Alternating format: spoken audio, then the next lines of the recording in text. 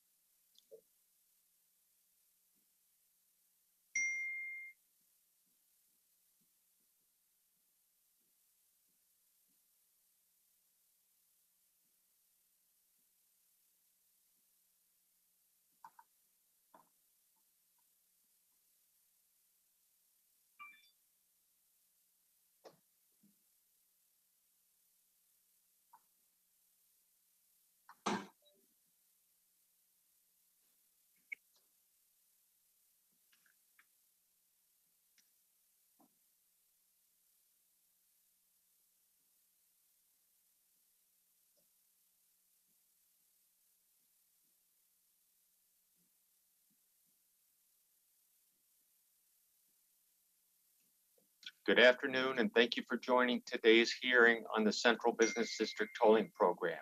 The hearing will begin shortly.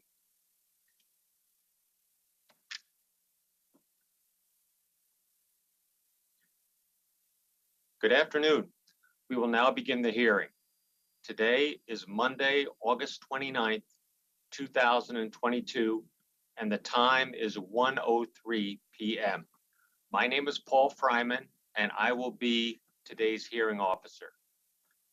This hearing is being live streamed and recorded and will be available publicly on the MTA YouTube channel and the Central Business District Tolling Program Project website at mta.info/CBDTP. Stenographers are present and will create a written record of today's hearing. By attending this virtual hearing, you consent to be recorded. Today's hearing will begin with opening remarks, followed by a presentation on the Central Business District Tolling Program environmental assessment, and then public comments. There are 238 speakers signed up. Speakers will be called in the order they signed up. After we get underway, through the Q&A function, we will send each speaker present today your place in the speaker list. Please give us a little time, as it will take some time to get this message to each speaker in attendance. Throughout the day, we will regularly let everyone know where we are in the list so you can gauge how much longer you may need to wait to speak.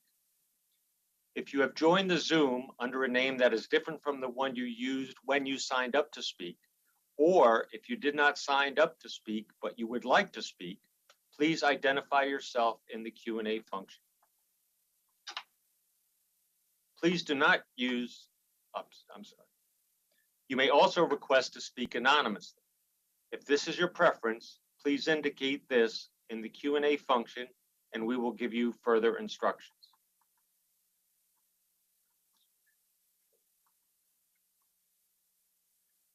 Please do not use the Q&A function for comments you would like to submit on the Central Business District Tolling Program. Comments can be submitted by visiting mta.info/CBDTP, calling 646-252-7440, via mail to CBD Tolling Program, 2 Broadway, 23rd floor, New York, New York, 10004, or via email at cbdtp@mtabt.org. You may also submit comments directly to the Federal Highway Administration via email at cbdtp@dot.gov or by mail at FHWA-NY Division, Ray, CBDTP, Leo W. O'Brien Federal Building, 11A, Clinton Avenue, Suite 719, Albany, New York, 12207. Comments submitted by mail, phone, email, online form, or verbally at a hearing will be considered equally and carry the same weight. In addition, and again in recognition of the overwhelming interest, we have added the ability to submit personally recorded video comments. As with oral comments at the hearings, video comments should be limited to 3 minutes. Recorded video comments may be submitted via email to cbdtp@mtabt.org. Such comments will be considered equally and carry the same weight as all other methods for submitting comments. Card captioning and American Sign Language interpreters are available at today's hearing. To turn on card captioning, use the CC button on the bottom of the screen. Sign language interpreters will appear on screen for all attendees. To hear the translated audio, use the interpretation button on the bottom of the screen. We will now start with opening remarks from Dr. Alison De Sereno, MTA's Deputy Chief Operating Officer. Thank you. And thank you all for joining us today. We are excited to be here as we continue our public outreach on this historic project. I'd like to thank you for taking the time to learn more and share with us your thoughts and comments. This afternoon, I am representing the Triborough Bridge and Tunnel Authority and MTA more broadly, and I'm joined by Nicola Angel, Vice President at Triborough Bridge and Tunnel Authority, and other members of the agency, as well as other colleagues from the other project sponsors for this effort. Nicholas Chuba, Chief Engineer for the New York State Department of Transportation, and Patrick Smith, Senior Policy Advisor from New York City Department of Transportation. We also have with us today Rick Marquis, New York Division Administrator for the Federal Highway Administration, the lead federal agency for this project. He will be joined by Monica Pavlik, Project Manager. Key personnel from all 4 of our agencies are also in attendance today, listening to what you have to say. Your comments will be recorded, indexed, and responded to as part of the environmental assessment process. Last year, we held 10 webinar-style public sessions, 9 similar sessions focused on environmental justice communities, and several meetings each of the Environmental Justice Technical Advisory Group and Environmental Justice Stakeholder Working Group. Since then, we have incorporated comments heard during these sessions into the technical analyses for the environmental assessment, or EA. I want to thank you all for your earlier input. I believe you will see firsthand how your comments affected the document in terms of what we explored and how we addressed concerns. On August 10th, 2022, we released the environmental assessment for public review. If you had not yet had an opportunity to read the entire environmental assessment, the executive summary, which has been translated into multiple languages, is available on our website. The rest of the document is also on the website, and you can find a hard copy of the entire environmental assessment at numerous locations throughout 28 counties in New York, New Jersey, and Connecticut. A complete list of locations is also available on the project website. In a few moments, we will begin with a presentation that provides a summary review of the environmental assessment findings. It is a bit longer than one might expect, but there is a lot of information that's important here, and we want to ensure that everyone has an opportunity to hear about the areas in which they might be interested. After the presentation, we will listen to those of you who would like to provide oral comments. The formal comment period on the EA continues through September 9th. For those who prefer not to speak, but still want to submit comments, we will provide information on other ways to do that again later in the session. Now, let's begin our presentation.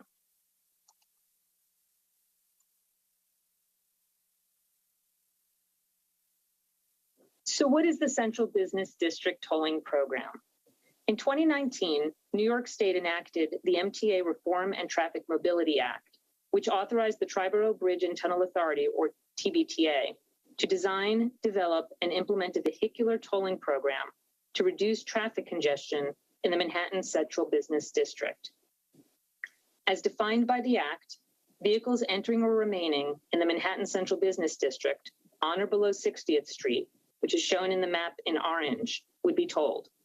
The FDR Drive, West Side Highway, Battery Park Underpass, and any surface roadway portion of the Hugh L. Carey Tunnel connecting to West Street, in essence, the dark red line along the edges of the orange area on the map to the right, would be excluded from the toll.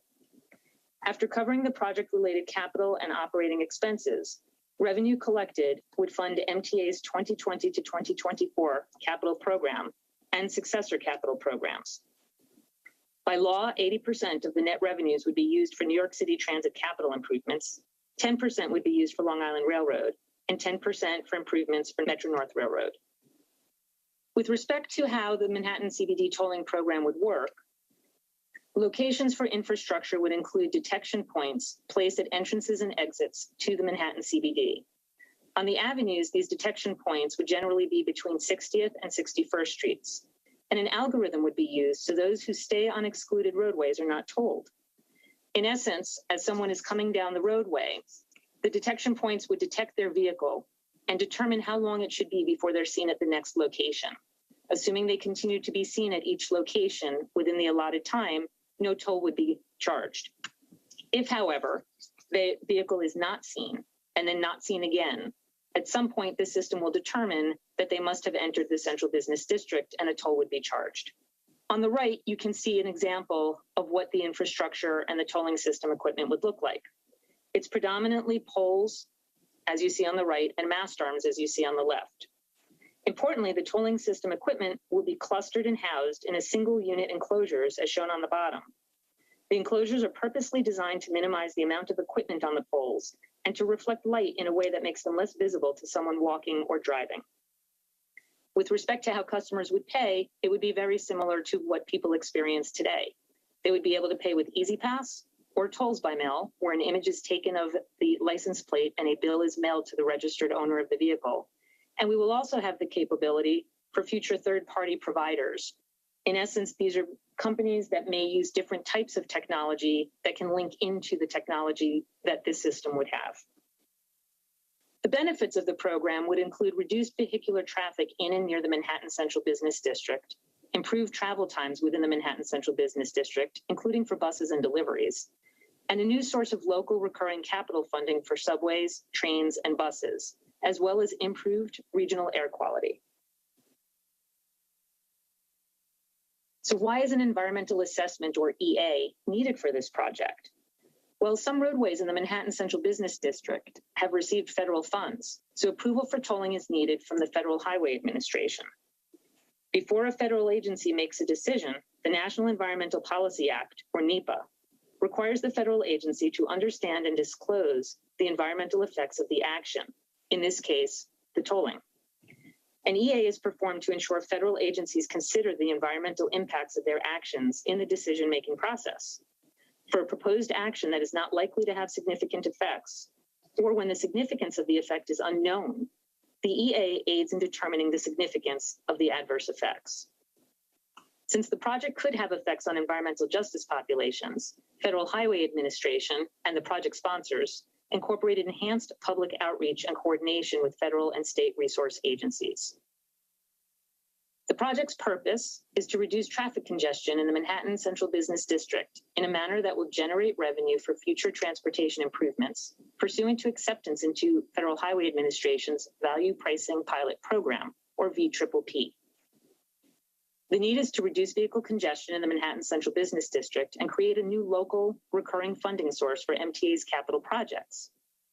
The purpose and need are refined through 4 objectives: to reduce daily vehicle miles traveled, or VMT, within the Manhattan Central Business District by at least 5%, to reduce the number of vehicles entering the Manhattan Central Business District daily by at least 10%, to create a funding source for capital improvements and generate sufficient annual net revenue to fund $15 billion for capital projects for the MTA capital program, and to establish a tolling program consistent with the purposes underlying the New York State legislation entitled the MTA Reform and Traffic Mobility Act. You may be asking, why do we need to toll the Manhattan Central Business District? Well, traffic congestion has been a problem in the Manhattan Central Business District for many years, and one of the most challenging policy problems for generations. Many efforts have been made, and yet congestion in New York City consistently ranks among the worst in the United States. Indeed, congestion costs 102 hours of lost time, equating to almost $1,600 per year per driver in delay. Between 2010 and 2019, travel speeds fell 22% in Manhattan Central Business District, and local bus speeds have declined 28% since 2010. The average speed of select bus service, New York City's bus rapid transit service routes, in the Manhattan CBD is 19% slower than in the outer boroughs. With respect to MTA's subway, rail, and bus systems, they need to be repaired and modernized. Funding from the project would support the 2020 to 2024 capital program and the successor programs that prioritize investing to improve reliability, committing to environmental sustainability, building an accessible transit system for all New Yorkers, easing congestion and creating growth, and improving safety and customer service through technology. I'll now walk you through the findings of the environmental assessment. There were two project alternatives that are evaluated in the environmental assessment. The no action alternative, in which there is no program to toll vehicles in the Manhattan Central Business District, no comprehensive plan to reduce congestion, and no new annual recurring funding for MTA capital programs. And there is the central business tolling or action alternative, where we implement a tolling program consistent with the Mobility Act to toll the vehicles entering or remaining in the Manhattan Central Business District. We install tolling infrastructure and tolling system equipment and signage within and near the Manhattan Central Business District, and generate funds for MTA's capital investments in subways, buses, and commuter railroads. The environmental assessment explores each of the topics in this chart. The specific chapters that address the analysis for each area are identified here. As you can see, the analysis shows that most of the areas have beneficial effects or no adverse effects, but there are a few areas with potential adverse effects. The slides a bit later in the presentation will address each of the areas and identify any mitigation that is needed. This slide has a lot of information, and it is in the executive summary and in Chapter 2 of the environmental assessment for further review. I am going to spend a few moments reviewing and explaining it here so everyone can understand its importance. As I said a moment ago, there are two alternatives for this environmental assessment: the no action and the central business district tolling alternative. Within the central business district tolling alternative, there are a number of tolling scenarios that vary in several ways. Modeling these different scenarios helped us to understand the full range of effects of the central business district tolling alternative, since the decision on the actual tolling scenario has not yet been made. For those of you who participated in the early outreach, you may notice that we now have 7 tolling scenarios when we originally discussed 6. That is because we added a tolling scenario, which I'll get to shortly, as a result of concerns raised during the early public outreach. So let me walk you through. Along the top are the tolling scenarios. Tolling scenario A we refer to as the base plan. This is the plan that is characterized in the legislation. Tolling scenario B has that same base plan, but starts to add caps in the form of how many times a vehicle can be tolled and certain exemptions. Tolling scenario C adds what we call low crossing credits for vehicles using tunnels to access the central business district, with some caps and exemptions. Those crossing credits, when they are low, are roughly $6.50. When they are high, as you see in tolling scenarios D, E, and F, the credits are roughly $13, and this was used for modeling purposes. In D, E, and F, you see those high crossing credits. In D and E, they are applied to the tunnels that enter into the central business district. And in F, vehicles using all of the tolled facilities that enter Manhattan would be eligible for crossing credits. Moving down the left side, you see the distinction on the items that are varying. First, the potential crossing credits. Again, these are credits that would be applied toward the central business district toll for tolls paid at facilities prior to entering the central business district. As you move to the right, you can see the no's and yeses, which determine whether or not that potential crossing credit applies to the facilities that are identified. Moving to the next group are potential exemptions and discounts in the form of caps on the number of tolls per day. Importantly, by legislation and in the modeling and in the program, passenger vehicles would be charged only once per day, but other vehicles could be charged more than that. And as you read across to the right, you will see under each of the different tolling scenarios how these different types of vehicles were treated with respect to caps or exemptions. Finally, as you move to the bottom, we have the approximate toll rate for autos, small trucks, and large trucks that resulted from the modeling. The one tolling scenario I'd like to mention is tolling scenario G, all the way to the right. This tolling scenario has a base plan with the same tolls for all vehicle classes. We'll talk about that a little bit later in the presentation, but importantly, as you see on the bottom, the toll rate is set the same for every type of vehicle. So that was a lot of information, and so I'd like to leave you with some key takeaways. First and foremost, tolling the Manhattan Central Business District in all scenarios reduces traffic entering the Manhattan Central Business District and results in a net benefit in congestion reduction for the region. Discounts, crossing credits, and exemptions result in the need for higher toll rates. Higher toll rates lead to a greater degree of traffic reduction in the Manhattan Central Business District, but also lead to increased traffic diversions, including increases along the Cross Bronx Expressway and the Staten Island Expressway. Crossing credits lead to more parity in the total cost among different routes that are taken by vehicles entering the Manhattan Central Business District, but those same crossing credits change the balance of effects on traffic. They result in less effect reducing traffic from Queens and much less effect reducing traffic from New Jersey. They result in greater effects reducing traffic from north of 60th Street in Brooklyn. And they result in more traffic at the Queens Midtown Tunnel, the Hugh L. Carey Tunnel, and the Long Island Expressway. Before we move on, I thought it was helpful to give at least a sense of where are the commuters actually coming from into the Manhattan Central Business District. On the left, you can see the 28-county region. Again, this is all in the environmental assessment for further review. The colors on the map denote the proportion of total commuters to the Manhattan Central Business District from each county in the 28-county region. The map also shows how many commute by transit, car, or some other transportation mode to reach the Manhattan Central Business District. Not surprisingly, counties that are further away tend to have fewer commuters to the Manhattan Central Business District. For example, of all the commuters to the Manhattan Central Business District, fewer than 1% come from counties like New Haven and Dutchess.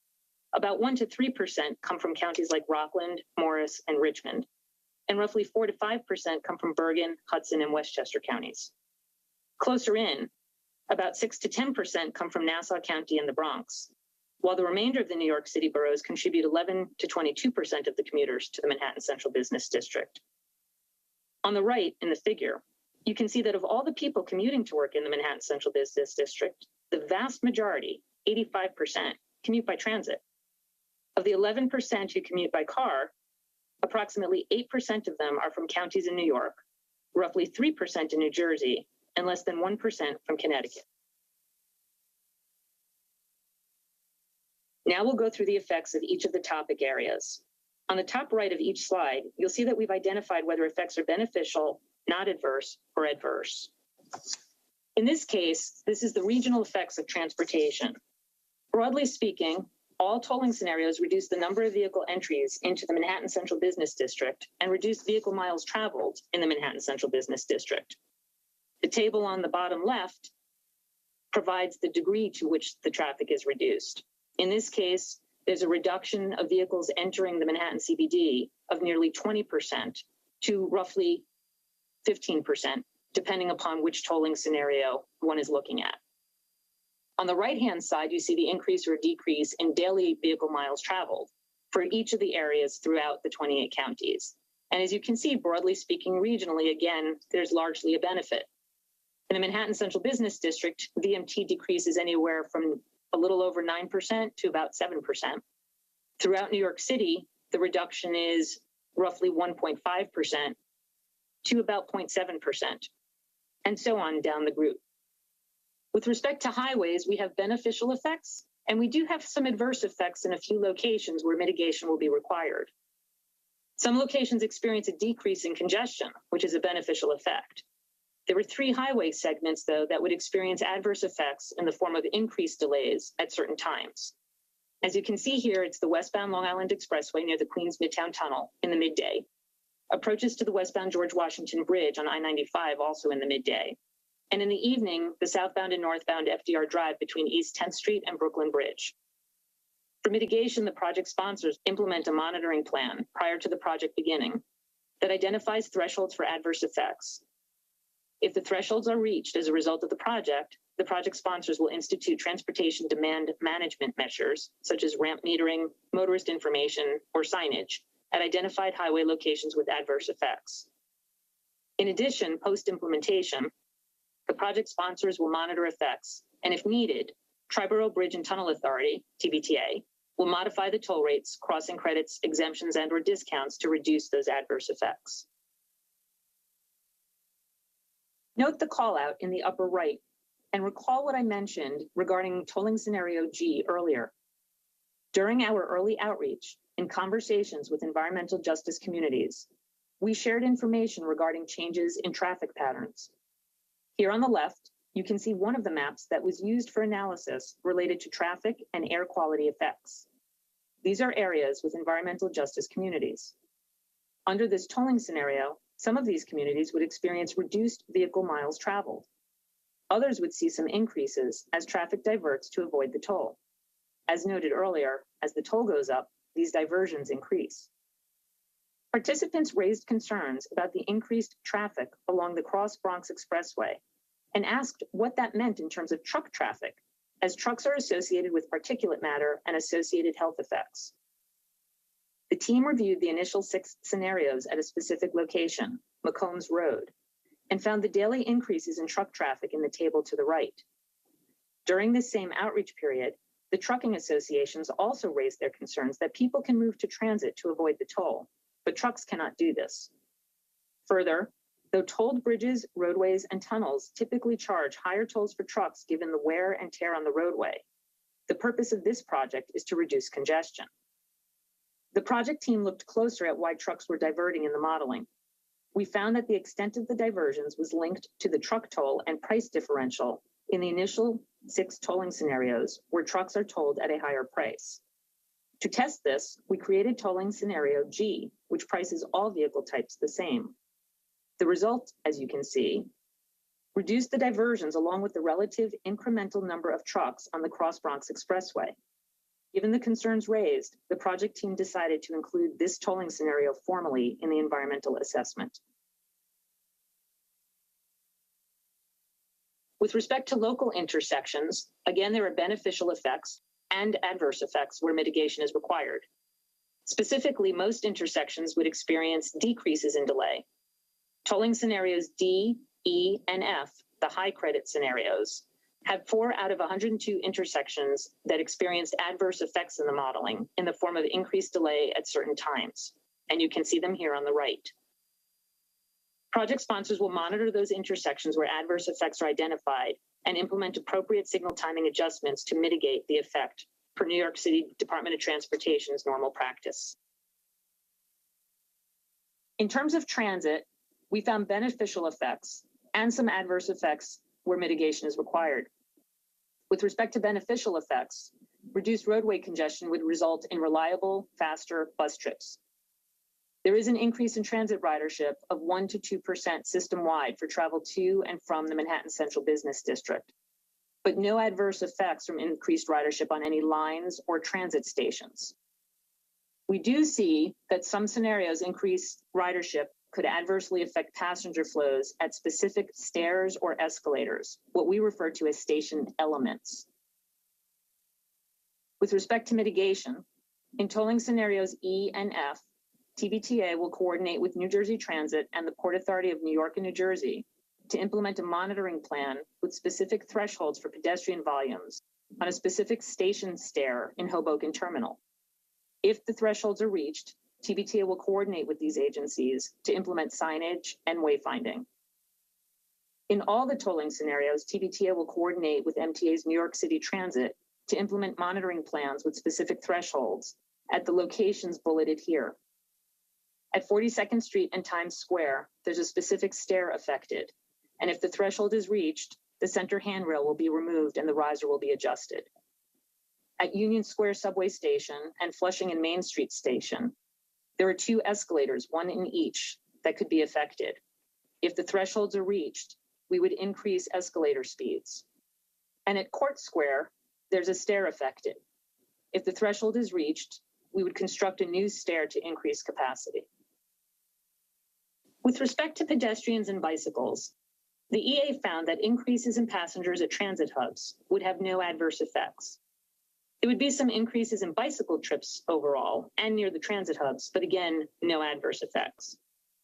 Outside the Manhattan Central Business District, increased transit usage at individual stations would not adversely affect pedestrian conditions on nearby sidewalks, crosswalks, or corners. But within the Manhattan Central Business District, there are 2 crosswalks and 1 sidewalk that would be adversely affected. You can see here on the right with the red lines that they occur on 8th Avenue, near West 32nd Street and 7th Avenue, and on West 34th Street and Avenue of the Americas. For mitigation, the project sponsors will implement a monitoring plan with thresholds for action. If the threshold is reached, pedestrian space would be increased and obstructions will be removed or relocated.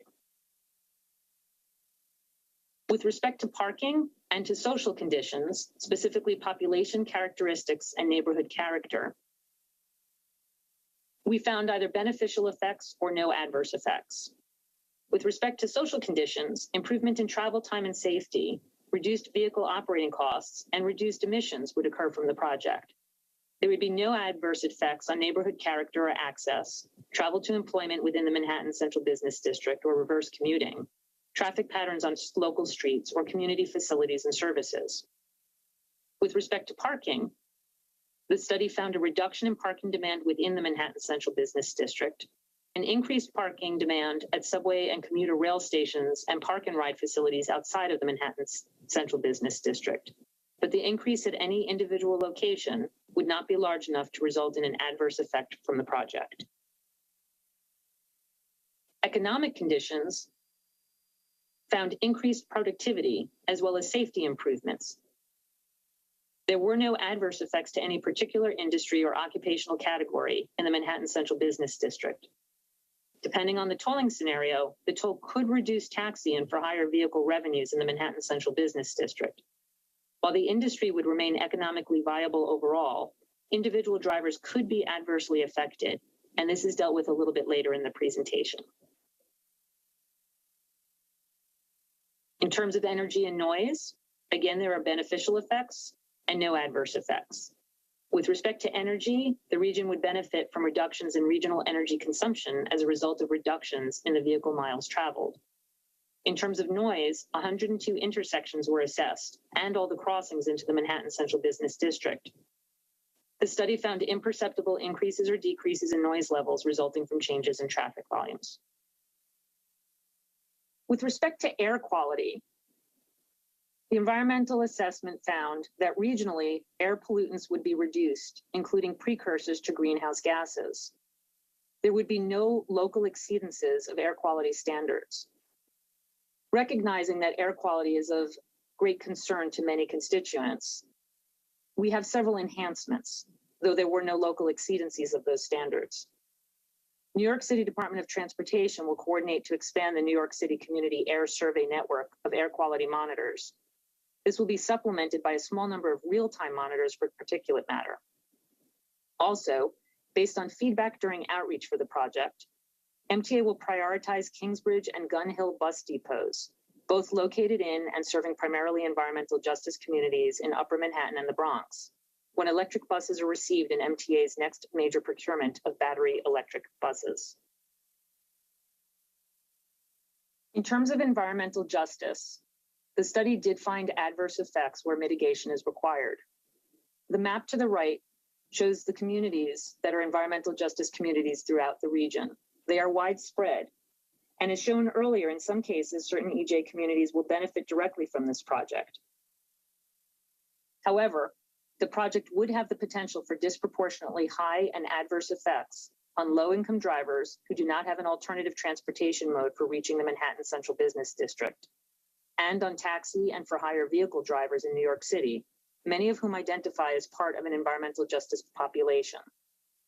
This adverse effect occurs specifically in tolling scenarios that toll their vehicles more than once per day.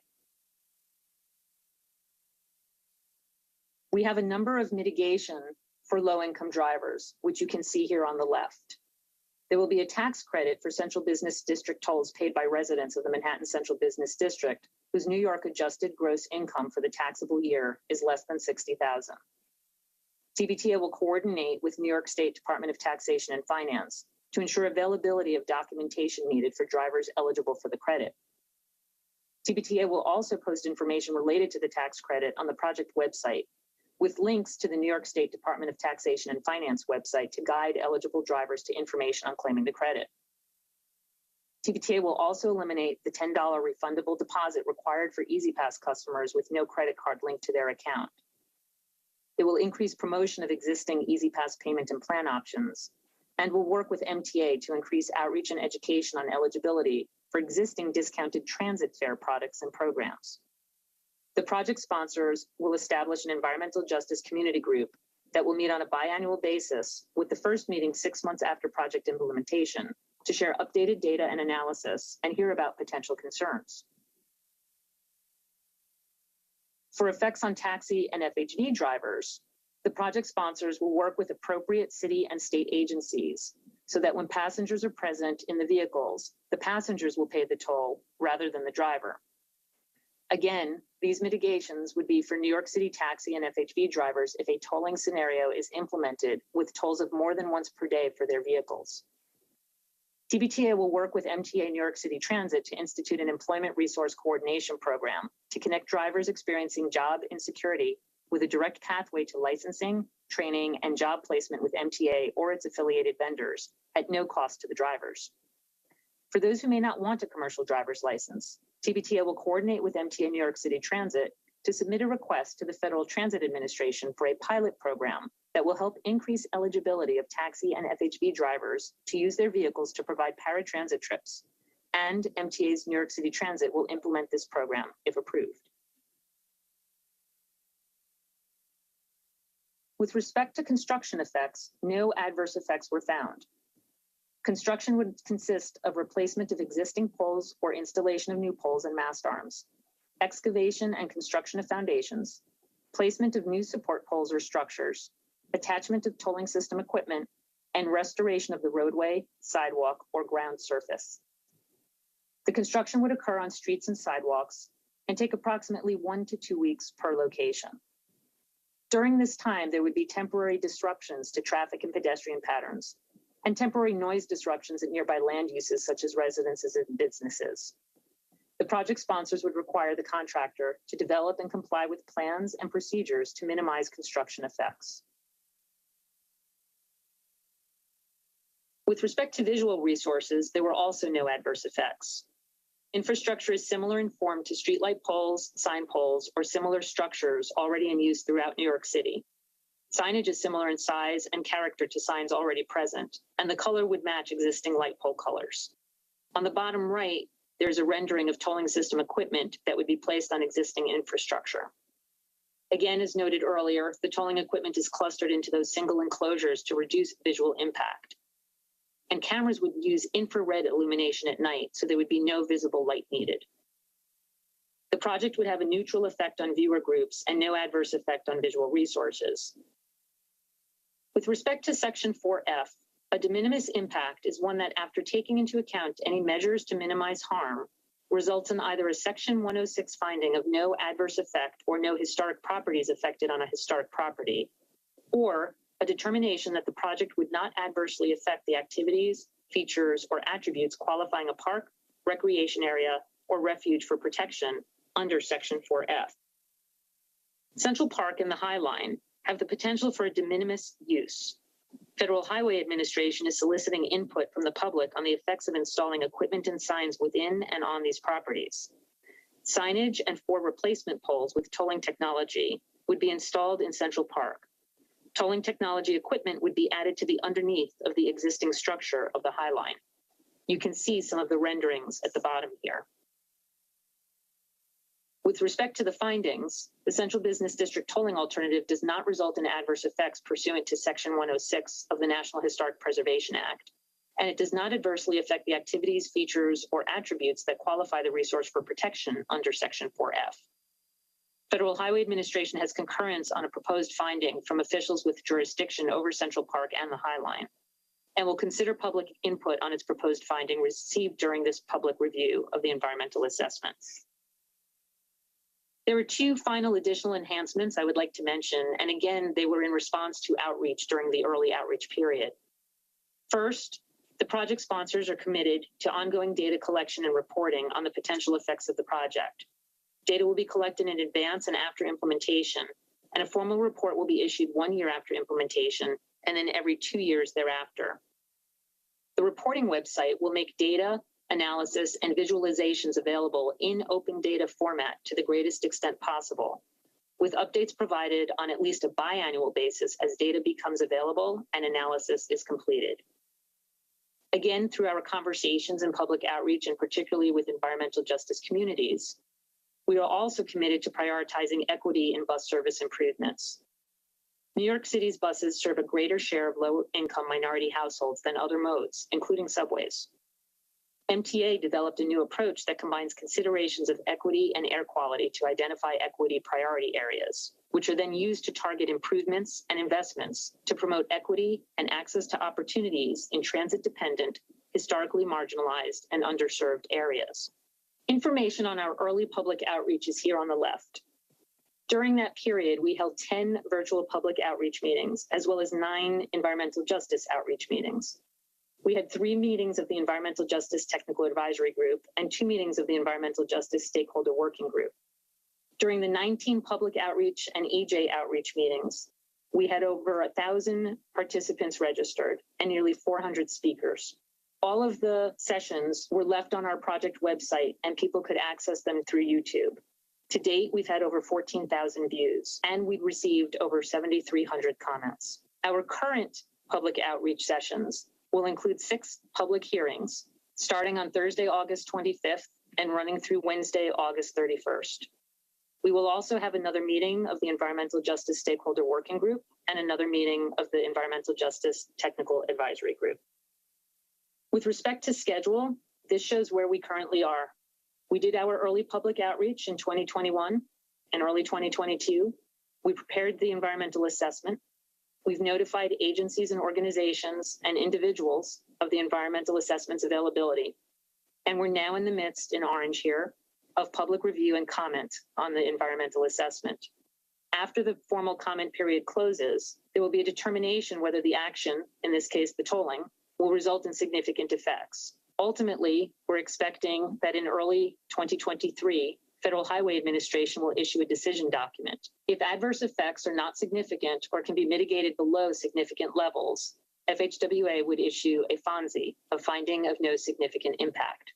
If there are significant effects that cannot be mitigated, then an environmental impact statement, or EIS, would be required.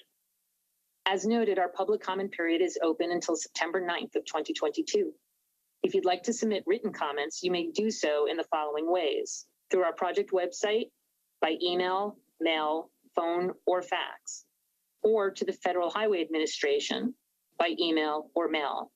All of this information is also available on our website, and the information on the project website, email, mail, phone, and fax for MTA bridges and tunnels is also in the environmental assessment. In addition, formal oral comments can be made at the public hearings, as many of you are doing today. They will be recorded by the stenographer. Thank you again for attending this public hearing to learn more about the environmental assessment for the Central Business District Tolling Program. And now, we look forward to hearing from you.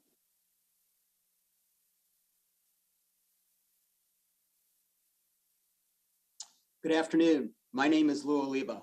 I am the second hearing officer for today's hearing.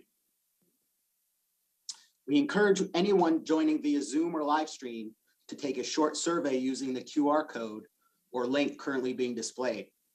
The link can also be found in the chat section of the Zoom. We are gathering public comments today on the environmental assessment for the Central Business District Tolling Program. Comments will be recorded, indexed, and responded to as part of the environmental assessment process. There are 238 speakers signed up to speak today. Each speaker is limited to 3 minutes. At the 2.5-minute mark, the clock will turn red and you will hear a beep notifying you that you have 30 seconds remaining. We ask that speakers keep their remarks to the 3-minute time frame out of respect for all other speakers. We will be calling speakers in the order they signed up, but anyone who wishes to speak will have an opportunity due to the volume of speakers, there may be extended wait times to speak. Comments submitted by mail, phone, email, online form, or verbally at a hearing will be considered equally and carry the same weight. If you join the Zoom under a name that is different from the one you used when you signed up to speak, or if you did not sign up to speak but would like to speak, please identify yourself in the Q&A function. You may also request to speak anonymously. If this is your preference, please indicate this in the Q&A function and we will provide you with further instructions. Please note that comments on the Central Business District tolling program are not being received via the Q&A function, and comments submitted in that fashion will not be part of the hearing record. When you are called on to speak, there will be a brief transition on your screen before you will be able to unmute and enable your camera. Please make sure that once your screen updates, your camera and microphone are enabled before beginning your remarks. If you do not wish to use your camera, you do not have to do so. You will not be able to unmute or enable your camera until it is your turn to speak. Please remain patient until then. In the event you miss your name being called, we will call you again after all other speakers in attendance have been called a first time. As a reminder, this hearing is being live streamed and recorded and will be available publicly on our YouTube channel and on our project website at mta.info/CBDTP. Stenographers are present and will create a written record of this hearing. By attending this virtual hearing, you consent to be recorded. We will now begin the public comment portion of today's hearing. Our first speaker is Senator Elijah Recklin-Melnick, followed by Assemblymember Robert Carroll.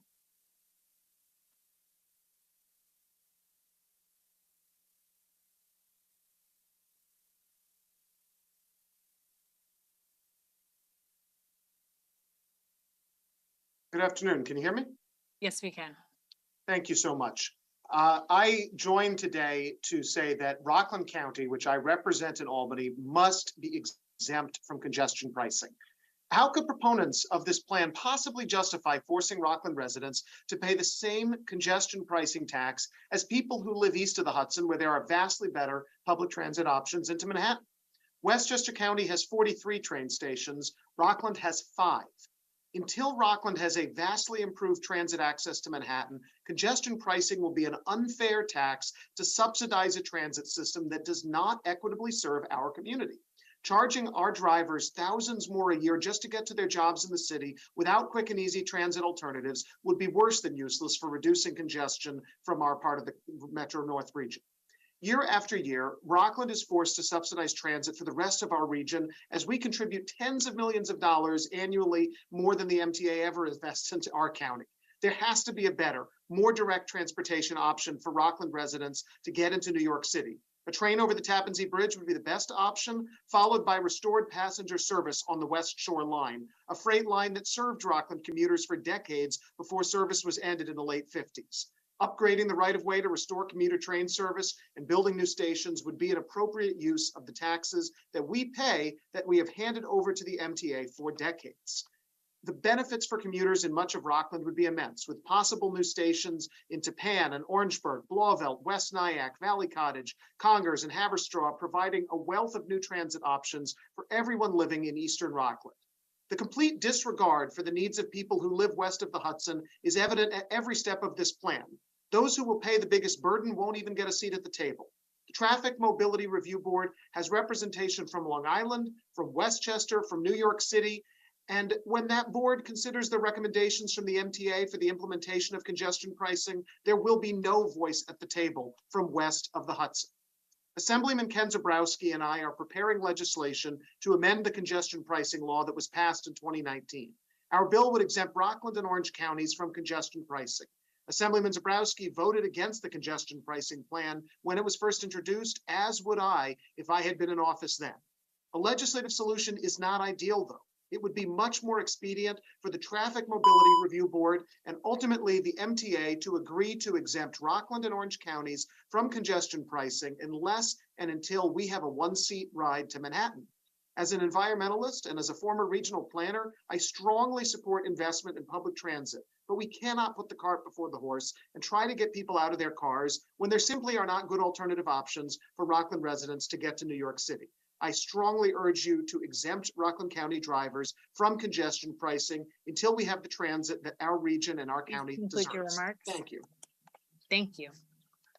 Our next speaker is Assemblymember Robert Carroll, followed by Assemblyman Michael Tanusis.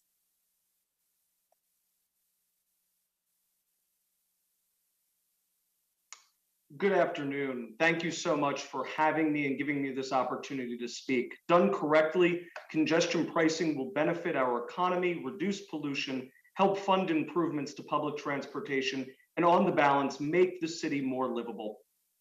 In 2019, I was a vocal supporter of congestion pricing. And with the decrease in subway ridership and the increase in use of private cars and for-hire vehicles stemming from the pandemic, it has only made the need for congestion pricing more urgent. I am encouraged by the projections in the MTA's environmental assessment that congestion pricing can reduce traffic in Manhattan by almost 20%. As stipulated in the law, congestion pricing will also raise at least $1 billion in revenue annually for the MTA, which can be bonded out to $15 billion. Subway and bus improvements are desperately needed, and this will help reattract riders back into the system. I believe the implementation of congestion pricing should follow three guidelines: fairness, effectiveness, and adaptability. Exemptions should be limited. The fewer exemptions, the less everyone will have to pay to meet the $1 billion revenue mandate. Consideration should be given to the fact that yellow cabs have already paid millions to the city for medallions, and their numbers are capped, and therefore they should possibly receive some sort of exemption in the congestion pricing fee. However, we should also be careful to avoid or mitigate unintended consequences, such as more truck traffic in the Bronx and Staten Island. This could be accomplished by charging travel time fees for all trucks within New York City, and further by charging the Port Authority with investigating the ability to expand container shipping within Brooklyn and Queens. Effectiveness. Charges that don't change people's behavior and aren't calibrated to actual road use should be discouraged.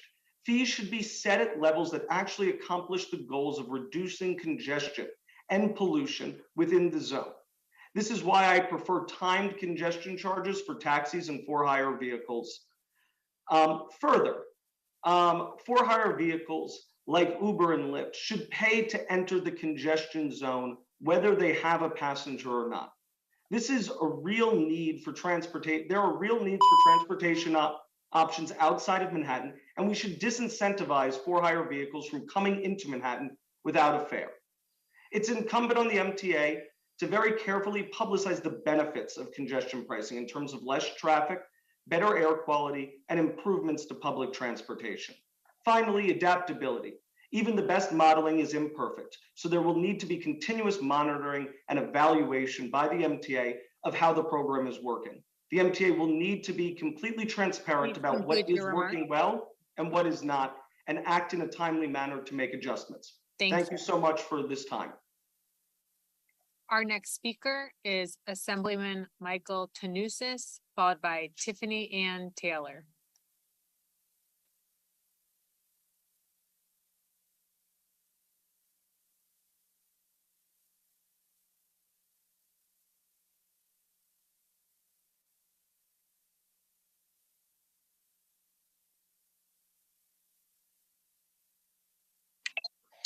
Hi, can you hear me? Yes, we can. Thank you. Thank you for the time today to testify before you, but I'm not going to mince words today. This program is a nightmare for my constituents in Staten Island and Brooklyn.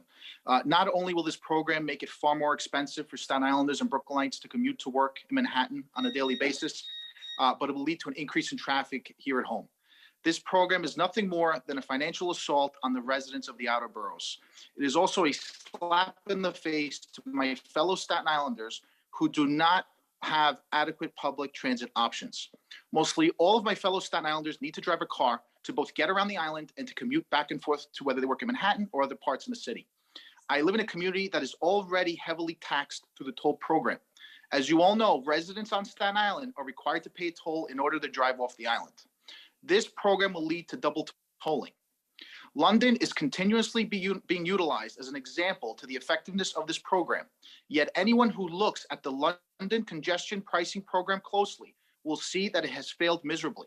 It did not decrease the amount of traffic on London streets, but rather it moved it to other parts of that city. This program is all about revenue. And with all due respect to the MTA, this is the same agency that is continuously funded by our state tax dollars and has received billions of dollars in bailout money from the federal government. Yet enough is never enough.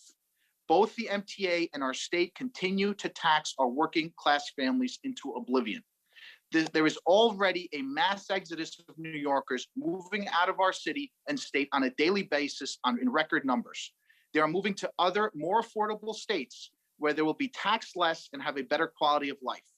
And as the state continues to implement revenue programs such as this one, it will continue to lead to more of our fellow New Yorkers to continue to flee our state. Soon, there will be very few people left to foot the bill. And the blame here starts at the top. Thank you. Thank you.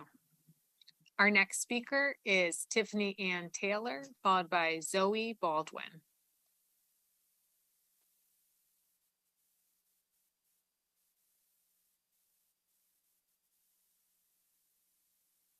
Hello, my name is Tiffany Ann Taylor, and I'm a Brooklyn resident and the Vice President for Transportation at the Regional Plan Association, a nearly 100-year-old civic organization working towards better mobility, economic opportunity, affordable housing, and a more resilient New York City metropolitan region. Our organization has been advocating in support of congestion pricing for many years and has long held the belief that limiting exemptions will help to meet the goals of the program by reducing vehicle miles. Could you please speak a little slower? Sure. Thank you. Reducing the number of vehicles entering the CBD and raising critical revenue for the agency's capital plan. The MTA should limit exemption categories to create a more equitable pricing scenario for those who do need to travel to the Manhattan CBD by car. The current legislation exempts several classes of users. Unfortunately, even these mandated exemptions are open to abuse and must be rigorously enforced with substantial penalties for violators. Additionally, we hope the MTA will identify scenarios that limit additional surcharges for taxis and FHVs. Since 2019, customers using taxis and FHVs have been paying a fee for trips south of 96th Street in Manhattan. In our report released the same year, we recommended that the MTA study a small additional fee for trips within the Cordon tolling program south of 60th Street. We still believe that this may accomplish traffic reduction and revenue generation without as many unintended consequences. Congestion pricing will reduce congestion, improve regional air quality, and support critical capital investments in our public transportation infrastructure. We urge the federal government to approve the environmental assessment so New York can move forward with implementing this vital program. Thank you. Thank you. Our next speaker is Zoe Baldwin, followed by Kate Slevin.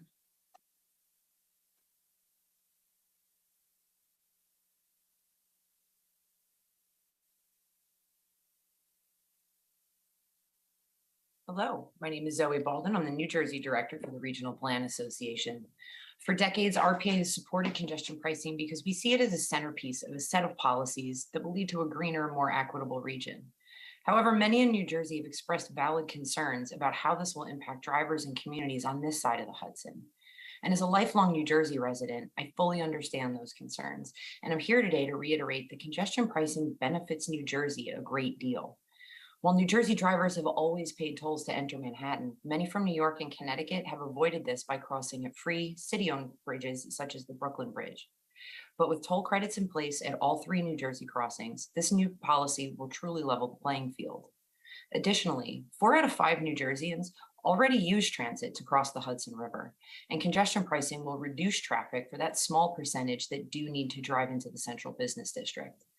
Congestion pricing will also improve the city's public transit system, which is used by the vast majority of New Jersey commuters once they cross the river, further facilitating a smooth trip for everyone traveling from our state, regardless of whether they ride or drive. We do, however, strongly support the provision of toll credits for drivers at all 3 Hudson River crossings, including the George Washington Bridge, which will eliminate unwanted traffic shifts caused by drivers shopping for the cheapest tolls. The bottom line is that the EA shows that congestion pricing is a big win for the region.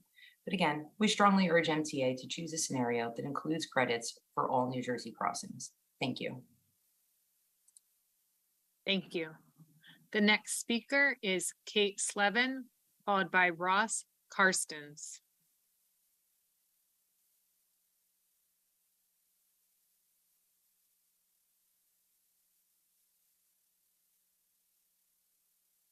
Hello, can you hear me? Yes. Hi, my name is Kate Slevin and I'm Executive Vice President for Regional Plan Association. We work beyond the 5 boroughs in New York City into Northern New Jersey, Connecticut, and Long Island and the Hudson Valley. I have supported congestion pricing for over 20 years. I've supported it as a transit rider, as a driver, while in jobs both inside of government and outside, and while living in New Jersey and in New York City. The environmental assessment proves congestion pricing will achieve its stated goals of traffic reduction and increased transit investment, and RPA supports approval of the finding of no significant impact. Congestion pricing will bring lower traffic congestion, and this will support our regional economy. It's absolutely vital that we address traffic congestion if we're going to grow and prosper. It will bring $15 billion for public transit investment, and this includes investments in hundreds of vital projects, such as signal upgrades on subways, accessibility improvements at stations, electric bus purchases, new train cars, transit expansion projects, and many, many more. Congestion pricing will make the transportation system more equitable. The majority of households in New York City do not own cars and rely on transit. And on average, across the region, households with cars have an income that is about double those without. Congestion pricing will bring benefit to the entire region, including New Jersey, Long Island, and the Hudson Valley. The mass majority of Hudson-bound commuters use public transit to get around New York City and will benefit from the transit improvements congestion pricing will bring. For those who drive, congestion pricing will speed trips. Congestion pricing will improve regional air quality and set us on a path to address the challenges of climate change ahead. There are still many specifics to work out, such as toll credits and how to best reduce so-called toll shopping, taxi and for-hire vehicle policy, and mitigating localized air quality and traffic impacts. We urge the governor, the MTA, and the city leaders to develop a comprehensive approach to address some of the specific highway impacts, especially on the Cross Bronx, in a way that prioritizes the health of vulnerable communities. But we feel that these issues can be addressed, and we urge the approval of the environmental assessment. Thank you very much. Thank you. The next speaker is Ross Karstens, followed by our 10th speaker on the list, Alex Jaffe. Our next speaker is Alex Jaffe, followed by Allison Stone.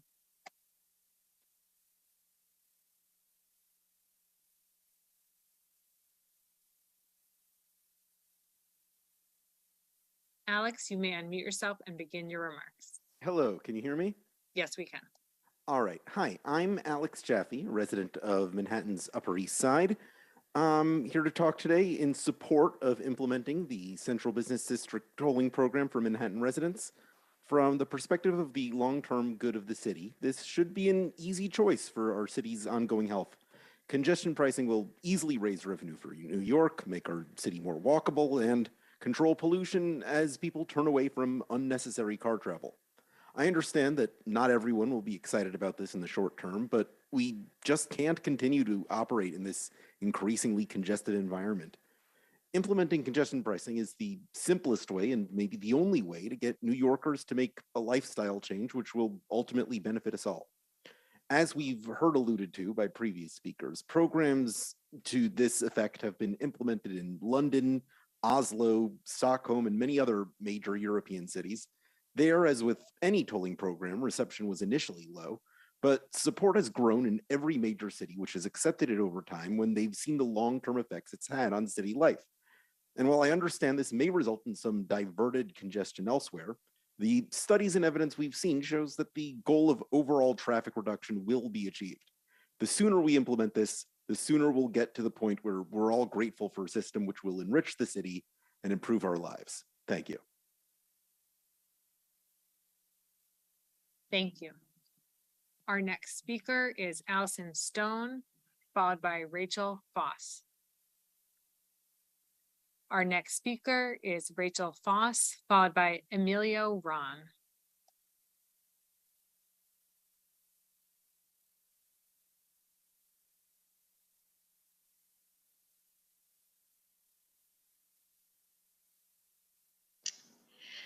Hello, my name is Rachel Foss for Reinvent Albany. We advocate for more transparent for authorities like the MTA.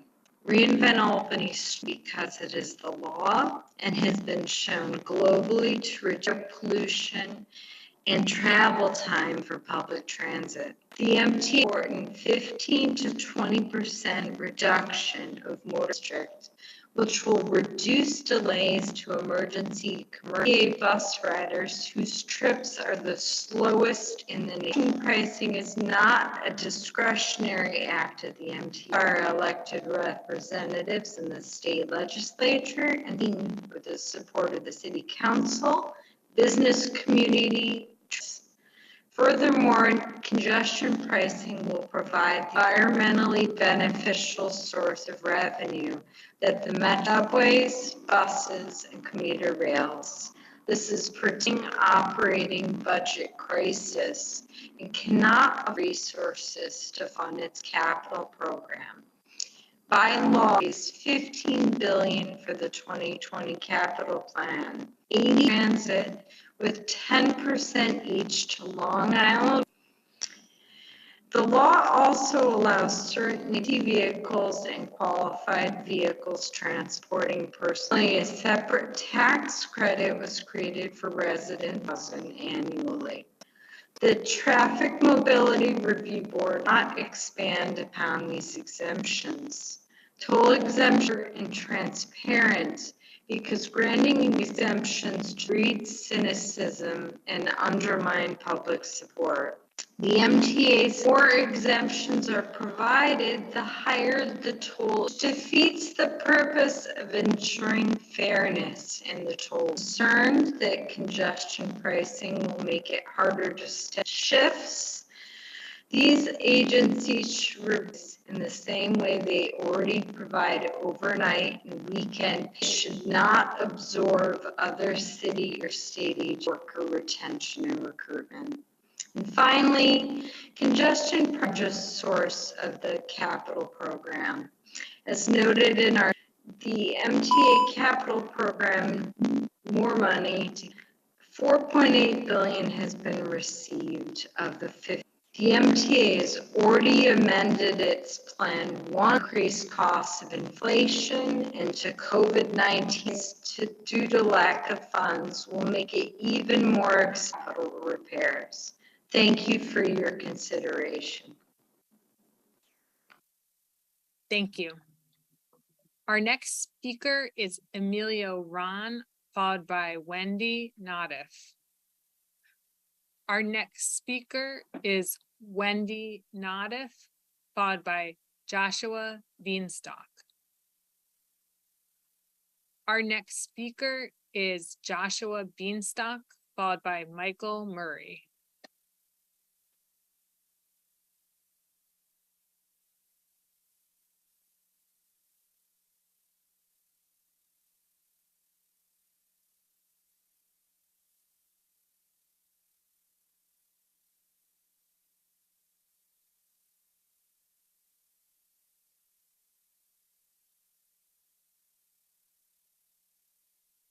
Our next speaker is Joshua Beanstalk.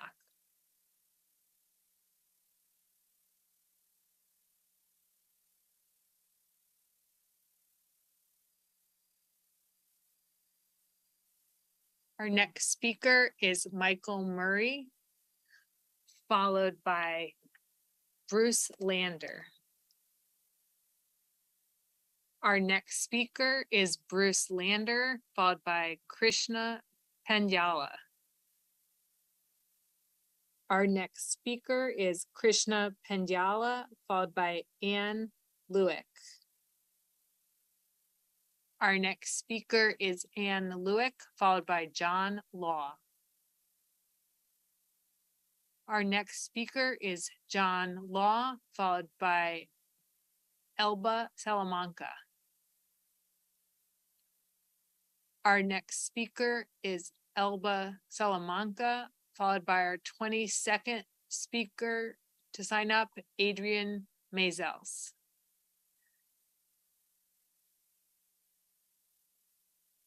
Our next speaker is Adrian Mazels, followed by Joanna Smith. Our next speaker is Joanna Smith, followed by Fakrul Islam. Our next speaker is Fakrul Islam, followed by Roseanne Alberts. Our next speaker is Roseanne Alberts, followed by Charles Bergman. Our next speaker is Charles Bergman, followed by Josue Martinez.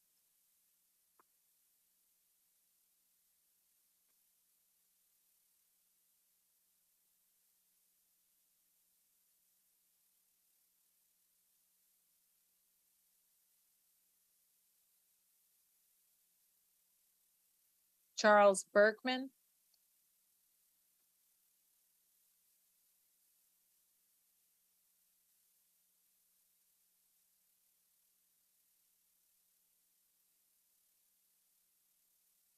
Our next speaker is Josue Martinez, followed by Elba Salamanca.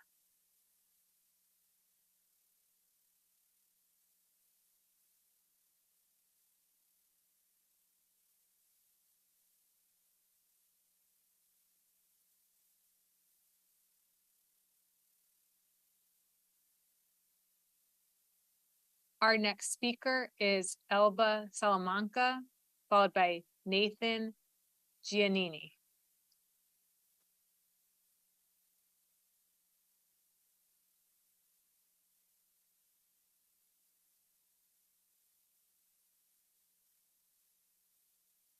Elba, you may unmute yourself and begin your remarks.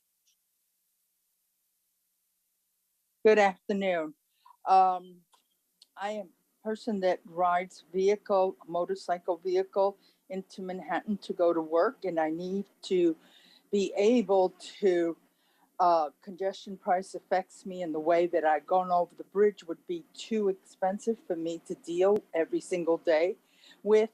Trains are not accommodating and elevators in every station, and it's quite difficult to travel through trains. I need a motor vehicle that gets me in and out, gives me my freedom and independence to be able to financially take care of myself without having to depend on anybody else. So I please consider this situation where we would be exempt motorcycles. Thank you. Thank you. Our next speaker is Nathan Giannini, followed by Mackenzie Fillo. Our next speaker is Mackenzie Fillo, followed by Emmanuel Agostini.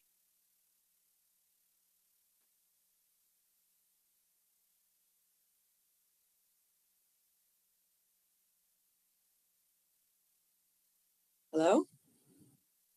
We can hear you. Good afternoon. My name is Mackenzie Fillo, and I live in Brooklyn, right by the entrance to the Brooklyn Bridge. I understand there are a number of options set out in the environmental study that would have greater or lesser impact on congestion.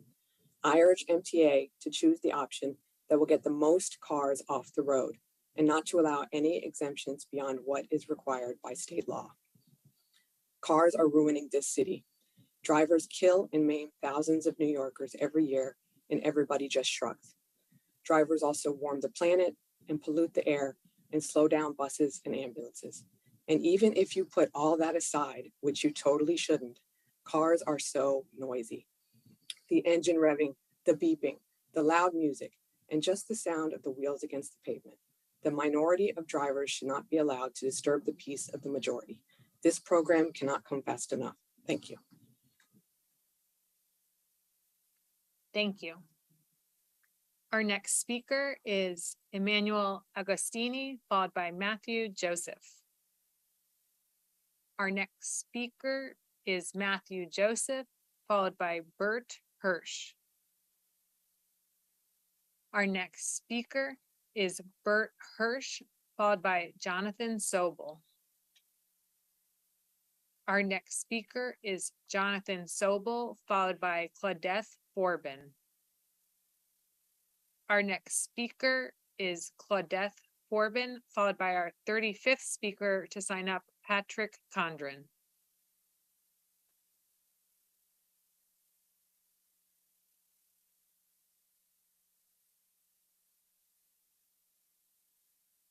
Hi, good afternoon. My name is Claudette Forbin. And as a born and raised New York City girl, and I mean, I've been riding the MTA since the MTA seats were actually made out of cane and there were leather strap hangers. So I absolutely denounce the leather, this congestion pricing, because I see it as no more than a form of grabbing revenue. You're asking the New Yorkers who live on the outlying boroughs, I'm a Bronx girl, to trust that the MTA will put in the much often ADA accessibility, which we've heard this many, many times before, and it still hasn't happened. I live in the Bronx on 219th Street. Even though the subway was redone, we still don't have elevators or escalators. You know, you're asking us to trust that. I have questions I hope y'all will answer is, why overnight for congestion pricing? There is no congestion during the overnight hours. You're saying that this is going to bring a 10% improvement. That leaves a 90% non-improvement. For what you're impacting, 10% seems to be very de minimis. Further, what about people who live in the CBD neighborhood? I have friends that live within this. Are you saying that they're going to be charged to come in and out of their house when they choose to drive? Are you saying that I have to pay to go and see them?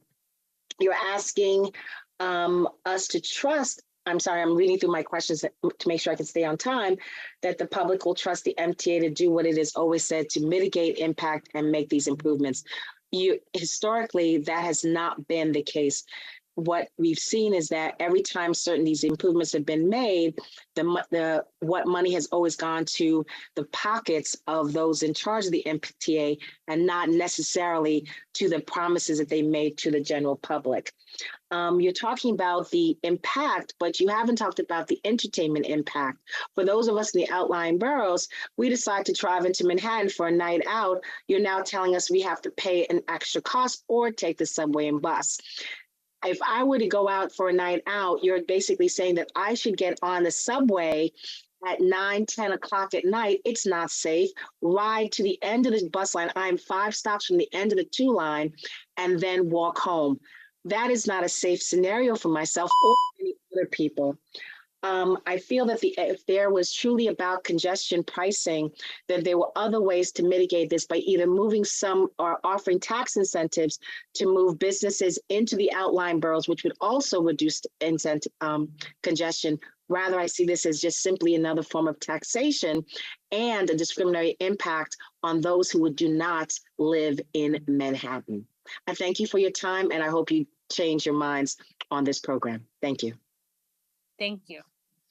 Our next speaker is Patrick Condren, followed by Jesus Urena.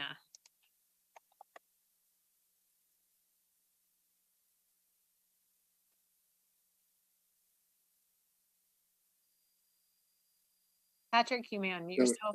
There we go, sorry. Good afternoon, my name is Patrick Condren. I'm with the Bus for NYC Coalition, a group of regional privately owned bus operators here in New York City, founded just before the pandemic in 2019. Bus for NYC members provide the riding public with commuter, intercity, contract, charter, sightseeing, shuttle, tour, travel, motor coach services. Bus for NYC supports congestion mitigation efforts.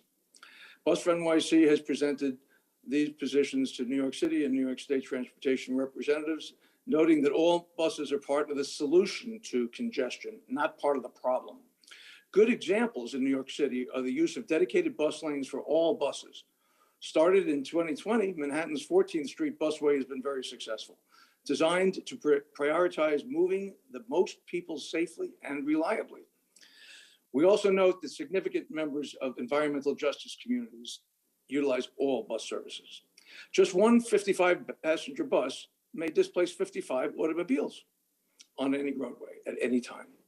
Buses are environmentally clean, and the New York City riding public is served daily by public and privately owned buses and should maintain parity relevant to tolls consistent with the FAST Act, federally passed in 2015.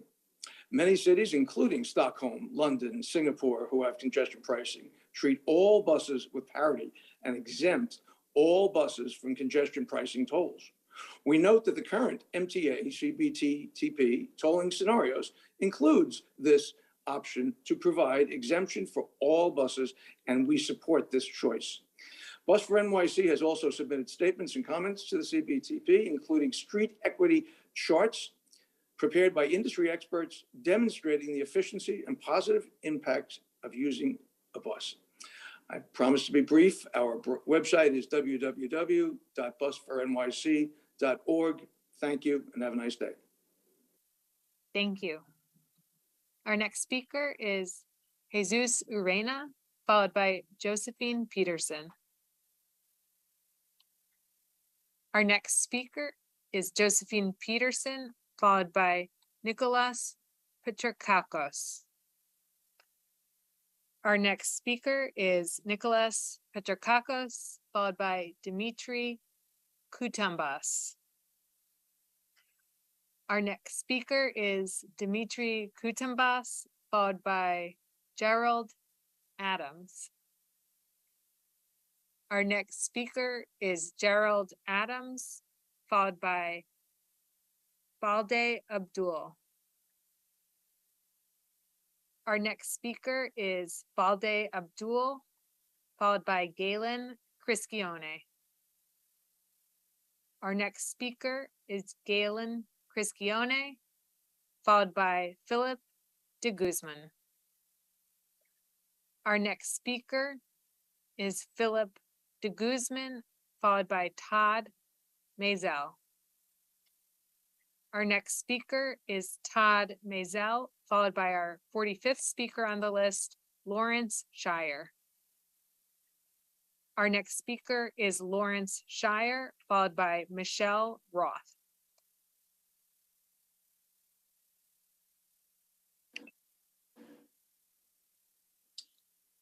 Hello, my name is Lawrence Shire, and I live and work in the affected Central Business District congestion zone. Tolling drivers is not adverse to the environment. The bottom line is the bottom line, and freedom to drive wherever you want, whenever you want in America isn't free, nor should we encourage freeloaders on this new legally mandated system. And drivers below 60th Street are Manhattan's congestion problem, imposing a cost in health and injury to commerce that needs to be paid for by those causing it. It is not mandatory to pay to drive. It is not mandatory to drive, but those who choose to drive choose to pay to mitigate traffic. They'll get less traffic in return. And those traveling to and from the congestion zone will have enhanced alternative travel options, which this program will pay for, which will make their trip even speedier. Now, not to mention that there's so much environmental harm that motor vehicles cause that are affecting us below 60th Street. I really should mention that because that's what this is all about. It seems from these hearings that an awful lot of people think they are special. And they should be granted a personal privilege that unfortunately will burden other less worthy people. And those less worthy people will be forced to pick up their selfish tab. But this plan can be made better. And that would be through the adoption of a dynamic yield pricing system, charging an adjustable fee. Demand-based pricing works to balance out the load for a variety of transportation network companies. That includes airlines, intercity trains, and even Uber and Lyft. Think surge pricing. I serve on Manhattan's Community Board 6s and NYC BAR's transportation committees, and have worked in the past for the Port Authority and their law department. But these comments that I've given you are my own personal observations and advice. I thank you for listening. Thank you. Our next speaker is Michelle Roth, followed by Jessica Walker.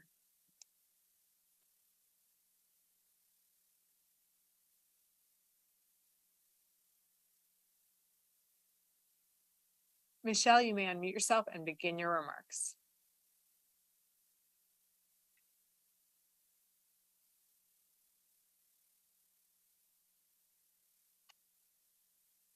Hi, sorry for the delay.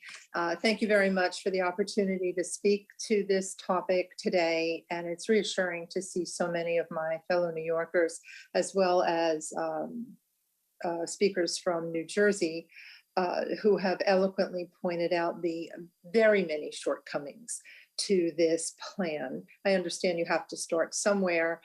It's still falling far short, in my opinion, of where it needs to be.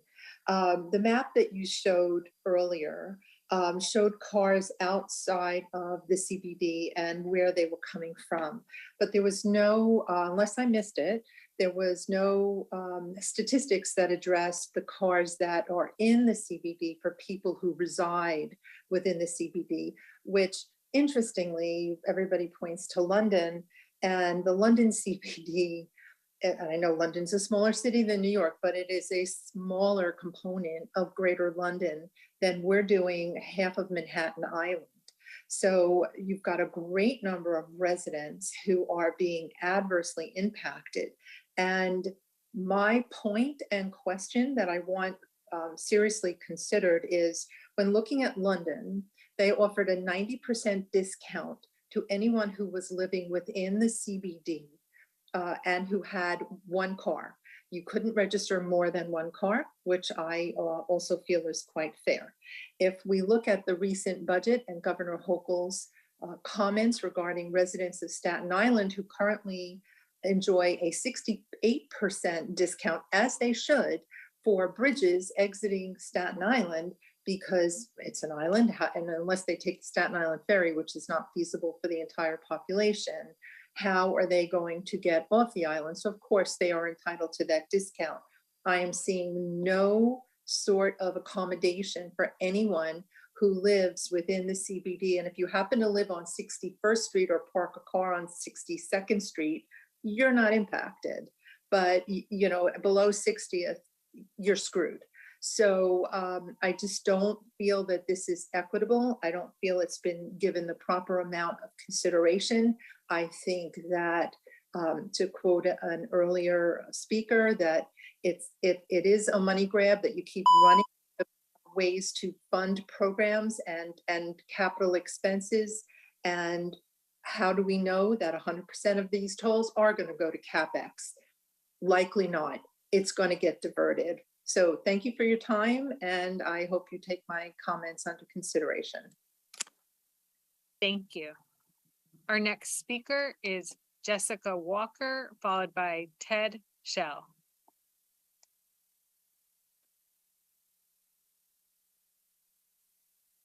Good afternoon. I am Jessica Walker. I'm the president and CEO of the Manhattan Chamber of Commerce.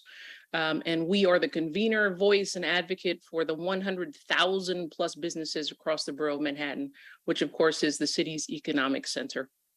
Our organization was actually a staunch supporter of congestion pricing before the COVID pandemic began. Obviously, we believe that it's a policy that can help reduce traffic gridlock and fund transit improvements, which are extremely important, good for businesses and the economy and residents. And we continue to support this policy in principle. But we now have serious concerns about the timing in the wake of the COVID pandemic that we just have been through. New York City continues to face significant headwinds to getting back to where we were before the pandemic began. As you may know, in July, the U.S., the good news is the U.S. finally regained all of the jobs that it lost during the COVID pandemic. But the increase in employment in New York City was more modest. According to the New York State Labor Department, New York City has regained only 82% of the jobs lost in the pandemic. And so that means we're almost 200,000 jobs below where we were before the pandemic. We are not out of the woods yet. We are still in an economic recovery. Small businesses continue to suffer because they've taken on significant debt and they need to get their revenue back in order to continue to prosper and get back to stability. Our central business district in Manhattan in particular was hit hard during the pandemic. Obviously, the tourists and the office workers that those businesses rely upon for their foot traffic and their customers and the vibrancy in the neighborhood continues to be lower than where we were before the pandemic. Office occupancy is still very low. I think we're at 40% during these, the peak summer months. So we're really falling short now. Congestion pricing is now on track to begin next year, but there are many economists who don't think that New York City will be back to where we were before the pandemic until 2025. So what do we do? I think our position is that we do need to slow things down. The stakes are just too high right now to implement something where we're still in an economic recovery. We think that in addition to the environmental assessment we saw today, we need a major economic impact statement that looks at the impact on commercial deliveries, business closures, employment, the movement to remote work, and other critical data points. Again, our chamber was a major supporter of congestion pricing, but we do think at this juncture that we need to slow the process down to make sure we're not going to harm the city's economic recovery. Thank you. Thank you. Our next speaker is Ted Schell, followed by Michael Morell.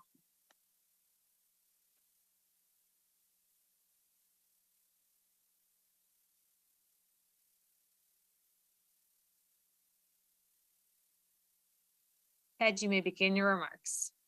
Yes, I want to add to the comments. My name's Ted Schell, and I'm a resident of the Central Business District. And what seems to be overlooked in all of the analyses that are done is the economic impact of what is really inherently a tax on every single individual living in the Central Business District. There are 500,000 of us by the last census, perhaps more.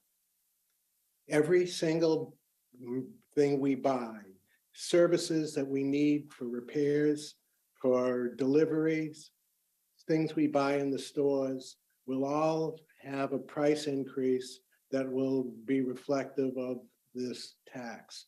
And yet there seems to be no understanding of it, no acknowledgement of it, and no willingness to do anything about it, even in this small, taking the small step of exempting people who live in the Central Business District from paying the congestion pricing fee.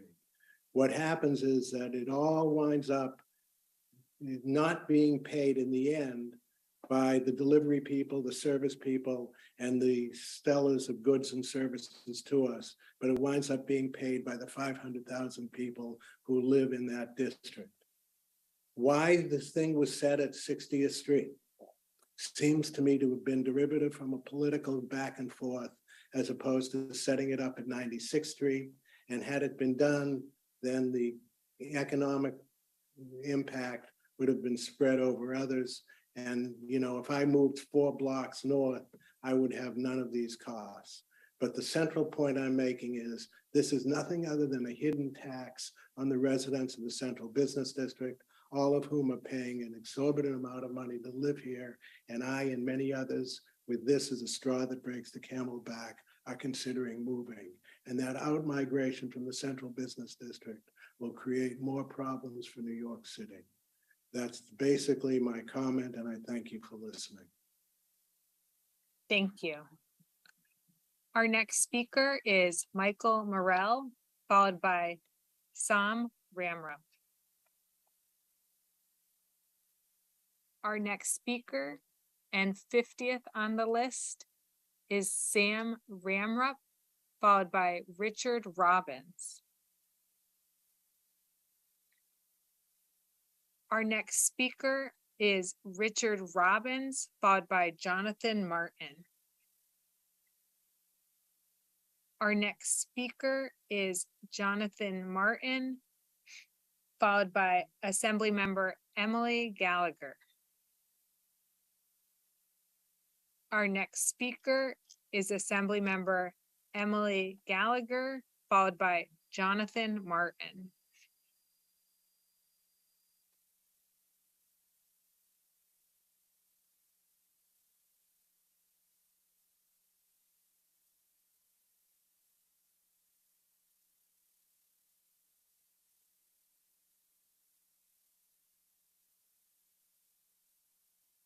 Assemblymember, we cannot hear you. You're not muted, but we can't hear you. Oh, we can hear you now. Can you hear me now? Okay, I was having problems with my microphone. Thank you very much for having this hearing. I am Assemblymember Emily Gallagher, representing the 50th District of Brooklyn, so Williamsburg and Greenpoint. We are right along the Williamsburg Bridge, which suffers from a lot of air pollution from congestion that is passing through, and many of my constituents are proponents for congestion pricing. The majority of my constituents use public transportation, and my district is served largely by the bus. And we know that removing a lot of the cars from the road will help speed up that transit. And the 14th Street busway is a great example of how successful improving public transit is by removing some private car use. We desperately need the MTA to have the capital to do their capital projects, and this is the way that makes the most sense. There are very few cities in the United States that have robust public transit and are walkable, bikeable, or rideable. And this is one of those cities. So it is absolutely vital that we prioritize the assets that we do have so that we can make cleaner environmental choices and we can actually move people at a faster speed and in a more efficient manner. I walk, take transit, and drive a car, so I know the mindset of a driver.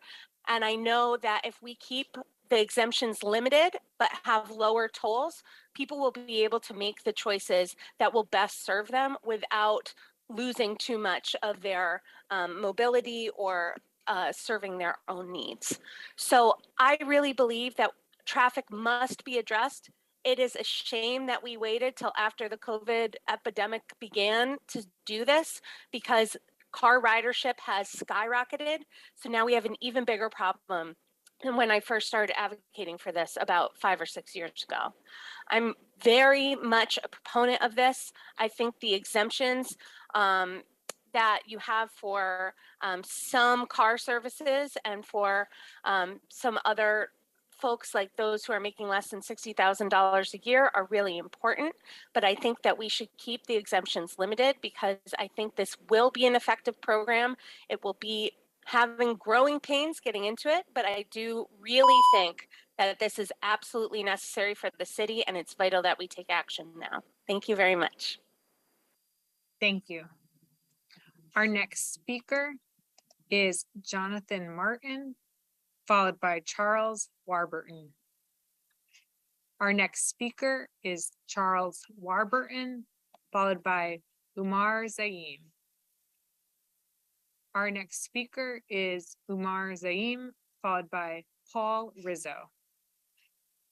Our next speaker is Paul Rizzo, followed by Derek Evers.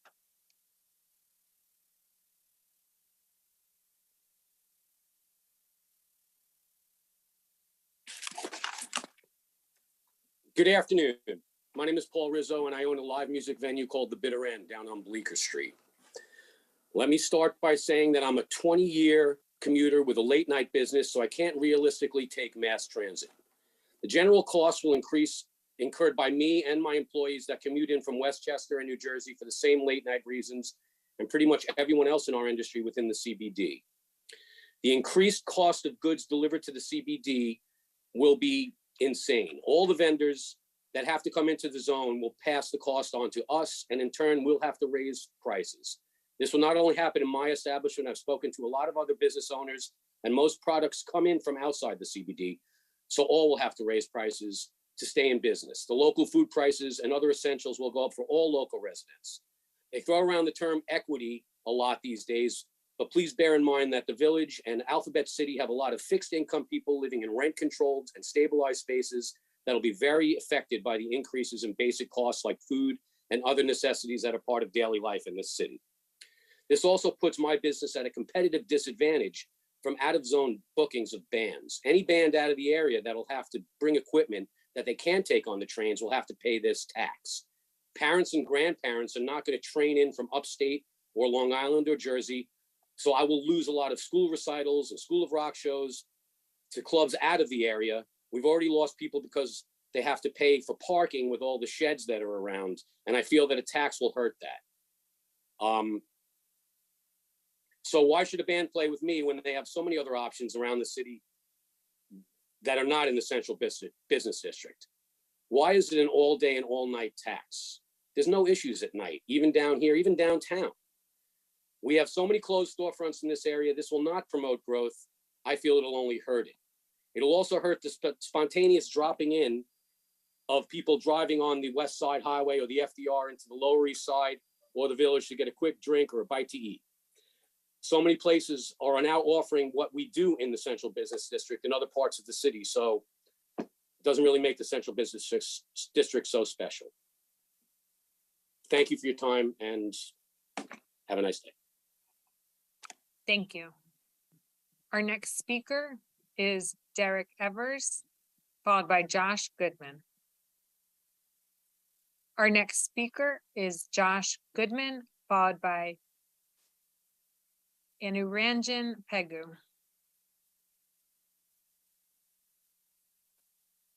Hello, good afternoon. My name is Josh Goodman. I'm a resident of Washington Heights, and I'd like to urge that congestion pricing be implemented as quickly as possible and without any further exemptions beyond what has already been mandated.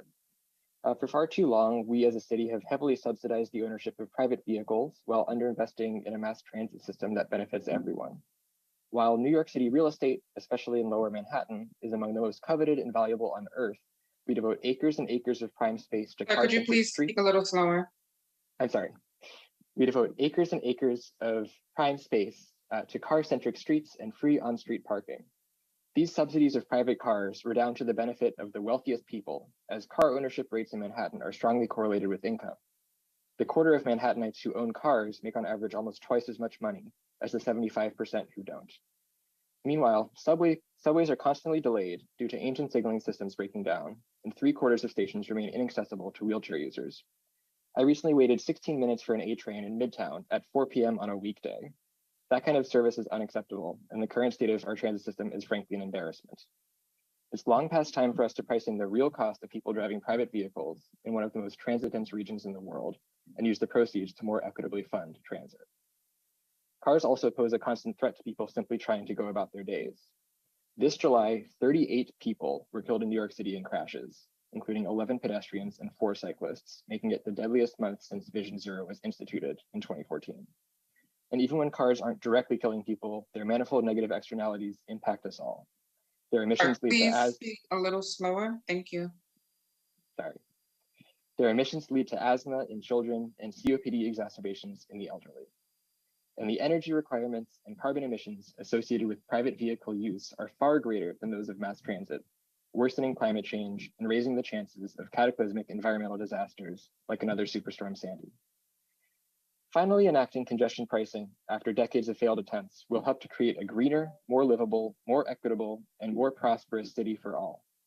Opening the door to exemptions will inevitably lead to different interest groups clamoring for carve-outs until the plan barely does anything to decrease car trips or raise revenue for the MTA, which means that no exemptions is the way to go. We waited long enough. Now is the time to act. Thank you for your time. Thank you. Our next speaker is Anuranjan Pegu, followed by Gavilan Longino.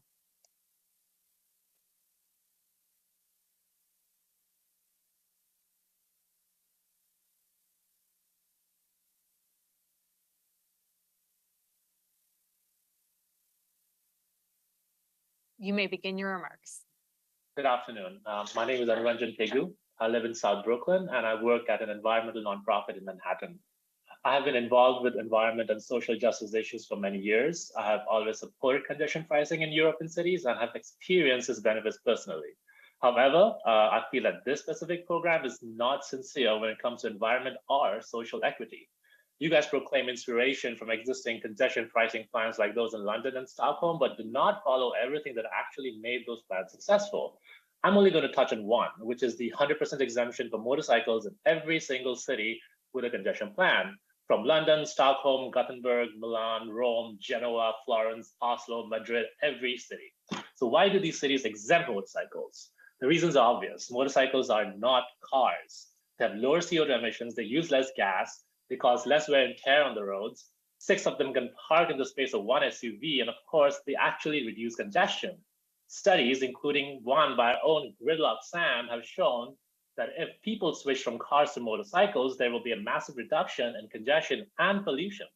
That theory is scientific, logical, and proven, contributing to the success of congestion plans everywhere. But the other big reason why motorcycles get these exemptions is to bridge income inequality. Motorcycles in UK, EU, or here in the US are cheap and affordable means of transportation for a lot of people, especially those who cannot afford to live in downtown areas or own cars, or for whom public transport just does not work or is not accessible. On a motorcycle, I was able to cut down my 60-minute commute on a train by half, while I pay only $60 a month for gas, registration, insurance, and maintenance combined, which is half of what a Metro card costs. That's like a $700+ savings for me every year, and for some of us, that's a lot of money. I've noticed that in these hearings, a lot of bicycle advocates tend to be white folks who live in Manhattan or in upscale neighborhoods close to Manhattan. They can walk or bike to work from home. POCs like me cannot. We cannot afford to live in those areas, even if we get more than $60,000 a year. To tell us to bike more than 10 miles, get to work sweaty and tired, is this arrogant, is ignorant, is privileged, is racist and classist. There's also a bias against motorcycles in the city because it is considered low class, as often they're owned by lower income and minority populations. That is why we have jerks from Upper West Side complaining here about noisy motorcycles and why MTA researchers forget about motorcycles in their research. In this city, it feels like we're continuously getting punished for being poor and for the color of our skin, and this is no different. To sum up, successful congestion pricing plans everywhere— Could you please speak slower? Okay. To sum up, successful congestion pricing plans everywhere in the Western world give 100% exemption to motorcycles, and so should New York. It's the smallest way for MTA to show that it actually wants to reduce congestion and pollution while helping EJ communities, because motorcycles are part of the solution. Thank you. Thank you. Our next speaker is Gavilan Longino, followed by Cindy Morris.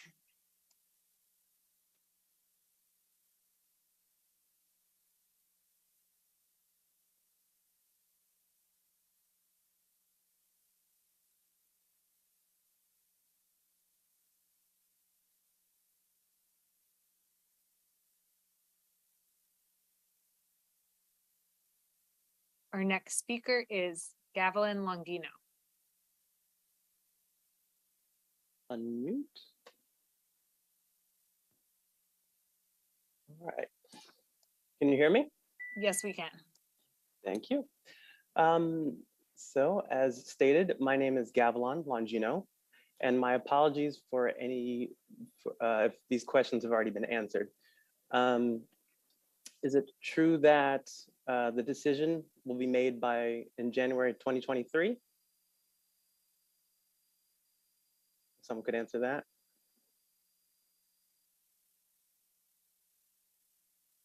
Can you hear me? I just want to remind.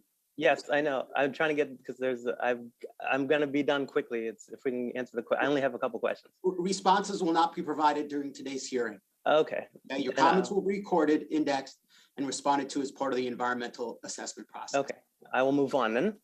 Thank you. Then I'm going to move on to the fact that, all right, a little background on me. I'm a user experience researcher, and for anyone who is unfamiliar with a UXR or what they do, I conduct research and ensure that products and services and procedures function as users intend and end users expect. So you, the panel, are the users, the end users are us, the community who has to potentially pay for these tolls. I've reviewed almost a dozen studies and reports, and there has been some success in London, but that's the only city that I've found that is comparable to ours. Other cities have different culture, like they can completely control their citizens, for the most part at least. And others also have considerable space to have a more complex system. Some of my solutions include favoring high occupancy vehicles, exempting delivery trucks, and I'll get to why in a reason, although in a minute, that's already been addressed though, but not exempting taxis, charge vehicles that insist on entering that are not high occupancy, prohibit street parking, and a few other ideas I have that will create an environment that discourages traffic. So about the delivery trucks, as has been mentioned already, it's a double taxation. So those people who are, the trucks are coming in, they've got to pay it. They're just going to forward that to us, the people who have to buy their products and services. So we're going to pay to go in, and then we're going to pay additionally for that charge because they have to pass that on. I have other ideas that I'd like to share with the committee. If you're willing, I'd like to share my information so we can tackle this and any other Include your issues. remarks. And let me know if there's a way I can supply that information. Thank you very much. Thank you. Our next speaker is Cindy Morris, followed by our 61st speaker on the list, Irene Tekslavilsky.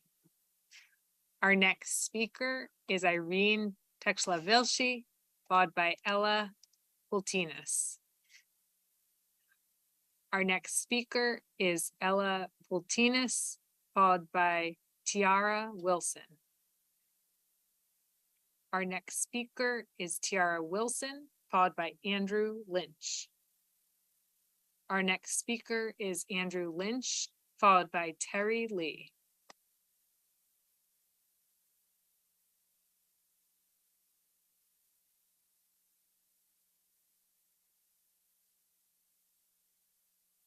Good afternoon. I'm a private bus operator from Long Island. Private bus service in and out of the CBD is hands down the most energy efficient and environmentally friendly form of mass transportation that exists today. A single motor coach traveling into the CBD removes up to 55 cars from doing the same, and the reduction in potential traffic simply cannot be argued. All buses, including private buses, need to be exempted from congestion pricing so that additional cost increases do not deter the riding public from using this incredibly beneficial form of transportation. Let's remember, while a typical car may get around 30 passenger miles per gallon, a typical private bus gets over 280 passenger miles per gallon because they can carry so many more people. Not only are buses more fuel efficient, but studies prove that buses use the least amount of energy and produce the lowest carbon dioxide emissions per passenger than any form of transportation, better than trains, subways, transit buses, ride hails, or pooled rides. Private buses beat them all. Buses today are required to be equipped with new technologies such as diesel particulate filters and diesel emission fluid systems that together reduce particulate emissions and nitrogen oxides by over 90%. These are not your parents' buses of the past. Penalizing private buses will mean more cars using more energy and producing more carbon, which will worsen air quality in minority and environmental justice populations near the CBD. It is also important to note that in the current COVID environment, an analysis of people entering the CBD by Clarion Research predicts that bus transportation will experience the smallest drop in ridership post-COVID compared to subway and rail, demonstrating the importance and resiliency of buses and why private bus carriers shouldn't be penalized for being the mode of transportation that the riding public is depending on. Additionally, many of the private bus companies that come into the CBD contribute to the National Transit Database, some of them even voluntarily, and their miles are used to generate federal funds for the MTA. Making it more expensive to enter the CBD will reduce NTD miles in our region and therefore reduce federal funds that come back to the MTA, which is counterintuitive. In closing, private bus operators, by their very nature, are actively reducing congestion right now. You cannot and should not penalize a form of mass transit that is already part of the solution. Thank you for listening. Thank you. Our next speaker is Terry Lee, followed by Alexander Ross.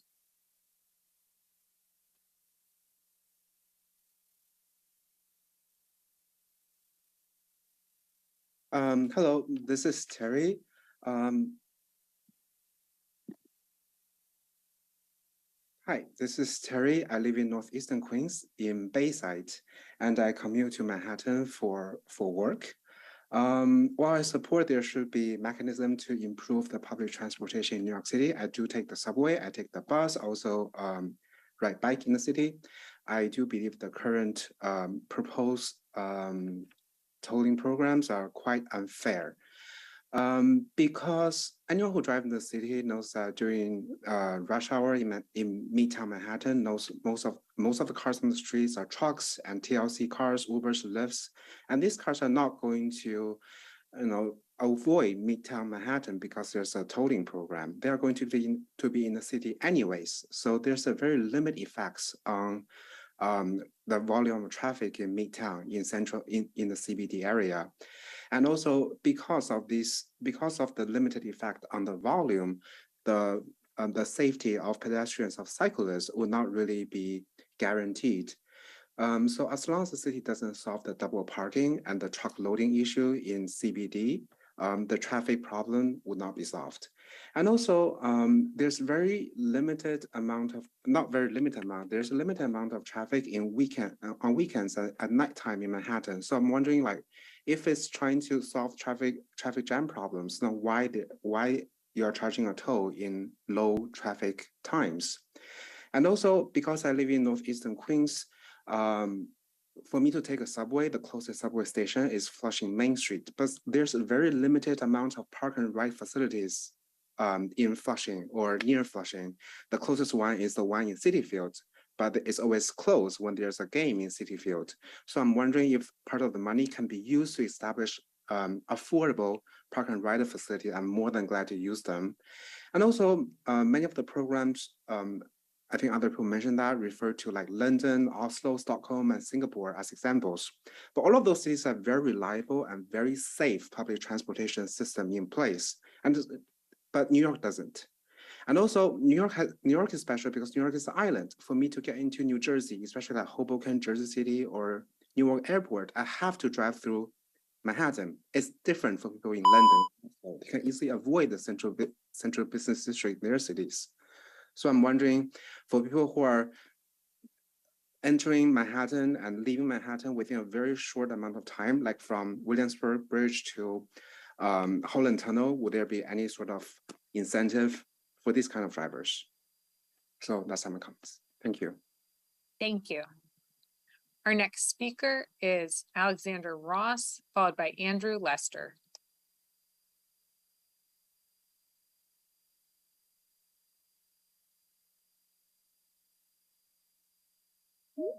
Alexander, you may begin your remarks.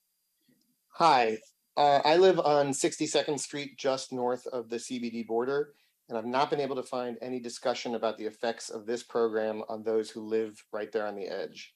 Within that context, I'd like to bring up three concerns. First, there's a lack of clarity about what would happen to a driver traveling from Upper Manhattan to the 59th Street Bridge. Will that driver be tolled for the 15 feet they have to travel that is technically below 60th Street in order to get onto the 59th Street Bridge going towards Queens? Please make that clear and explicit on the project's website and in the documentation as this moves forward. Second, if tolling is implemented, there should be a reasonable grace period to allow someone who enters the CBD to leave without being tolled.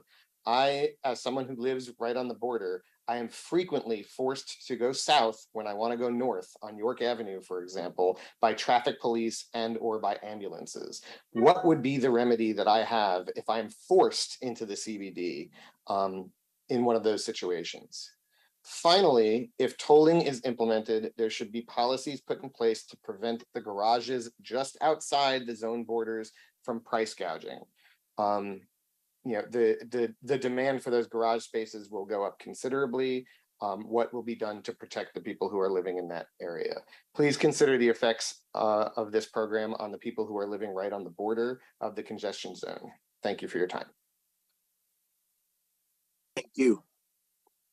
Our next speaker is Andrew Lester, followed by Rob Littell. Our next speaker is Rob Littell, followed by Buzz Roddy. Our next speaker is Stephanie Sykes. Sorry, Buzz Roddy, followed by Stephanie Sykes. Our next speaker is Stephanie Sykes, followed by 1420 GC.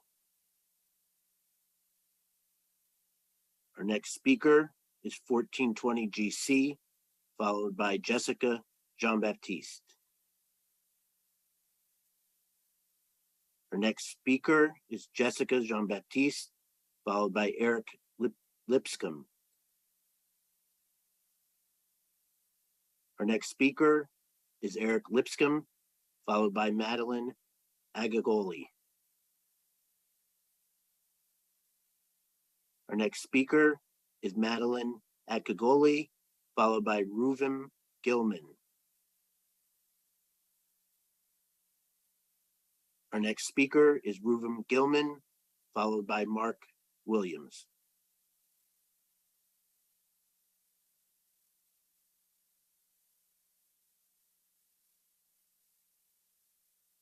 Gilman. I'm a resident of the Upper East Side.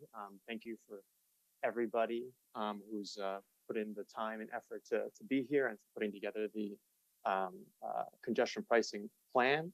I believe in the stated goals of congestion pricing. I think the idea of reducing traffic, increasing the use of public transportation, those are important goals for the city. But I think that as it currently exists, the program is more slated towards, as a few people have noted, increasing MTA revenue rather than actually reducing traffic and drawing people towards public transportation. As I think Terry stated earlier, anyone who has driven into the CBD at any point, I think few do it because they want to. Very often it's because people need to. Someone who's, as was stated just now shortly, people need to pass through to get to the airport. People need to go sometimes to cross the 59th Street Bridge to go to Queens, to go to Long Island. People who are in trucks delivering to businesses. I don't drive in the city, but I know people who do. And I know people who do it for those reasons, not because they are, as other people have stated, rich white people who simply want to drive in because they have a lot of money, own Teslas, and just want to, or excuse me, not Teslas, but have gas guzzling cars and just want to have emissions added to the mix in New York City. I don't think that's really the reality of who's driving to the CBD. New York City residents already pay more taxes than almost anyone else in the country. I believe we're in the top 30 in terms of taxes, federal, state, city, all combined, plus sales. This is in effect another tax on living in the city, and it comes at a time when there's been a drop-off in terms of city residency, less revenue for the city in general. And the question is the goal to drive more people out of the city? Is the goal to have people become residents of outer boroughs and become remote workers? I think this is the opposite of what Mayor Adams said he's interested in. This is the opposite of what President Biden has said he's interested in seeing. They want people in offices. We want people to feel comfortable to move around the city. And this, if anything, drives people away from having another opportunity to arrive at the office by saying, you can only do it this way, otherwise you will be charged and taxed. Also, if we want to increase the amount of people taking the subway, taking public transportation, make it more appetizing, more palatable for them. As also stated, there's been an uptick in subway crime. The subway is not seen, the buses are not seen as an appealing form of transportation, as opposed to forcing people onto public transportation by punishing them, especially New Yorkers, punishing New Yorkers who already pay high taxes to take a system that they don't necessarily feel comfortable with. Thank you. Thank you. Our next speaker is Mark Williams, followed by Thomas Proctor. The next speaker is Thomas Proctor, followed by Ride Anthony.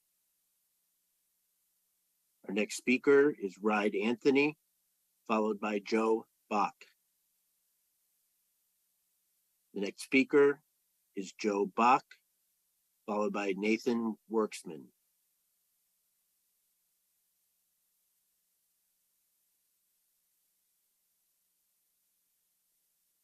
Hi there, can you hear me? Yes, we can. All right, thanks for having me. Thanks for the great presentation.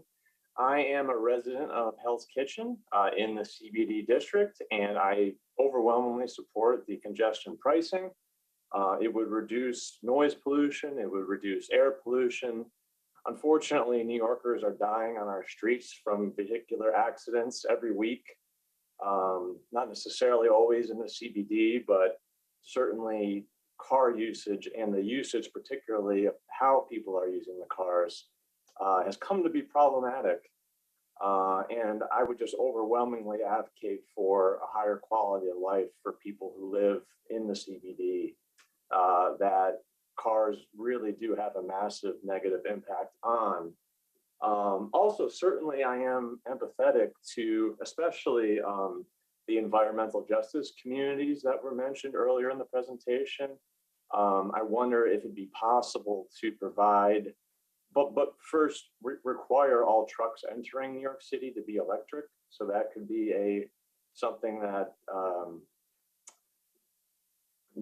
modifies the impact, but also obviously there's a cost for all those business owners to switch to electric trucks if they might be eligible for a state or federal tax credit to make that transition a little bit easier. And then lastly, I think or maybe second to lastly, the ADA accessibility issues of some stations, that's a real issue. I don't think these are two separate issues. I think they both should be addressed. Certainly every public transit station should be ADA accessible, but that shouldn't get in the way of congestion pricing. Those two things should happen concurrently. And then the woman who lives in the Bronx mentioned that, she doesn't really feel safe taking the bus to, I forget which train she mentioned, down when she wants to go out in Manhattan at night. And I also think that's a reasonable concern. But again, same as the ADA issues should be addressed separately and concurrently, should not stand in the way of congestion pricing. Thank you. Thank you. Our next speaker is the 80th person to sign up, Nathan Worksman, to be followed by Linda Lubin-Brookoff. Our next speaker is Linda Lubin-Brookoff, followed by Patrick McClellan. Our next speaker is Patrick McClellan, followed by Lauren Phillips.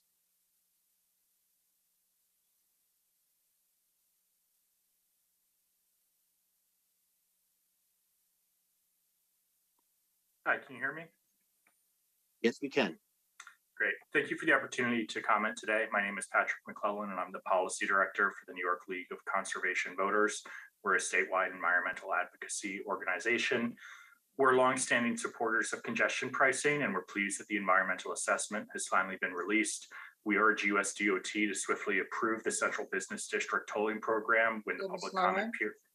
Okay. When the public comment period closes, and for the MTA and the state and city governments to then implement this program as soon as possible.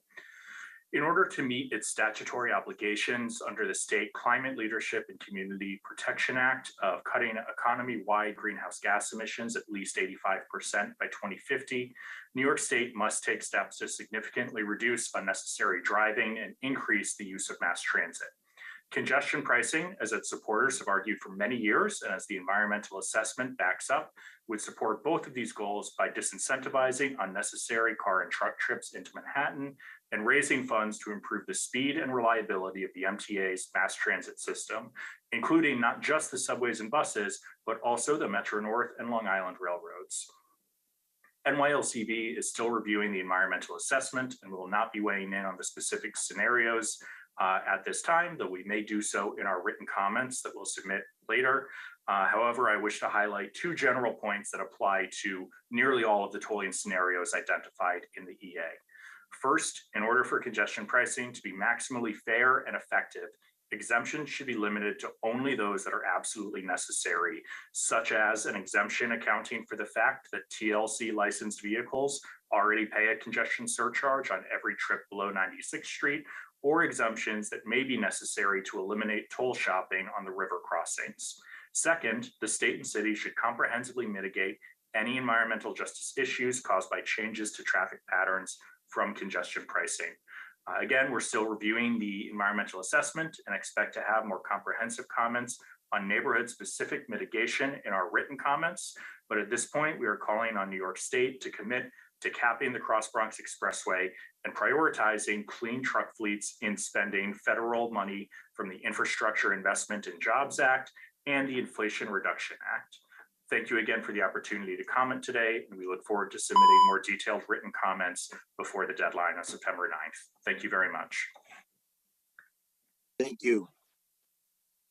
Our next speaker is Lauren Phillips, followed by Megan Martin.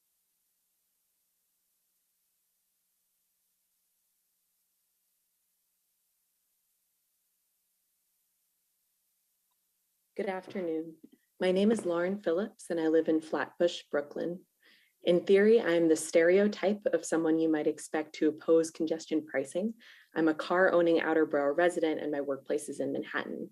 But I'm here to voice my strong support for the most aggressive limited exemption congestion pricing plan possible. I grew up in an apartment in the Bronx, overlooking the entrance to the Henry Hudson Bridge. Thousands of cars take that bridge from the Bronx into Manhattan down the West Side Highway every day. And thanks to all that traffic, our windows were constantly covered with a dirty black film. Whenever we washed our windows, which we had to do pretty often if we wanted to see through them, the washing water would turn black. Unsurprisingly, like so many children, largely Black and brown children who grew up near major roadways in the city, my brother and I both developed asthma as toddlers.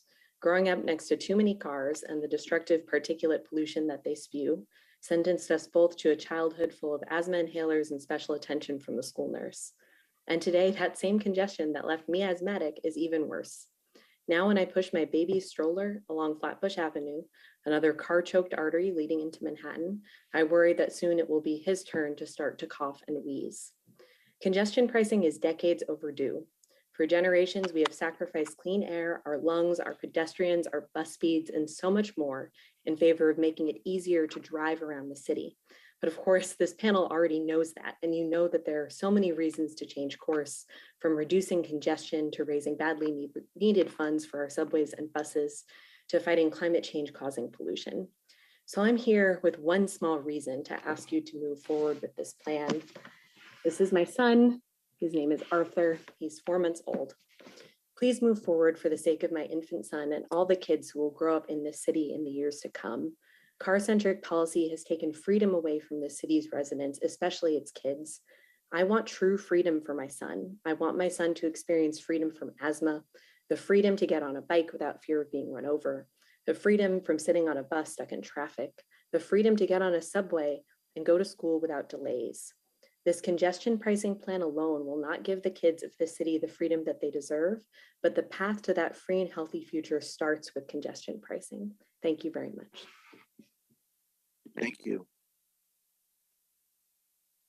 Our next speaker is Megan Martin, followed by Karen Beluso. The next speaker is Karen Beluso, followed by Sarah Lind. The next speaker, Sarah Lind, followed by Ann Nasinovich.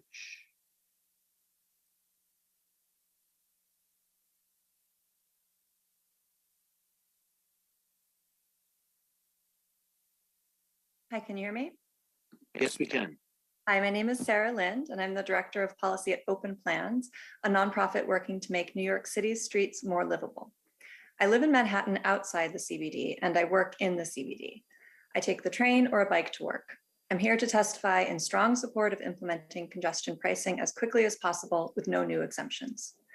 While only 11% of commutes into the CBD are made by car, that small minority of people who choose to drive into Manhattan impact everyone. They create congestion for everyone else. They slow down buses. New York City's buses are the slowest in the nation. They make our streets much more dangerous for pedestrians and bikers. We're in the midst of a traffic violence epidemic. They contribute to the climate crisis. They make our streets noisy and hot and full of unhealthy air pollution, contributing to high rates of childhood asthma, as we just so eloquently heard. Driving into the central business district is an antisocial choice. It creates negative externalities that drivers have been able to get away with for free for far too long. Congestion pricing forces these actors to pay closer to the true price of their choice. Congestion pricing benefits everyone. Congestion pricing will lessen climate impact, make our air cleaner, fund much needed investments into the subway, and reduce traffic violence. Even people who must drive into the CBD will benefit because there will be fewer other cars on the streets, allowing them to travel into the CBD more easily. Furthermore, the small percentage of people who drive into the CBD demonstrates that congestion pricing will not affect our economic recovery. In fact, making the CBD a more pleasant place to be by reducing congestion will draw more people there to shop, work, and spend money, thereby contributing to our economic recovery. We must implement congestion pricing now with no new exemptions. The more exemptions we put in place, the higher the tolls will be, hurting those very people who do need to drive. New exemptions could also lead to increased traffic diversions, including increases along the Cross Bronx Expressway and the Staten Island Expressway. Rather than increasing impacts on environmental justice communities, the state must work to mitigate impacts, including through electric buses and truck rerouting. The Bronx should be prioritized for electric buses, and the MTA, city, state, and federal partners all must work together to reduce polluting trucks through the Bronx and Staten Island. For the sake of our collective future, we must implement congestion pricing immediately. Thank you. Our next speaker is Ann Nasinovich, followed by Michael Goals. Our next speaker is Michael Goals, followed by Jill Pilgrim. Our next speaker is Jill Pilgrim, followed by our 90th speaker on the list, Milana Mates. Our next speaker is Milana Mates, followed by Ryan Biekert. Our next speaker is Ryan Biekert, followed by Kevin Alvarez. Our next speaker is Kelvin Alvarez, followed by Chris Adair. Our next speaker is Chris Adair, followed by John Chimillo.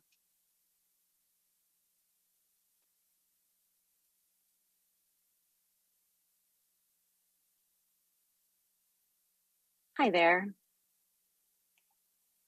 My name is Chris Adair. You can hear me? Yes, we can. Great. I live in Hoboken, New Jersey, and I work Monday through Friday in Manhattan. I am calling today to ask that congestion pricing be implemented as quickly and effectively as possible. I also do not support providing credits for New Jersey car drivers. Exemptions like this will strip out much of the benefits of congestion pricing. Congestion pricing will help us reduce traffic in the city center, and it will make more space for people, pedestrians, cyclists, and public transit. It will also generate much needed funds for public transit. I take the bus to Port Authority bus terminal every day, and of the 7 intersections that I walk through down 9th Avenue, every single crosswalk is clogged with cars. And it forces thousands of pedestrians like myself and bicyclists using the bicycle lane to weave through angry and smelly car traffic as they navigate their commutes or delivery jobs. Congestion pricing will take many of these cars off our streets. In London, congestion pricing reduced traffic by 15% and reduced congestion, which is the time that it takes to make the trip, by 30%.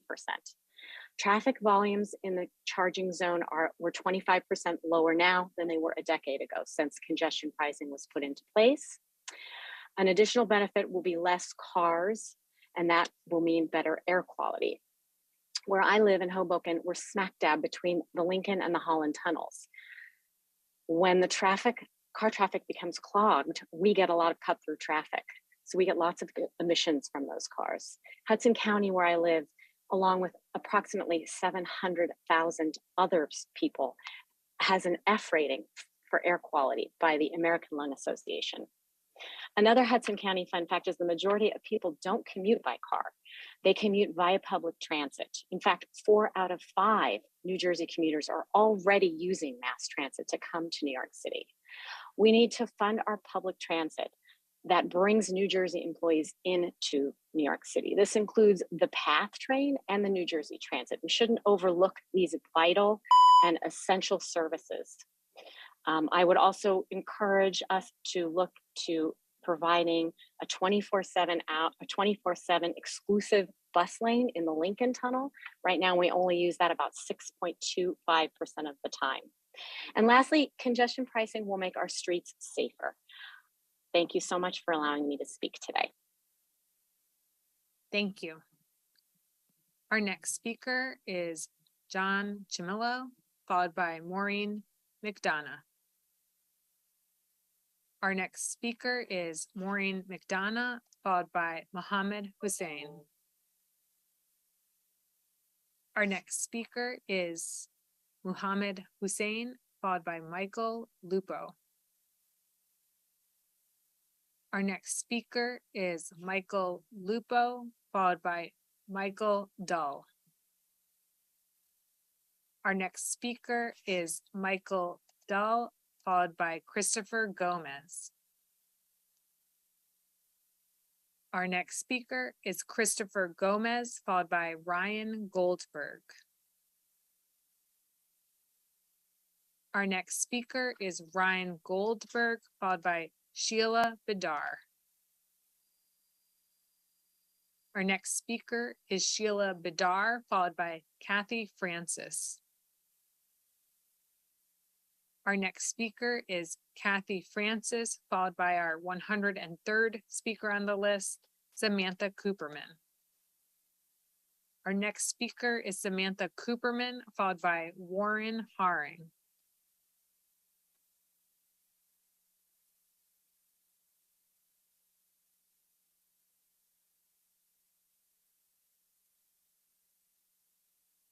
You may begin your remarks. Yes. Hi, my name is Samantha Cooperman, and I have lived in the Turtle Bay neighborhood inside the Central Business District off of 2nd Avenue since 2005. I live in an environmentally friendly small studio apartment in a fully residential area and do not own a car. While I understand the need to raise additional funds, I find the distinction of 60th Street to be arbitrary and discriminatory and written by those who are healthy and able. A lot of this analysis was done prior to the effects of COVID and recent inflationary pressures from which Midtown Manhattan has not yet recovered, as Jessica Walker recently spoke to earlier today. I want to give a couple of specific examples that I think might be missing from some of the analysis. For example, my elderly retired parents come in from Long Island for medical care at Memorial Sloan Kettering Hospital. My father is currently immunosuppressed from treatments, so public transportation is not an option. If their appointment is at one of the larger hospital buildings above 60th Street, they would not be charged the congestion pricing fee. But if their appointment was scheduled at the outpatient building on 53rd and 3rd, it would cost them substantially more. This seems to be unfair. Similarly, there have been significant funds raised, led by Senator Schumer at all levels, to bring people back to Broadway, theater, and the arts overall. For example, I have some other elderly relatives in their late 80s who've just started to come back to the theater. They're registered as handicapped by New York State, but New York City has its own process, so I don't believe that it's recognized here. I hope that's looked into. Public transportation isn't an option for them. If they drive in to go to Lincoln Center, they won't be charged a congestion pricing fee, but if they choose to go to Carnegie Hall a couple blocks away, or any of the downtown theaters, it will cost them substantially more. Given that they're retired, their disposable income is fixed, which will lead for them to less attendance overall, hurting the industry over time. As a single woman, I try to walk as much as possible, but I often need to take a taxi home from the Upper West Side or Upper East Side late at night for safety. There's no traffic, and the tolling costs being considered are higher than the cost of my cab, simply because I live south of 60th Street, while the people I'm with happen to live just slightly north. I don't understand why I would be charged this, whereas if I took the same distance at an off-peak time of day from downtown, this would not happen. Likewise, the fact that someone could keep a car in Soho and just drive up to 59th Street and back all day long doesn't seem to be touched by the tolls. This seems unequitable, and I hope solutions that are more broadly distributed throughout the entirety of Manhattan versus penalizing only half the borough are more seriously considered. Thank you for your time. Thank you. Our next speaker is Warren Haring, followed by Constance Stellis. Our next speaker is Constance Stellis, followed by Stephen Kantorowicz. Our next speaker is Stephen Kantorowicz, followed by Casey Jones.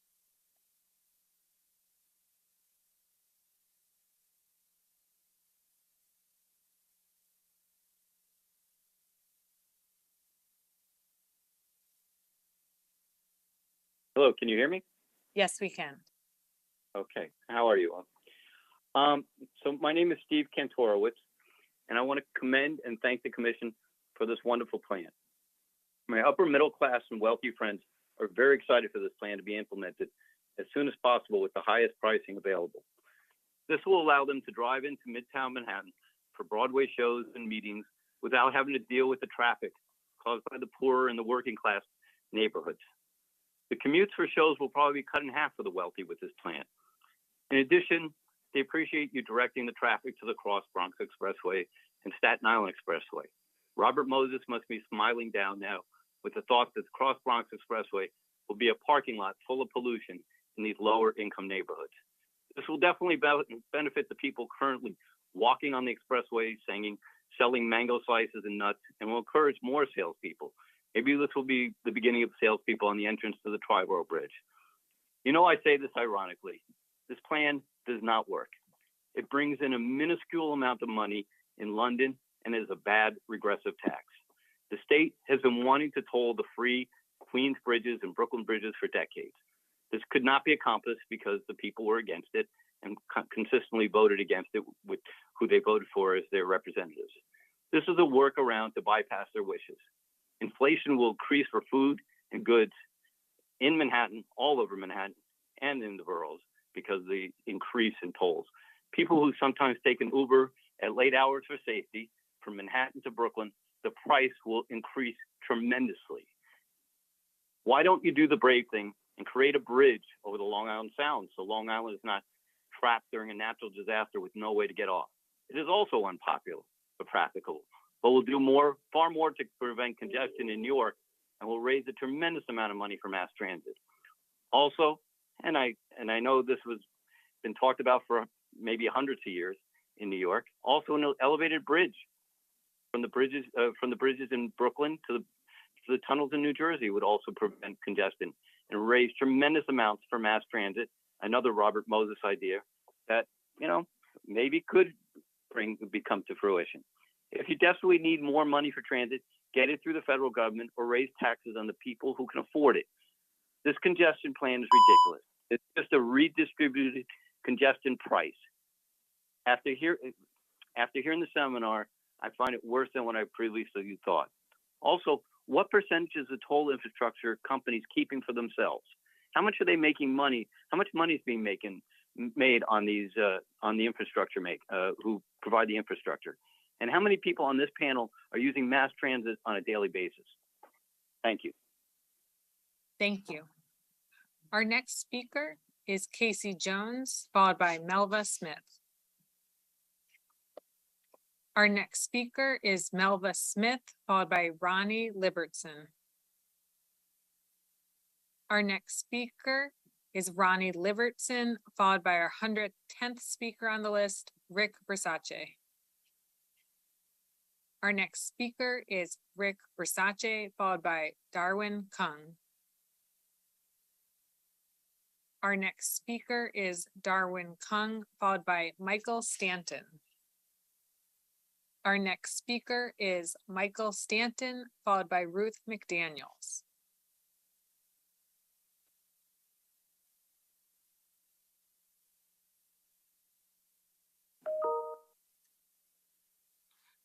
Good afternoon. My name is Mike Stanton. I'm a resident of White Plains, New York. I'm a regular Metro North and subway rider and a member of the Metro North Railroad Commuter Council. I'm here to speak in support of congestion pricing. In fact, Metro North riders have many reasons to support congestion pricing, including critical upgrades to our signals, stations, tracks, and overall commutes.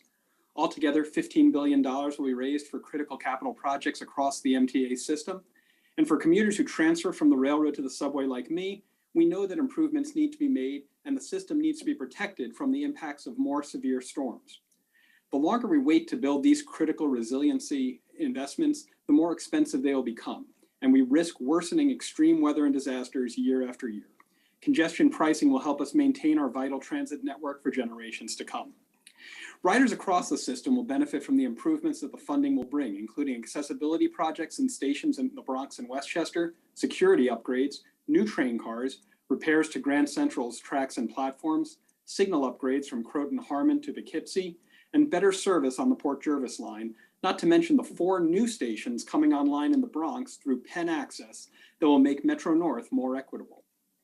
After decades without major improvements to the region's transit system, we've begun to get a taste of what's possible, from the Hudson Yards extension to the 2nd Avenue subway and the imminent opening of Grand Central Madison. The MTA deserves credit for building the internal capacity to deliver these projects, and it has credibility when it speaks to riders about the future. If the MTA is forced to scale back its capital program in the absence of congestion pricing and loses that knowledge, we risk spending more and getting less in the long run. A variety of opinions have and will be heard today, including many pleas for exemptions. But these hearings are about whether congestion pricing will accomplish the goals of reducing traffic and increasing mobility around the central business district, and raising $1 billion annually for the MTA's capital program with no significant impact on the environment. With 90% of people entering the CBD using transit, walking, or biking, congestion pricing will improve the commutes and lives of millions of New Yorkers and others around the region. The answer is a resounding yes, and a finding of no significant impact is warranted. Thank you.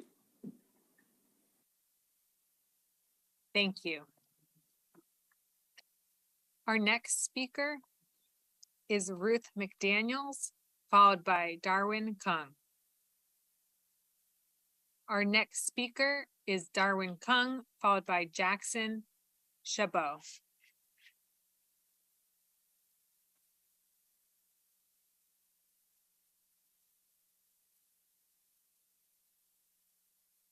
Darwin, you may unmute yourself and begin your remarks. Hi, thank you. Can you hear me? Yes. Good afternoon. My name is Darwin Kung, and I'm a resident of Rockland County and a climate and health policy analyst at the regional transit advocacy organization Tri-State Transportation Campaign. We represent mass transit riders throughout the tri-state area. I've testified in support of congestion pricing in the past and will continue to support it as a rider and a driver who has spent his life growing up in and around New York City.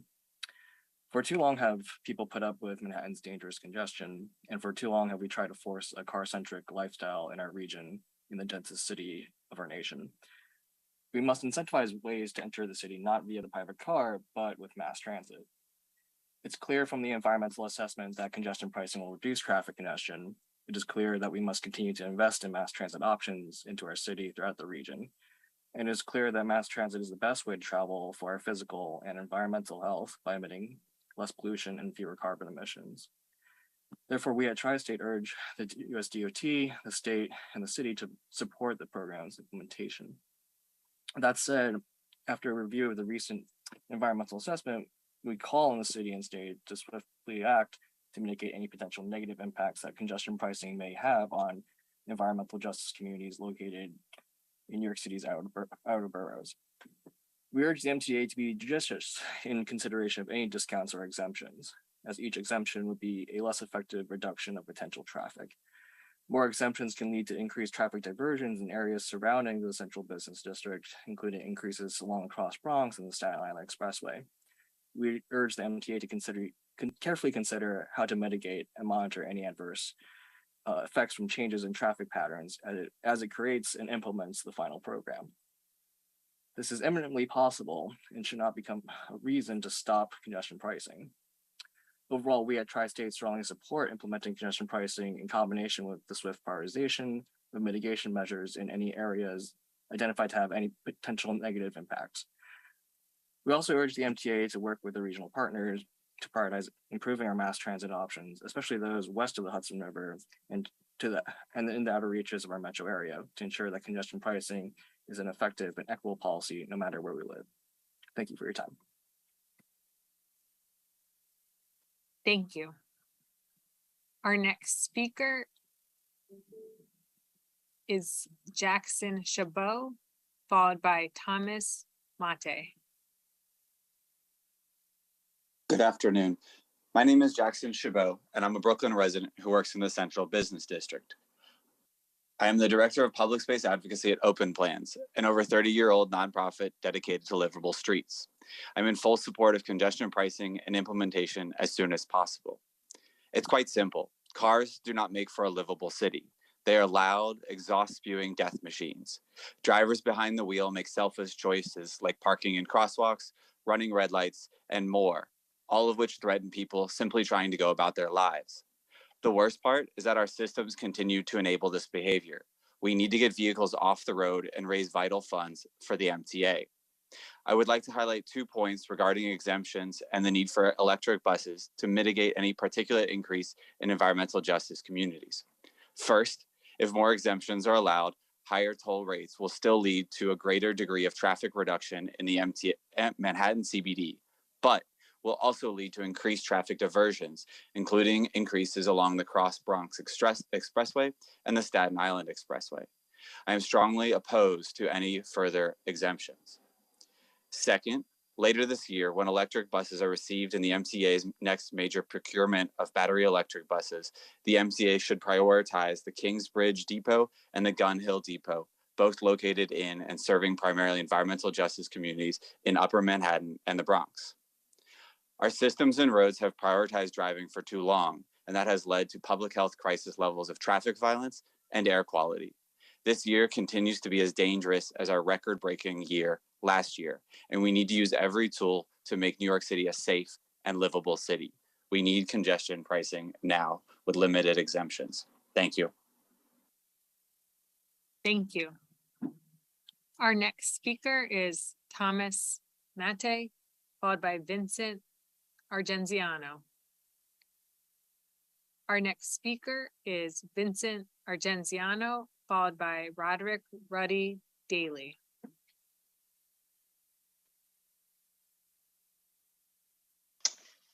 Hello. Thank you everyone for your time. My name is Vincent Argenziano. I'm a Staten Islander and a user of both public and private transportation. I appreciate the presentation you guys gave, and I think we all understand the need for the positive impacts on traffic, environmental impacts, and investment in public infrastructure and transit. And I think everyone in the city sees the necessity of modernizing our public transit. But we're not talking about these positive impacts equitably. I keep hearing that these are benefits for all, but this instead is a situation where certain people that are given the least amount of services in the city are going to be forced to pay for more improvements in areas that receive the most. You're asking us to get behind this, but how is this in any way beneficial to Staten Island?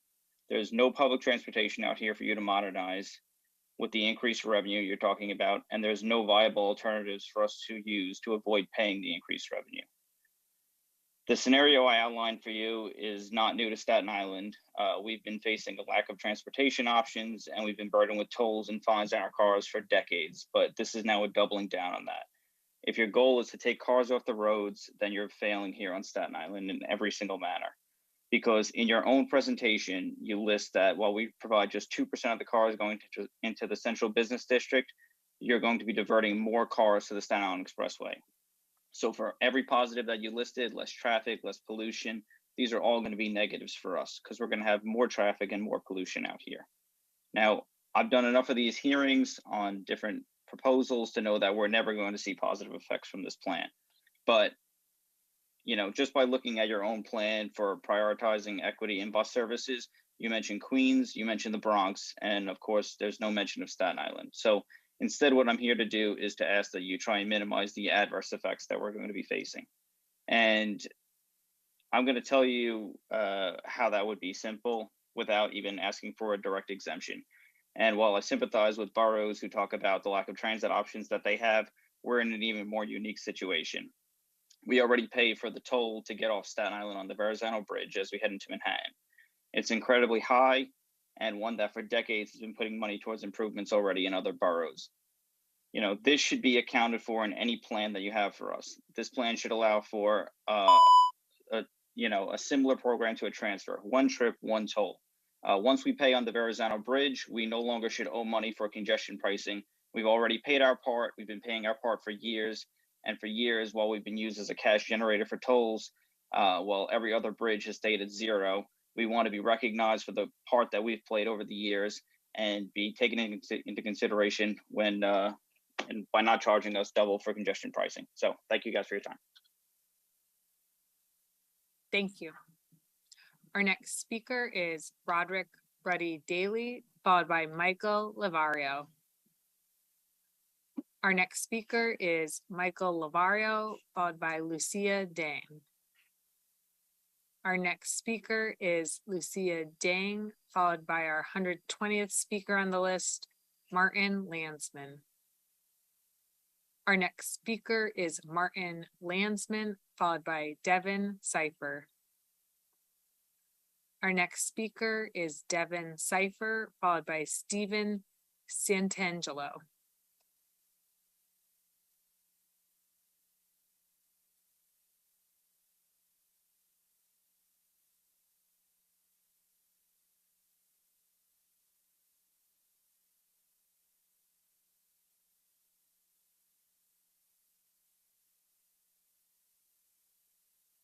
Devin Cipher. Hi, trying to get on, and I guess it's not going to happen. So we'll go with audio. We can hear you. You may begin your remarks.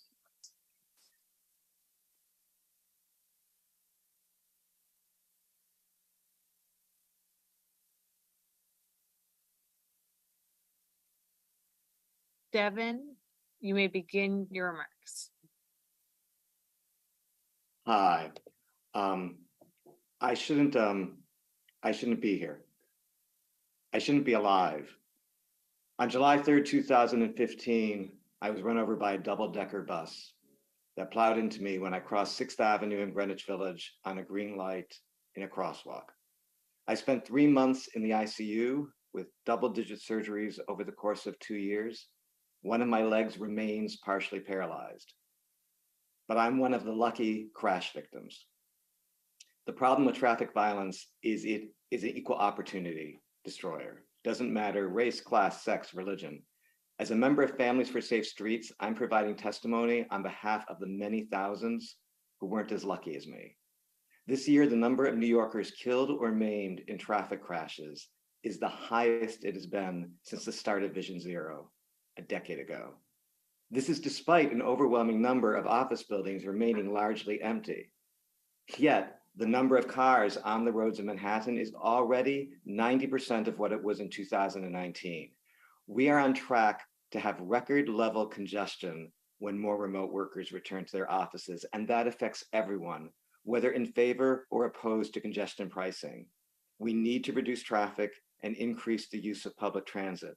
Congestion pricing is one of the few tools with a proven record for doing so, as well as a proven record for reducing noise pollution and air pollution and saving lives. Any proposal has room for improvement. Nighttime fees seem particularly questionable, but congestion pricing will make New York more livable, and it will save the lives of New Yorkers. As someone who nearly perished on the streets here, I ask, is there anything more central to the role of government? Thank you for listening. Thank you. Our next speaker is Stephen Santangelo, followed by Amalpreet Candola. Our next speaker is Amalpreet Candola, followed by Nita Valab.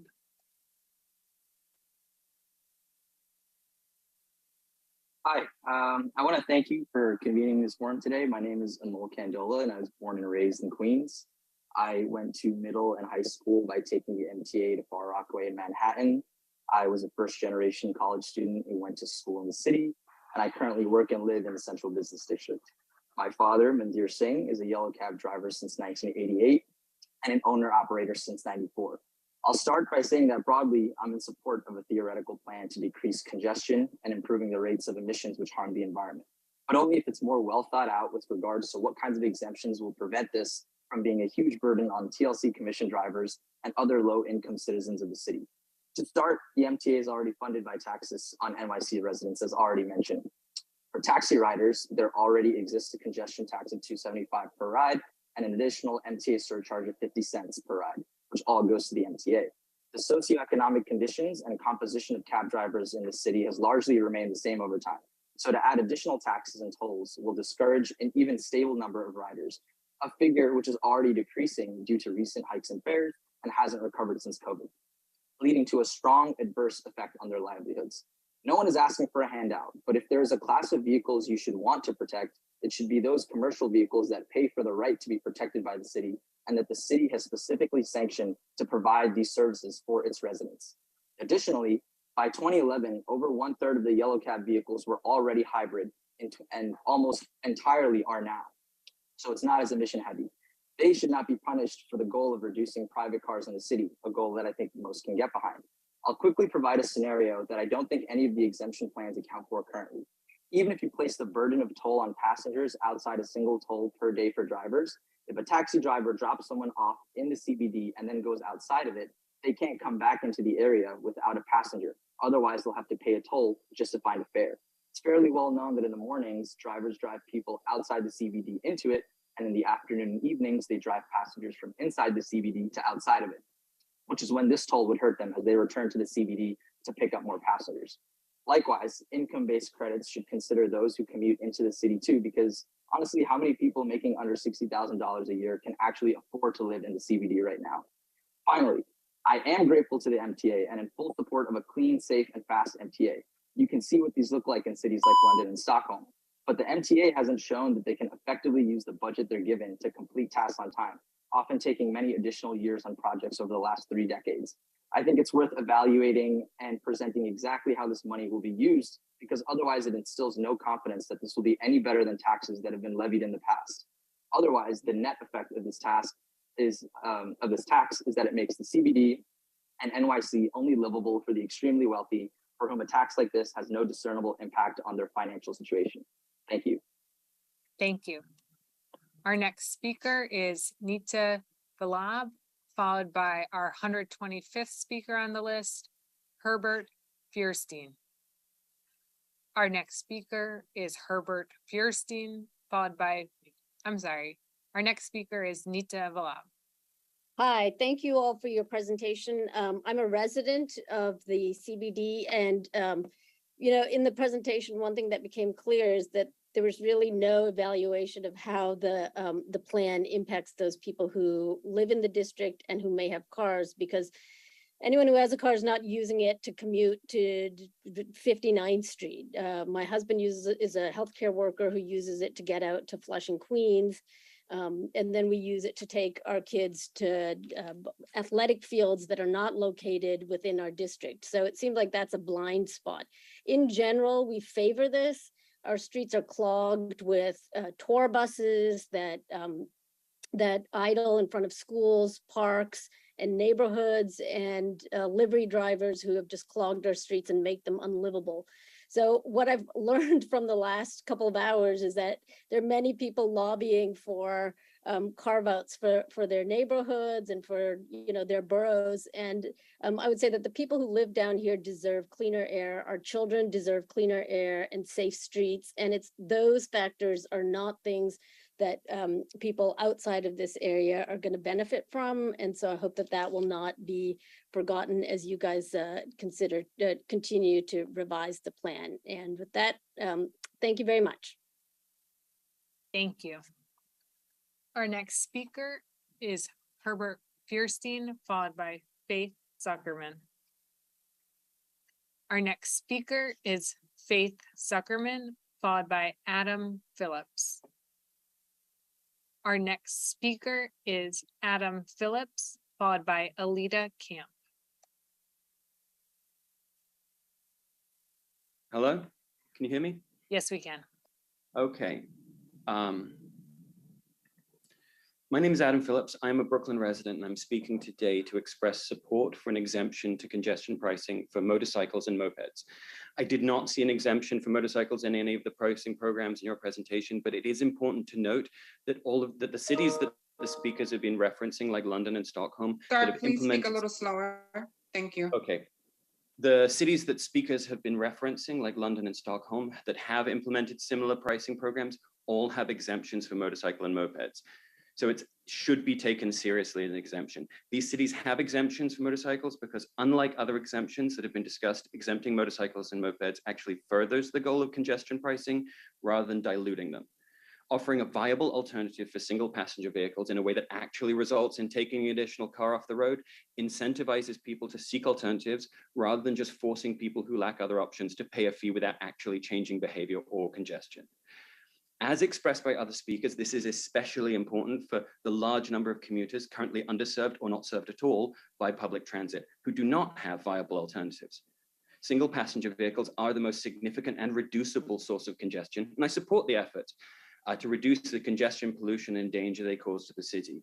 Motorcycles are a viable alternative for single passenger vehicles, but they take up substantially less road space and street parking. They're considerably less polluting and pose demonstrably less danger to pedestrians.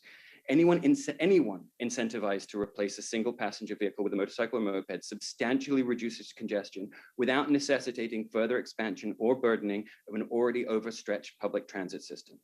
As many speakers have noticed, many residents do not have a viable alternative to a single passenger vehicle. So if there is no viable alternative offered, like everything else in a city that is already prohibitively expensive, this congestion tax simply becomes an incidental convenience fee for the rich and a punishment that is unavoidable for everybody else. I would like you to take the example of London and Stockholm and include an exemption for motorcycle and mopeds. Thank you. Thank you. Our next speaker is Alita Camp, followed by Tom Kozarski.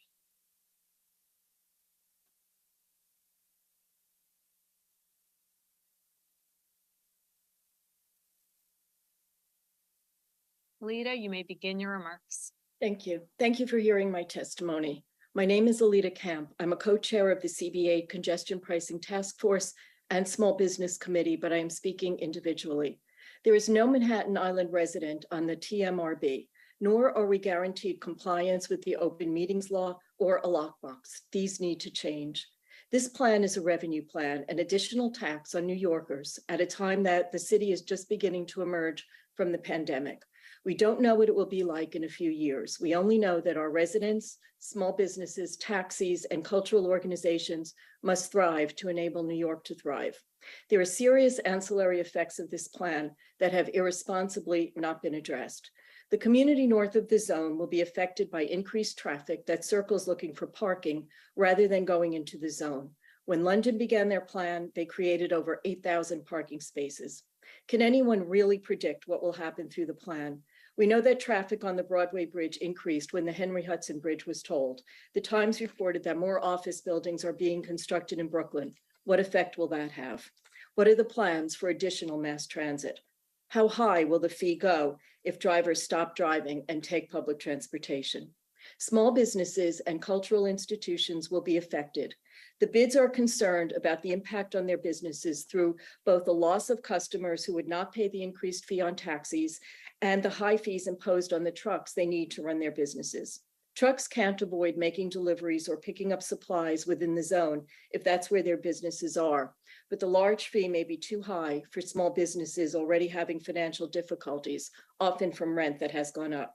Tourists unfamiliar with New York's mass transit may prefer to take taxis, but not with an extra fee. Cultural institutions want visitors. What happens when the taxi fee is unaffordable and the ticket sales to our treasured museums and theaters slow down?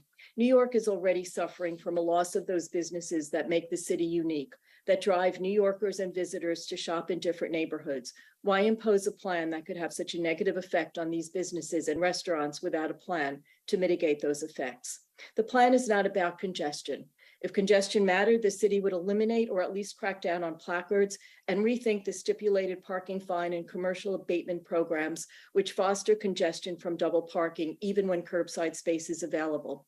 The plan is not about the environment. If the environment mattered, the city would look more closely at the emissions the super tall and other new construction create, because as Governor Hochul stated, most emissions come from buildings. It is not about furthering community. If it were, the TMRB would have a Manhattan Island rep. These hearings would not have been held in August with short notice, and community input would have been sought more to develop a program the community fully supports. Instead, we're being collectively penalized by being required to pay fees to go towards the MTA, the entity that has had difficulty accounting finance for finances. Reinstate the commuter tax, impose pied-à-terre. Our next speaker is Tom Kazarowski, followed by Mark Kirschner.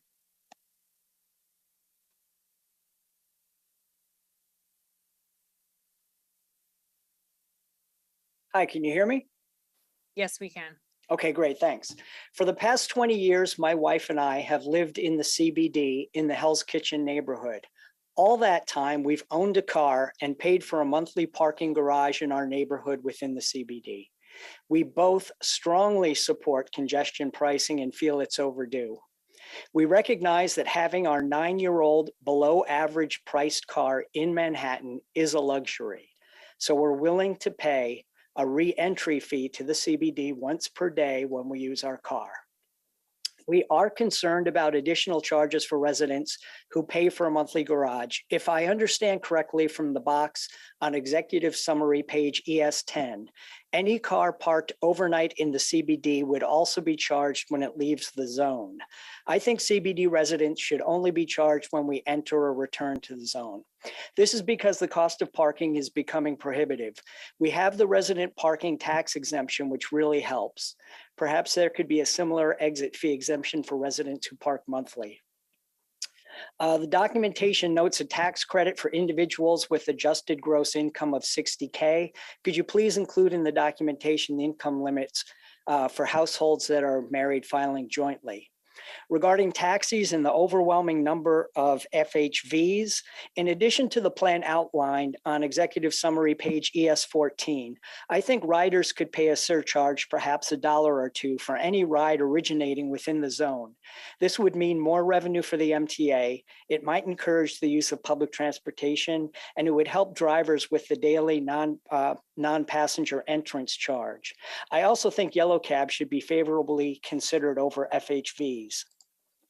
We were wondering about the expectation of congestion increase on the West Side Highway and the FDR, and what the response would be if these roads become overwhelmed by drivers trying to avoid fees. And lastly, regarding motorcycles and quality of life and noise pollution, please set and enforce exhaust decibel limits for all vehicles, including motorcycles, cars, and trucks, which often run with loud exhaust and open headers.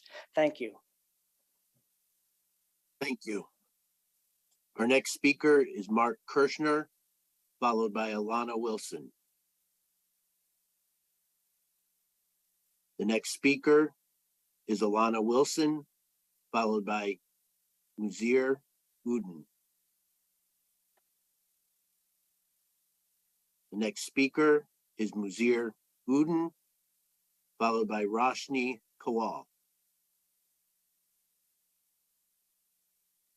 The next speaker is Roshni Kowal, followed by Marco Hemkin. The next speaker is Marco Hemkin, followed by Alex Weinberg.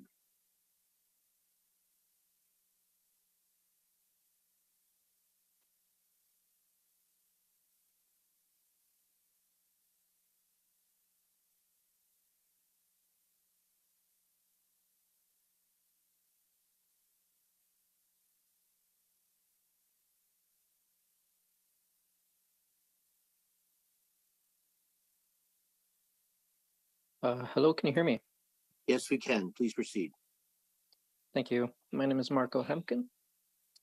Congestion pricing will be a major win for the vast majority of NYC residents who do not use a car. Please do not buckle when the small minority of car owners complain this is unfair. The situation has been unfair to all of us who don't own cars since the 1920s. Driving into the CBD is an antisocial choice with many negative externalities for those of us who choose a different mode. With this in mind, I'd like to share 3 opinions with you. Number 1, there's a lot of talk about exemptions, but nothing about charging the most antisocial drivers a fee beyond the regular congestion rate.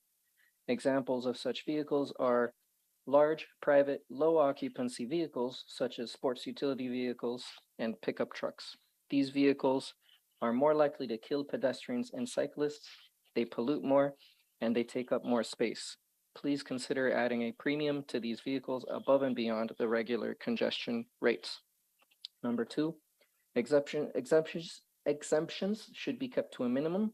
People who have built their lives around motor vehicles need to understand that their choice affects everyone else. Their convenience is everyone else's poor air quality, poor noise conditions, walking across poorly maintained parking lots, etc., etc. Number 3, please take every precaution to avoid pushing traffic to communities that have had a historical adverse impacts of traffic planning. Part of the reason we're in this mess in the first place is due to the very racist, very classist, car-centric projects of the Robert Moses era. Thank you very much for your time. Thank you. Next speaker is Alex Weinberg, followed by Danny Sena.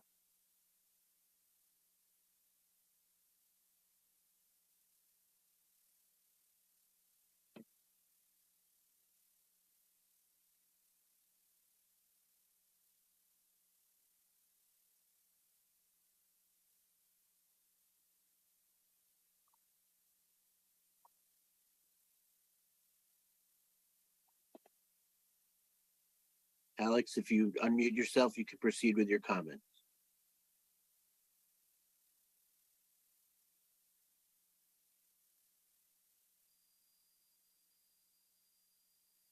Alex, you're on mute.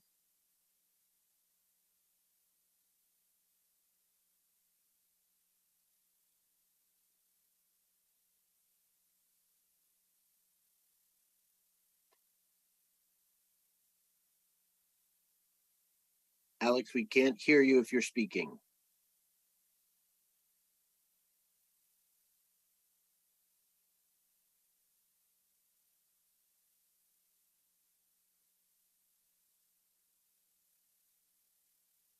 Our next speaker is Danny Sena, followed by Michael Huarachi.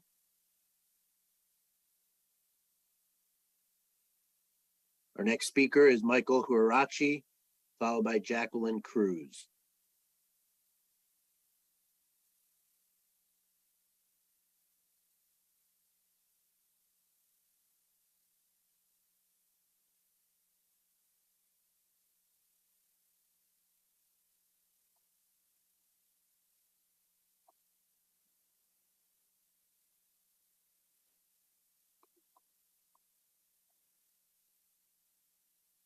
Michael, take yourself off mute and you may proceed with your comments. Hi, thank you for your time. I really appreciate it. I grew up as a kid in New Jersey, don't tell anybody, thinking that this is the best country in the world. blah, blah, blah, first rate. Only later to move into New York City in my 20s. Been here 18 years in the Central Business District for the full 18 years, to realize that we're actually living in a third world country. Everywhere, everything from healthcare to education to transportation is third rate. I've been fortunate enough to work for a transportation company that permits me to travel and see other places, destinations, parts of the world. There are plenty of wonderful things about the city and our country.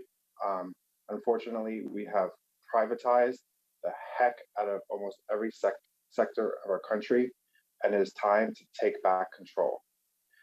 The fossil fuel industry has invested billions, if not trillions of dollars into decimating our environment, our world, and our health.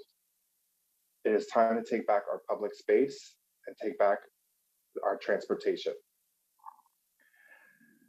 There's no reason that it should take me over 2 hours to get from JFK to city center. Every other industrialized country in Western Europe has top of the line transportation from the airport to the city center for less than €3. I think that it would behoove us to look into expanding the congestion pricing program. No exemptions, no caps, no carve-outs. Make it as quick as possible. I think these community board hearings do more damage than good. I've been to plenty. I still intend on going to plenty of my community board hearings. I'm very involved in my community. When it comes to this progressive policy, the first in the nation, I think that it behooves everybody on the panel, everybody in this room, to understand that it is going to be the first in the country, and it's great that we're doing it, but we need to do it fast and we need to do it wholesome. No exemptions, no carve-outs, no caps. The biggest thing that we lost in the city was probably Andy Byford and Dr. Osiris Barbeau, Department of Health and Human Hygiene. I think we have to think about where $11 billion is being spent and stop criminalizing poverty. Please conclude your remarks. Quote unquote turnstile jumpers. Thank you. Next speaker is Jacqueline Cruz, followed by Deborah Weavers.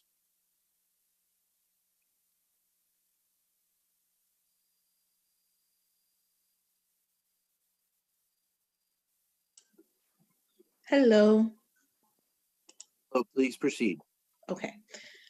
So, I'm a native Manhattanite who lives uptown and my parents live downtown. My mom cannot walk very far due to falling on a New York City street and shattering her kneecap many years ago. So I hope the plan does include some kind of discount for people that have to drive due to disabilities.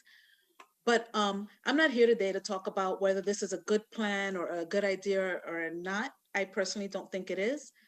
And all remarks made today have some bit of validity to them. So, you know, that's a good thing. But from previous public hearings, I know that this is just procedural, and my or our opinions will probably not change any decisions that have been made. So instead, I want to address a few concerns. I want to ask for promises from all involved that this project will not turn into a bigger money grab than is being proposed already. It seems like every time either the MTA or the DOT, somebody falls short, then they always turn to us, the people that live in New York or around New York, for extra money. And that has to stop. I'm really afraid that once this goes into effect, within a year, someone will come back and say, you know, oh, there's not enough revenue coming in, so we need to increase the amount that's being charged. It just seems like every time there's a shortfall with projections and a need for more money, the instinct is to come to the bank of the people, me, and we cannot continue to be the bailout plan any longer. For me, I get one salary. I'll be totally honest. This year, we weren't able to go away on vacation because, again, I get one salary and everything is more expensive. But I can't go to my boss and say, you need to pay me more money. And I think somewhere along the line, there has to be a guardrail so that it doesn't keep coming to us that you need more money. So as it is, the MTA, every time they need more money, everything goes up. As a matter of fact, we all have to go into the office now because the MTA needs more money. I had the perfect work-life balance. I was home when my kids got home from school. I was able to cook. I was able to be a part of their everyday life. Now we have to go back into the office because the mayor says the MTA needs more money, got to get you back into the office. And all of that. So what I want in return for this plan you are proposing is I need a promise that once this goes into effect, 5 to 7 years, no more capital improvement programs. I need to see that something finished. I need the money that goes into this to go into projects that are started already so that we as New Yorkers can finally see something finished. Also in my estimate, whatever you think you're gonna get in, cut by a third because less people are gonna be coming in, and please don't estimate high because you're not gonna get all that money. And I don't want you to come back to us and ask for more. Thank you. Next speaker is Deborah Weavers, followed by Ray Dries. Our next speaker, the 140th to sign up, is Ray Dries, followed by Michelle Grossman. The next speaker is Michelle Grossman, followed by Harriet Black.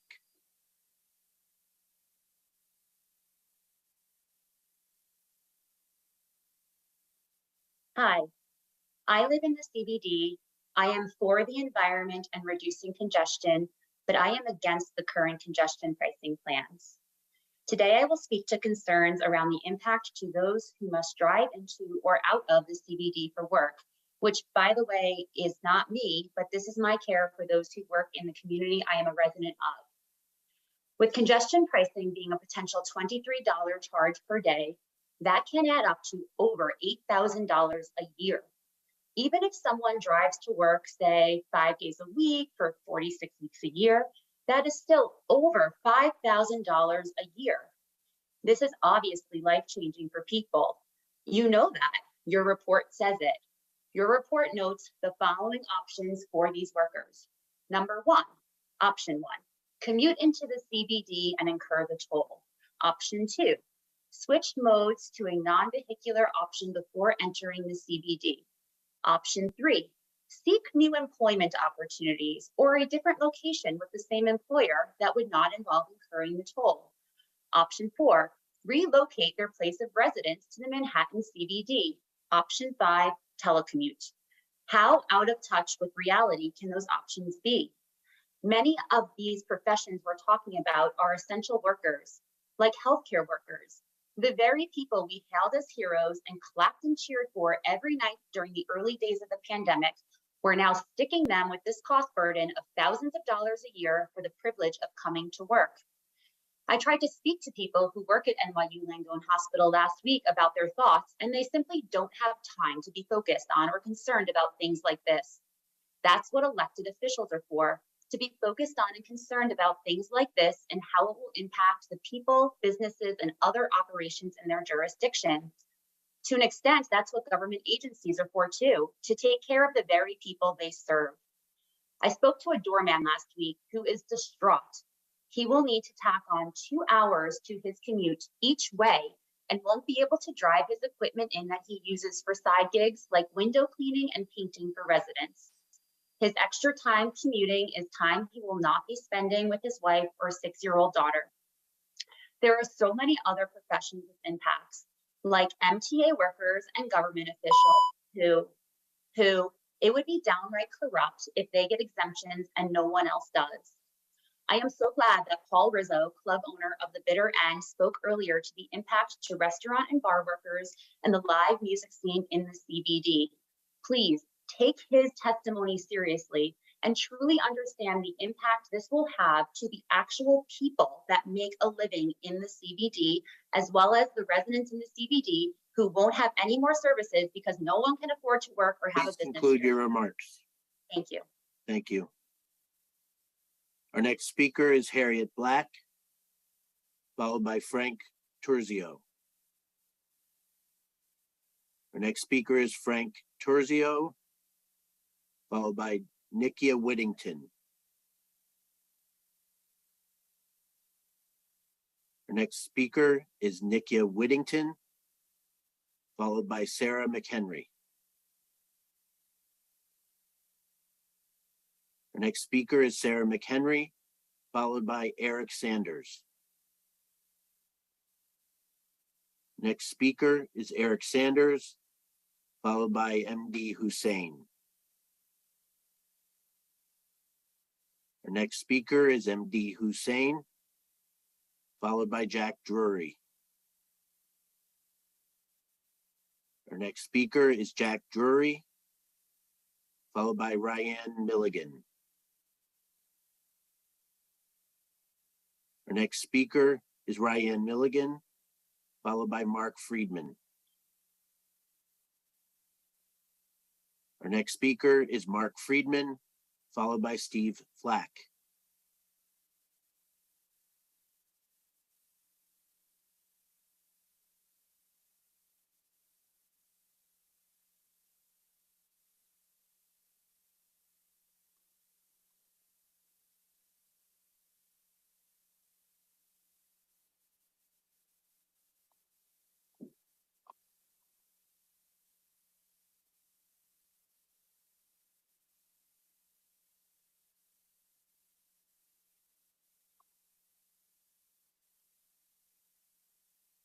Mark Friedman.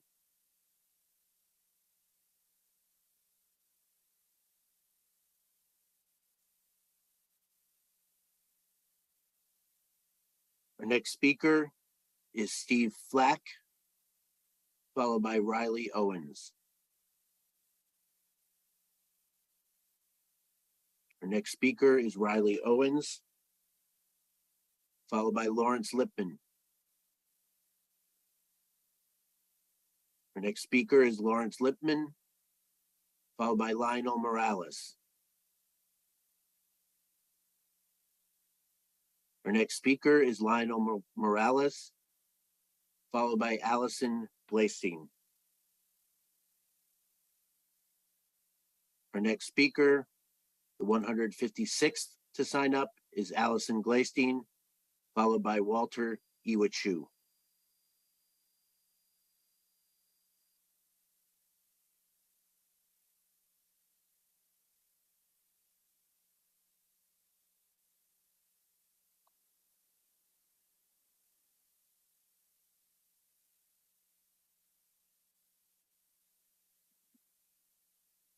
Allison, be sure to unmute yourself and then proceed with your remarks.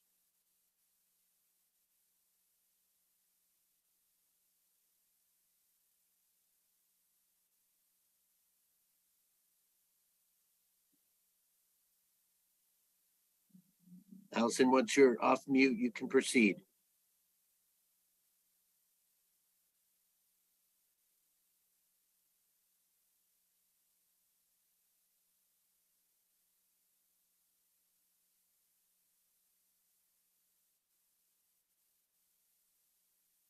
Allison, we'll come back if you're able to solve your audio issues.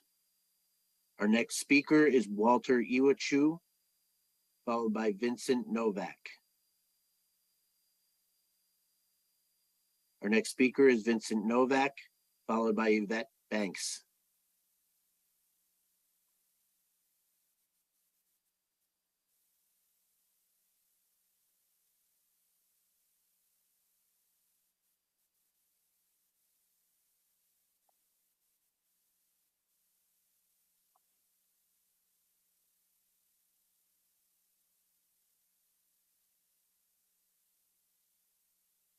Vincent, be sure to unmute yourself and before you speak.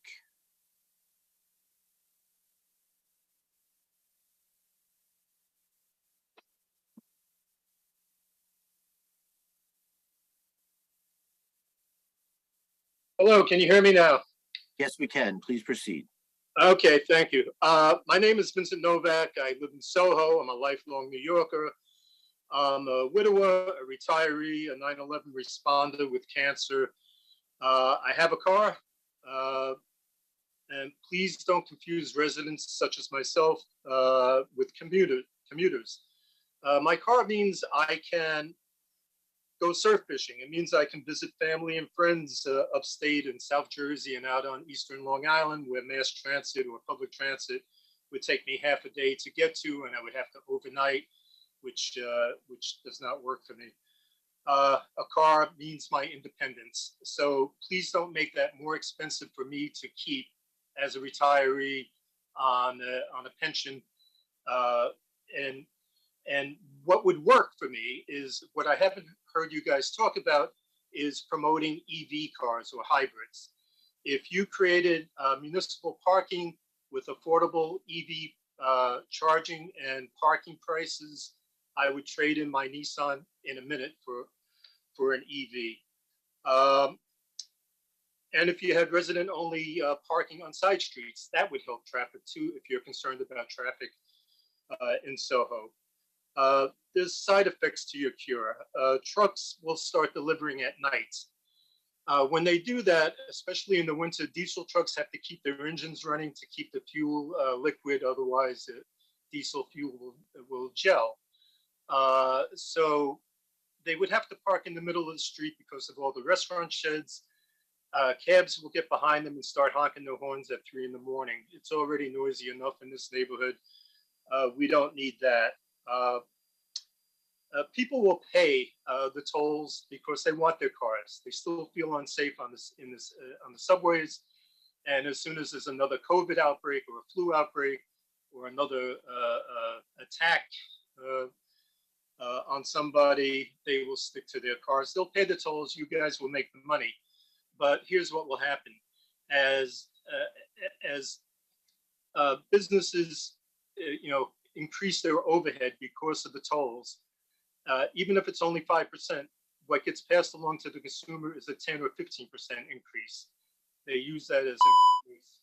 So I really want you to rethink this whole thing. It's pretty convoluted, and I'm all for less congestion, but not the way you guys are doing it. Thank you. Thank you. Our next speaker is Yvette Banks, followed by Vittorio Bugatti. Our next speaker, the 160th to sign up, is Vittorio Bugatti, followed by Dario Gutierrez. Good afternoon. I'm Vittorio Bugatti, leader and founder of the Express Bus Advocacy Group, which focuses on improving express bus service in the outer boroughs and subway deserts. Congestion pricing, in theory, is plausible in terms of improving air quality in our environment. However, this plan is terribly flawed, particularly from the transportation perspective, as it does not address transit inequities, such as, especially in outer boroughs, where we have subway deserts that are two fare zones and offers very few transit discounts aside from city ticket for Metro North and LIRR commuters within city borders. There are zero discounts in this plan for express bus commuters like myself, an outer borough resident of Riverdale. I currently pay $13.50 round trip when traveling to and from Manhattan with the express bus, a cost that is almost triple that of a round trip subway ride. Where is our transit discount in subway deserts on Staten Island, Queens, Brooklyn, and the Bronx? There are vague promises of infrastructure improvements, but no specifics about what outer borough residents can expect. Does that mean subway expansion outside of Manhattan? There has been none in the outer boroughs in decades. This plan fails to provide any increases to the span and frequency of transit service. In some cases, congestion pricing could be implemented with cuts to bus service. Every bus redesign that has been released by the MTA has initially proposed service cuts to express bus service, including the latest draft plan for Queens, and yet congestion pricing is supposed to incentivize transit use, an oxymoron to say the least. The MTA has struggled over the last several years to provide scheduled bus and train service on a daily basis. Despite receiving billions in federal funding specifically to keep said service running, a scathing report from the Daily News noted that MTA managers were ordered to leave dozens of bus trips unfilled when bus operators called out sick or were on vacation. How can we trust the MTA to get its fiscal house in order when it has failed to address rampant fare beating to the tune of over $1 billion in the last 4 years alone? With everything I've noted, it's easy to understand why many people are skeptical of this plan. Express bus commuters deserve better from congestion pricing. I aggressively advocated to the city controller's office over several months to have express bus service citywide audited last year, and I implore all elected officials listening to these hearings to ensure that language is included that requires accountability from the MTA via quarterly audits of all service to see exactly how this public authority is performing. Thank you. Our next speaker is Dario Gutierrez, followed by Mark Friedman. Our next speaker will be Mark Friedman, followed by Larry Zogby.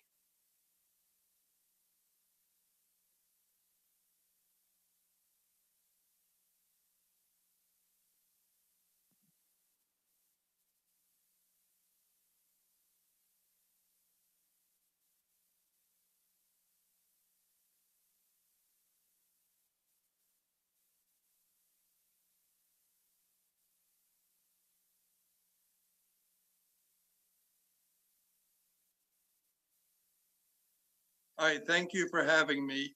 I did want to mention that one area environmental impact that's been avoided is the area of the Upper West Side, which is exactly adjacent to the area south of us.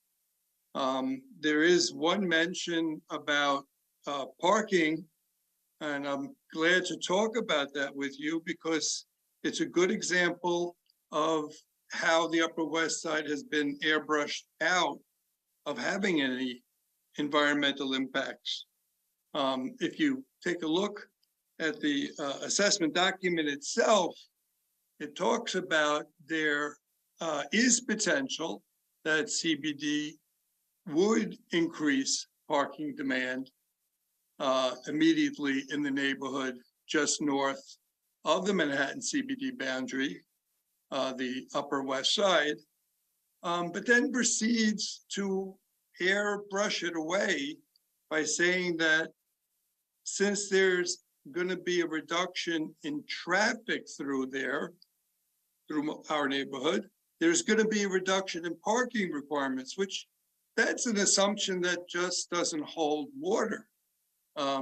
There's going to be fewer cars coming through it, but every one of those cars is going to be tolled 15 to 23 or some amount of toll yet to be determined. So they're going to be desperate for spots. So using a rationale to avoid having to do any mitigation for the Upper West Side isn't really fair to us. If I were to say what would be fairer would be a look into a residential parking permit, which would enable the people on the Upper West Side to continue life semi-normally and avoid even further congestion because cars will just stop coming through the Upper West Side to get into the CBD looking for a parking spot. It's a little annoying that there's an impact statement, an environment assessment that whitewashes out the environmental impact and does not include any mitigation for the people who are going to be affected most. The focus seems to be on Metro North and Connecticut. I can tell you, you didn't need to study that. You needed to study what's going to happen on the other side of the toll booth. You put a toll booth in, plenty happens right next door. Please conclude your remarks. So I would appreciate if you took a look at that and included some mitigation. The residential parking was proposed a long time. Our next speaker is Larry Zogby, followed by Gwen Davis.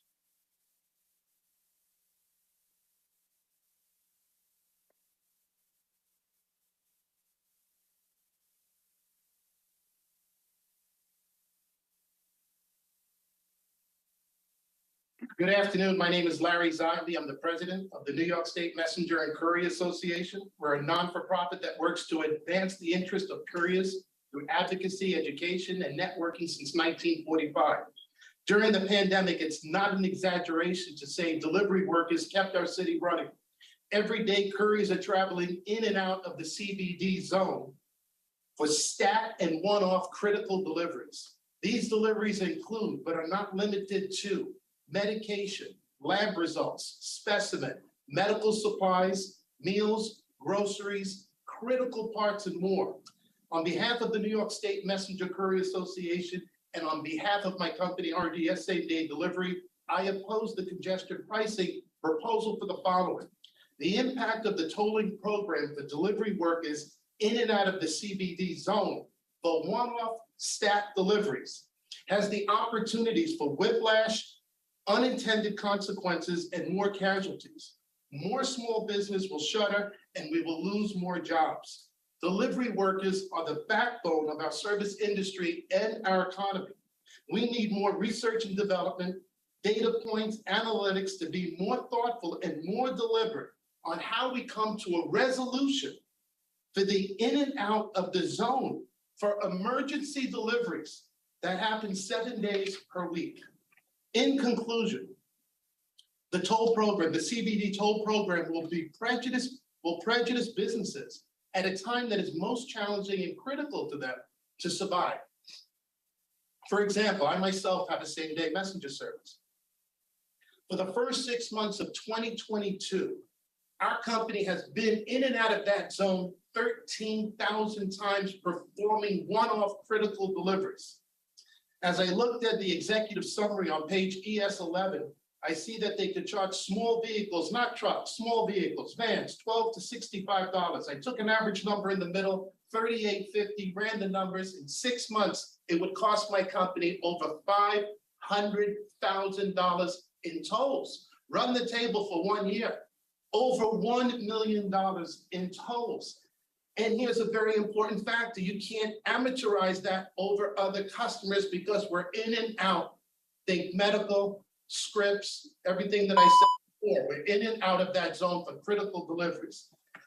I believe it's our moral responsibility as civic and business leaders to avoid making choices that compound the challenges for our local businesses, especially those businesses that enabled our city to weather the most challenging days of the pandemic. I implore the decision makers to put this program on hold until our economy is in a more stable position and other less punitive measures are fully considered. Thank you very much. Thank you. Our next speaker is Gwen Davis, followed by Rhoda S. Our next speaker is Rhoda S., followed by our 165th speaker to sign up, Donna Steele. Our next speaker is Donna Steele, followed by Ron Simoncini.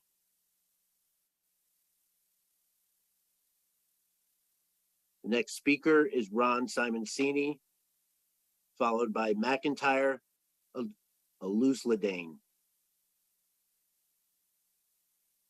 Our next speaker is McIntyre Alusladane, followed by Andrew S. Our next speaker is Andrew S., followed by Catherine Sullivan.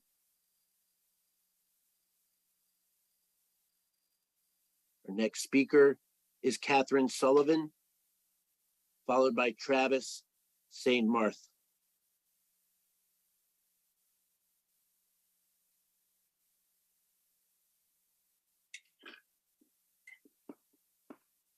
Catherine, you may proceed. Hi, my name is Catherine Sullivan. I live in the Central Business District, which is actually a residential area. firstly, I think that the central business district should be actually somewhere in Midtown and down between the World Trade Center and the Wall Street down to Battery. I think half of Manhattan is a little odd considering how residential my neighborhood is and the lack of congestion on the Lower East Side, and also the lack of MTA options over here. There aren't any trains for most of this side of Manhattan. I'm all for the environment. If you look at what happened in London, which a lot of people are mentioning, it's a much smaller zone and there are incentives for electric vehicles. So that at this point, all of the FedEx and UPS trucks in that zone are actually electric. And if your vehicle is electric, you don't pay as much of a toll. This, I think, would actually benefit the environment as opposed to just taxing every single vehicle no matter what. And encourage EV purchases and upgrades with incentives. If you're gonna do this, I think you need to fix the transit system first. It's so dangerous. It's plagued with interruptions, especially on the weekends.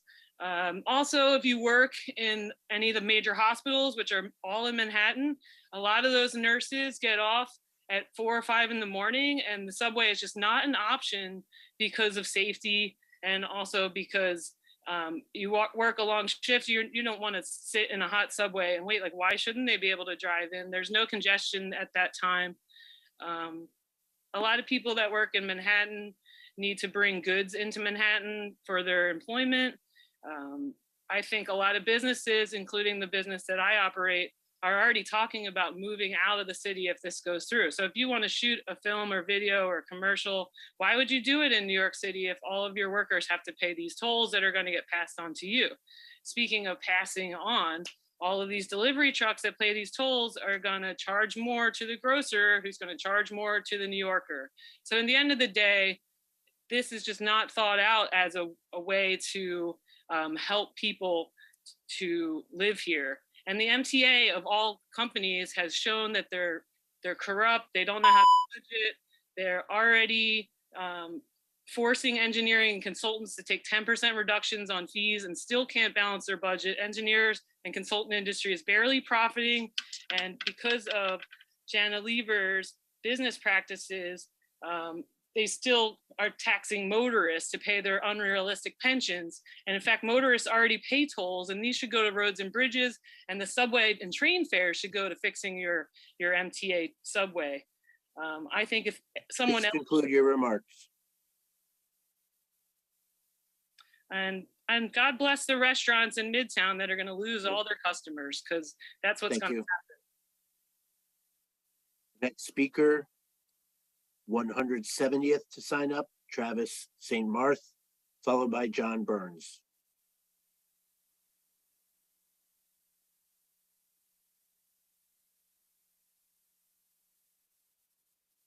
How you doing? I'm Travis St. Marth. Hi, I'm here. I'm from the Bronx. I'm a driver. I walk around and everything, and it's a whole community problem. I'm not for congestion pricing under the current proposal because it looks like a money grab. I understand the need for less congestion, but we are doing nothing to mitigate the problems with traffic and pedestrians we already have.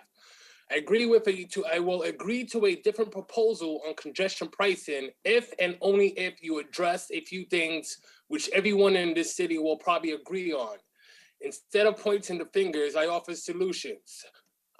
Construction projects, they're taking too long. The interchange for I-78 and the Jackie Robinson has been going on for pretty much my entire life. And I've lived in this city for 37 years, and it's been going on too long. It's never ended. We have to move our guys, more guys into these bigger projects and have them done in less time. The roads are terrible.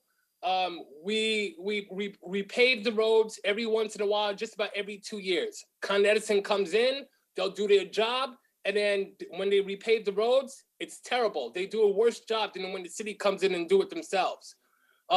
Flow of traffic lights. We need to look at the flow of traffic lights, because if you're making a left turn into an intersection, some of these places don't have lights for these left turn cars to make interceptions, and then they're stuck in the middle, which causes more congestion.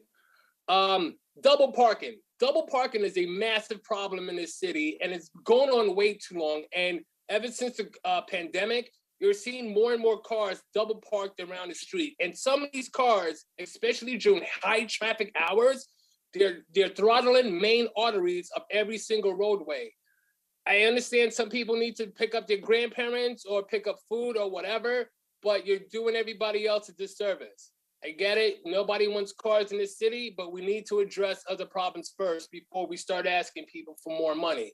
The MTA has spent $30 million for tiles, colored tiles in the HLC tunnels, $6 billion for 3 train stations on the east side, $11 billion for Grand Central Madison, and $14 billion for the Gateway Access Project. You guys have the money, yet you're coming for our pockets. You guys need to figure out what you're doing and where you're spending this money and spend it wisely. Then you can ask for some more money, and maybe we'll be like, okay, but if we know you guys are going to waste it, there's no reason in asking us for the money. Go to the federal government. We've already given them that money, and you can get it from there. Every one of you guys, I've given you guys tips. Look at those first. I want to see double parking get rid of. That will eliminate all of the problems that we have. Thank you. Thank you. Our next speaker is John Burns, followed by Jorge Urena.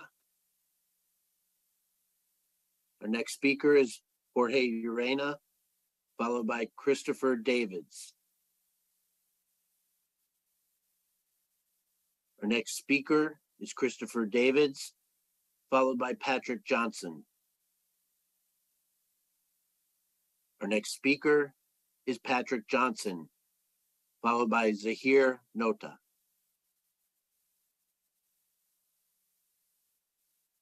How you doing? Can you hear me? Yes, we can. Great. Let's see. Well, Central Business District. We've heard from the residents of these other residential areas, Peter Cooper Village, Stuytown. You got residents of Chelsea, West Village, East Village. All these people have cars. And it's just ridiculous, this whole thing. I'm cool. Obviously, all my comments these past few meetings are for the zero action alternative. This is for the federal government, so they know. Zero action alternative. I don't know how the MTA's presentation that in the beginning they said they didn't have any comprehensive plan. There is, if we got some talented people, we could create a plan and work with what we have. I mean, we can't depend on New York City DOT. Look what's going on. I mean, come on, we can't depend on them. And the federal government, the federal government should not let this plan go forward for what they're doing to Staten Island. We have the longest commutes in the country. We have no choice. And some days, because the survey says 20,000 people drive into the CBD, to Manhattan. Some of us work in different places every day in New York City. Sometimes I go to the Bronx. Sometimes I go to Brooklyn. Some days in Queens and some days in Manhattan. It is what it is. And all day, all night, it doesn't matter. It's like the Postal Service, rain or shine, day and night. I mean, I keep hearing the open streets people in here, the transportation alternatives. Send your messages in a comment. We know you hate cars. We know you're scared of them. But there's so many good car drivers out there that you give us zero respect. None. I'm tired of it. Tired of hearing about it. No respect for the millions of car drivers out there who do the right thing because of the minority of the who cause these crashes and deaths. We all gotta suffer. It's unbelievable. The MTA finished the L train in 1 year or whatever. They said it was going to take 3 years. How did they do it before congestion pricing? How did they do it? I just drove down White Avenue today in Kent over there where they had the new stations. It's beautiful. Done. The situation's over. Staten Island has one train. It's like you're being on the Staten Island ferry when you go on it. I encourage everybody to ride the Staten Island train. Get on the ferry if you're in the federal government.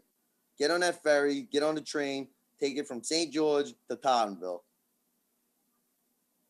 Let us know how you did.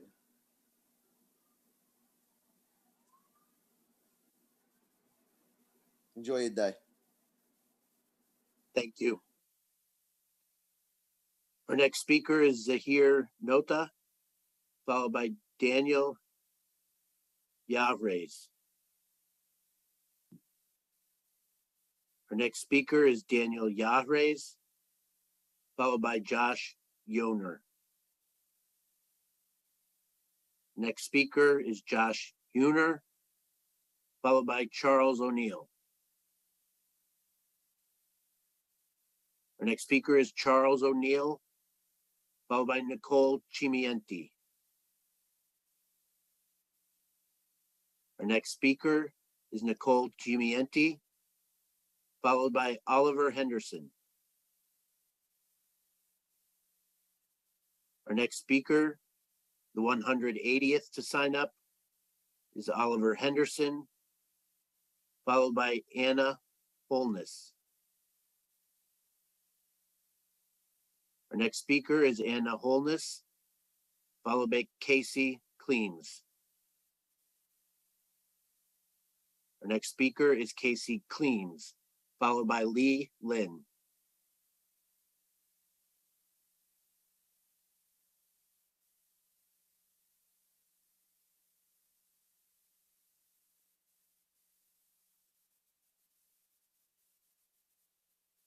Hello. Hi, can my hear- name is Casey Climbs. Thank you, appreciate it. My name is Casey Climbs. I'm a resident of Brooklyn, and I should add that I am also among the minority of New Yorkers that own a car. I want to commend the MTA for proposing congestion pricing and express my enthusiastic support for the plan. I think it's fair to agree that we're in a moment of crisis, climate crisis, a street safety crisis, and a basic livability crisis. We have to reduce pollution. We need to shift trips out of cars. We need to improve public transit options.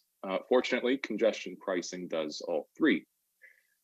So far this year, more than 160 people have been killed in crashes on New York City streets.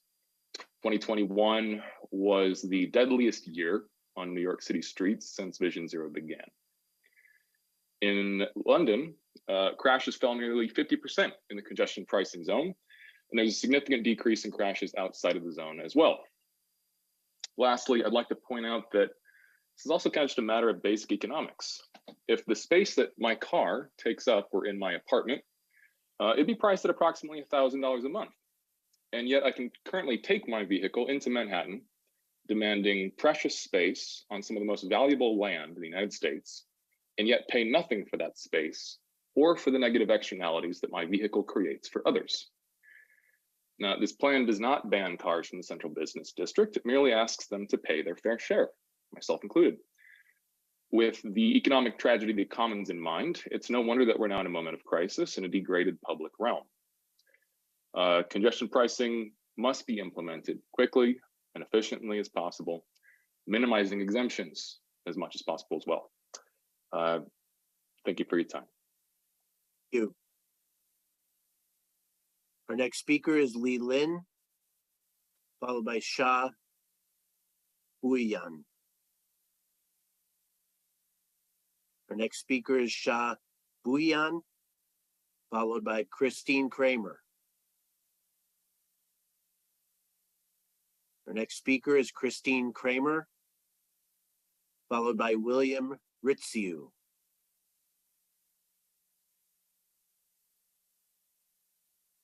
Our next speaker is William Ritziu,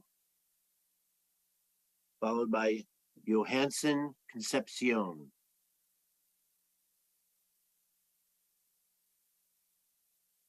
Our next speaker is Johansson Concepcion, followed by Jean Han. Our next speaker is Jean Han, followed by Ricardo Pacheco. Our next speaker is Ricardo Pacheco, followed by Fran Neiman.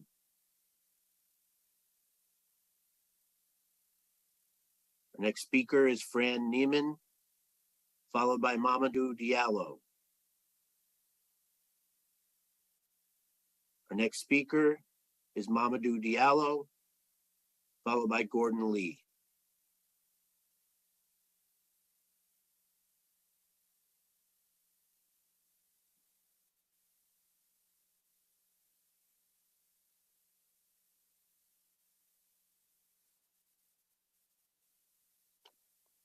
Hello there. Can you guys hear me? Yes, we can. All right. Thanks for picking up my call. I really appreciate it. I just do. Can you guys hear me? Because I can't really hear the. We can hear you. Please proceed. Perfect. Okay. So, okay, you guys talk about this is okay. Let me go ahead and start this. If it's about emissions, we have electric cars coming up. Most cars agree to build new cars. So this is nothing but a money grab. You know, this is America, not a communist country. So we should have this on a ballot so citizens could go ahead and vote for it. Once again, this is nothing but a money grab. Why don't we have a diverse panel? Your panel is nothing but one single body, unique. This is nothing but a money grab. New York City should wake up. We should wake up. We should have this on a ballot. Let us vote for it. Don't have this little sneaky, this is nothing but a lip service. Once again, this is nothing but a money grab. You guys should wake up. Wake up. The majority of New York City residents does not make the money that you guys make. If this goes through, all of you guys in the panel, especially those that work for the MTA, your income would shoot up, right? You guys gonna have those little bonuses. Most people don't qualify for bonus. We don't get no bonus, you know. So cab drivers should not be paying for this. This is ludicrous. This is nothing but a money grab. You guys should wake up, stop all this little lip service. This panel that you guys have, it's just nothing but a lip service. Once again, this is nothing but a money grab. Stop this illusion. Most of these buildings pollute more. You guys made it so congested, cut up all the street, cancel all the parking spot because all this little restaurant want to eat outside. That's crazy. That's what's causing all this traffic because everybody want to eat outside. I'm fine with that, but you should understand it too. Like if you have all this parking occupied by the restaurants, yet the restaurants are already paying rent to have indoor dining. Now they decide to go outdoor dining. That's your guys' fault. But once again, this is nothing but a money grab. You guys should wake up, please. Like let's be adult here, right? Stop the trick. Put this on the ballot so people could go ahead and vote for it.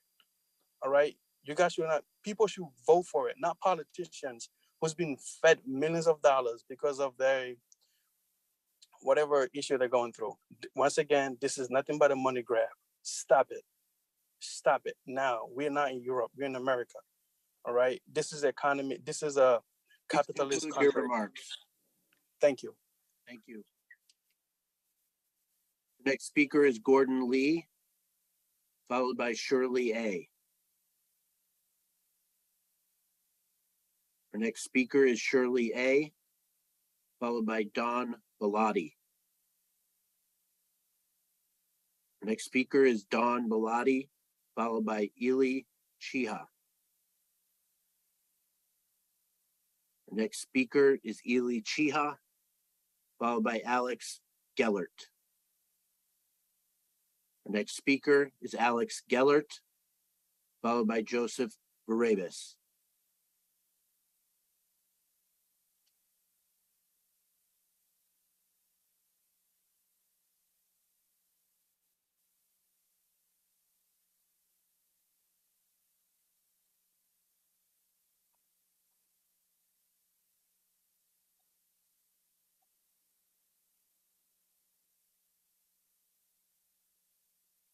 Alex, you might be on mute.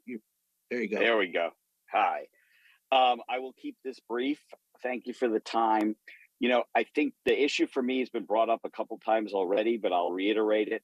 I live in Manhattan. I pay taxes to New York City, New York State, and federal taxes. I am a fairly high taxed individual, and I live on 69th Street. And if I want to, have to take my car below, whether that's for a business purpose or because I'm traveling out of town through the zone, I am very, very unclear what the cost will be, what the implications are to that. So this is not so much a statement as a plea for clarity. You are a Manhattan resident who is paying taxes. Are you going to be charged? When are you going to be charged? What are the specifics? What are possible exemptions? I know, for example, we give tax back when you park a car in a garage in this city, so that there's some acknowledgement of being a resident. Then I think there should be acknowledgement of being a resident in this situation as well. So I understand the need to lessen congestion. I understand the need for the environment, but I also don't think the people here should be penalized. It would be one of the few cities, if not the only city in the world, where a resident is treated equally or potentially arguably worse than people who come into their town from out of town. Go to, pick your town, Chicago, pick your town, Miami, pick your town, Kansas City.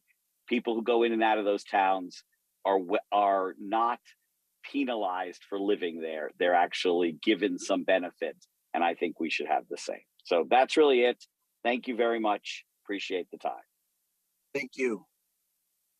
Our next speaker is Joseph Barabas, followed by Ingrid Wigand. Our next speaker is Ingrid Wigand, followed by James Corter. Our next speaker is James Corter, followed by Matthew Quezada. Our next speaker, the 200th person to sign up, is Matthew Quezada, followed by Sean Gogan. Our next speaker is Sean Gogan, followed by Stuart Meissner.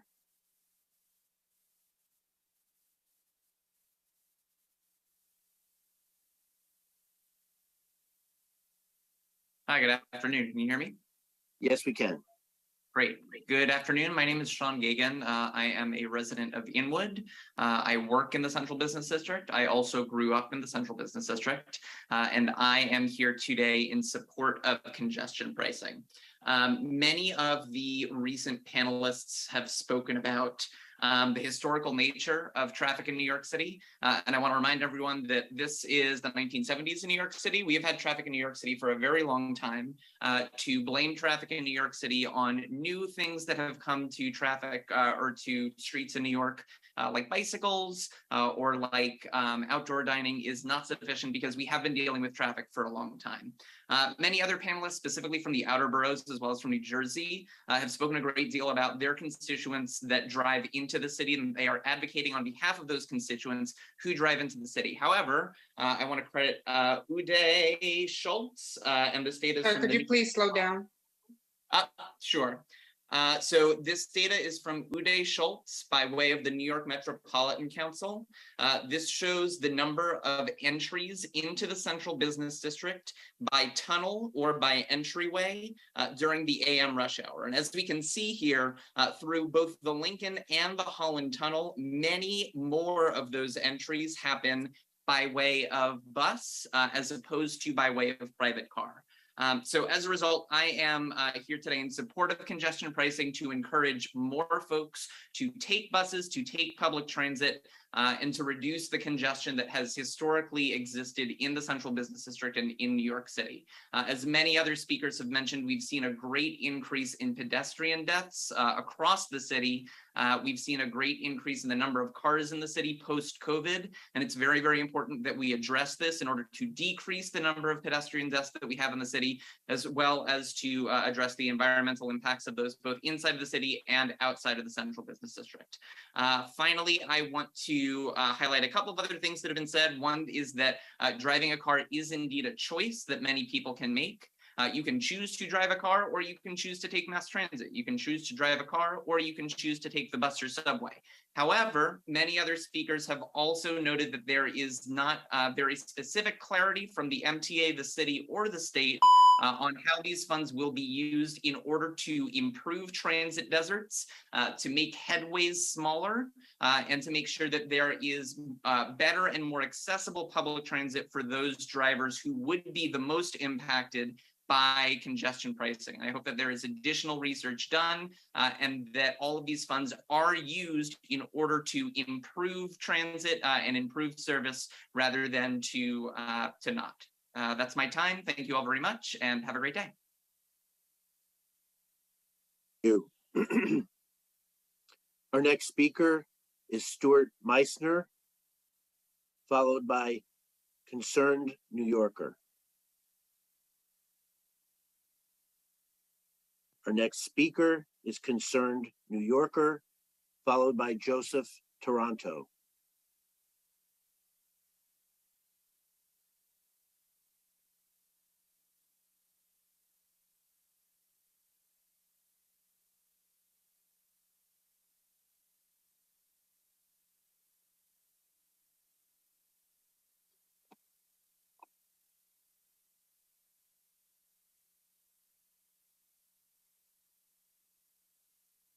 Concerned New Yorker, you may be on mute. We can't hear you.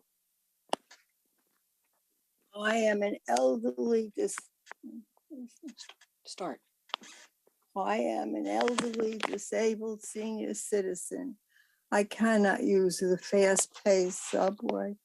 I have a disabled tag hanging from a mirror. The disabled tags were not included in exemptions, and they should be.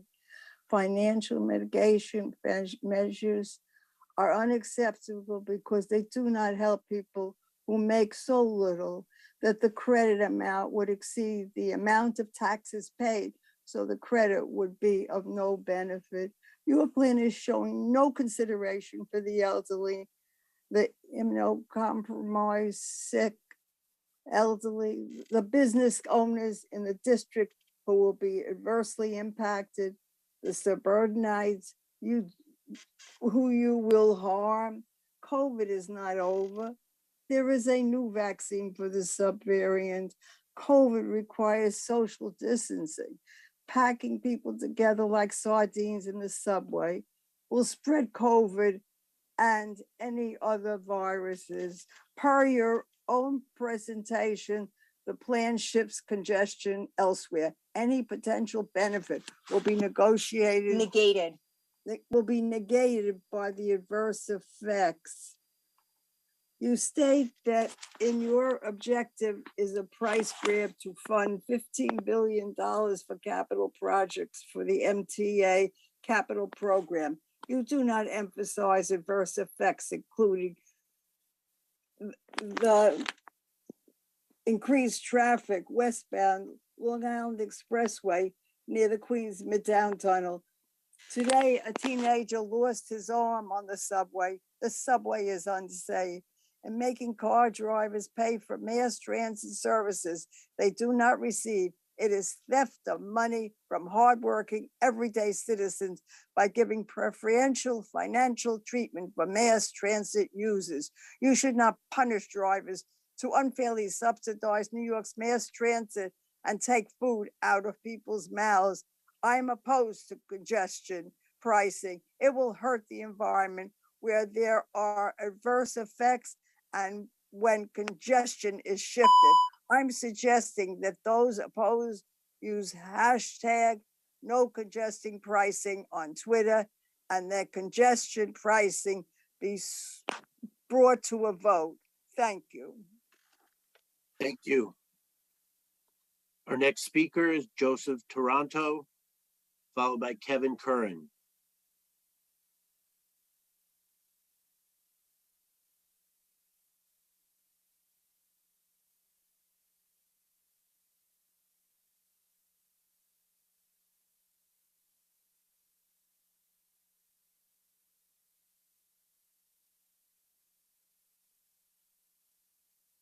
Hello. Hello, please proceed. Okay, thank you. Okay, so while I'm against congestion pricing in general, this appears to be a foregone conclusion. So I'm not going to waste my breath making that argument. Instead, I'm going to argue as to what I would feel is a fair implementation. My argument is on behalf of my community of Staten Island that has the worst public transit in the city. Our choices are a ferry that for much of the island is only accessible by a train that runs only every 30 minutes. That ferry service, also due to mismanagement by the DOT, is currently in crisis and is only running hourly service at random intervals. Our other choice is an express bus that costs commuters $14 a day and is subject to random cancellations and is overburdened due to the ridership at peak and often beyond peak hours. Anyone who has tried to catch a Sim 1C south of Canal Street and has passed by because the bus can't accept any more passengers understands this well. This is at 10 p.m. on a Tuesday that this occurs. Additionally, the 2018 express bus redesign was just a service cut in disguise. No meaningful investment in the public transit system here has been done since the 1970s. My husband, who is a nurse on the Upper East Side, sometimes faces a 2-hour commute home. The same commute by car is between 35 and 45 minutes. So while Staten Islanders do use public transit, for the above reasons, many of us do rely on cars. Our situation is unique in that we already have been paying our own form of congestion pricing in the form of the Verrazano Bridge, in which $417 million of our money each year goes to subsidizing a subway that we don't have access to. Now we're faced with the prospect of not only having to pay that toll, but an additional one to enter Manhattan, as much as $28 in some proposals, and then another to come back home. A credit for the Verrazano Bridge toll applied towards the CBD toll for anyone with a Staten Island resident program on their Easy Pass account would not only be fair, but would also help ease the pain that this program will cause. As a side note, I'm also amused by car-owning Manhattanites in the Central Business District who are stunned by the prospect of having to pay a toll to return to their homes. And all I can say to those callers is join the club. And what are we promised in return? Absolutely nothing. In fact, the only time you hear Staten Island mentioned in the study is in reference to how it's going to drastically increase traffic here.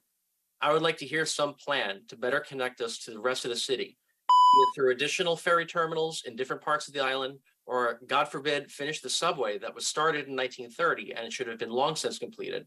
Instead, spending that same amount of money extending lines a few stops in early transit rich Manhattan, I feel is unfair. If you want us out of our cars, you have to give us something.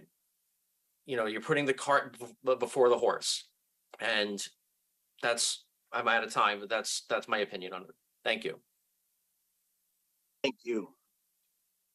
Our next speaker is Kevin Curran, followed by Sam Farouk.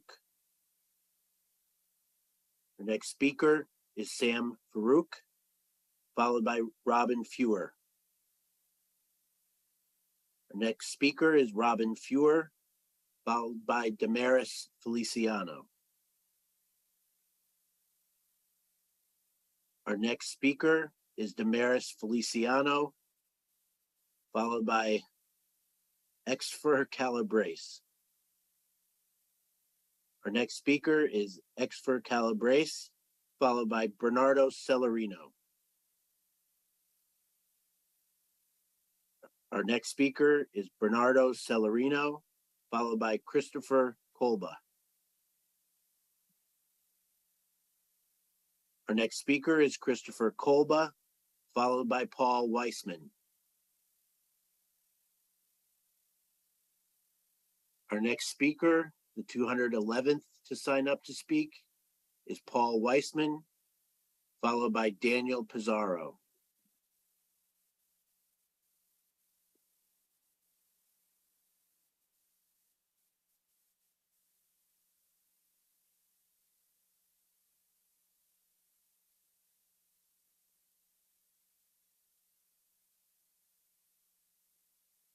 Paul, you're on mute.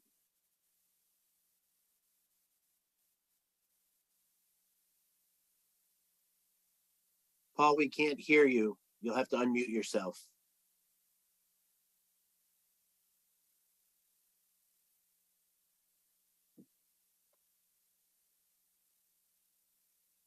Can you hear me?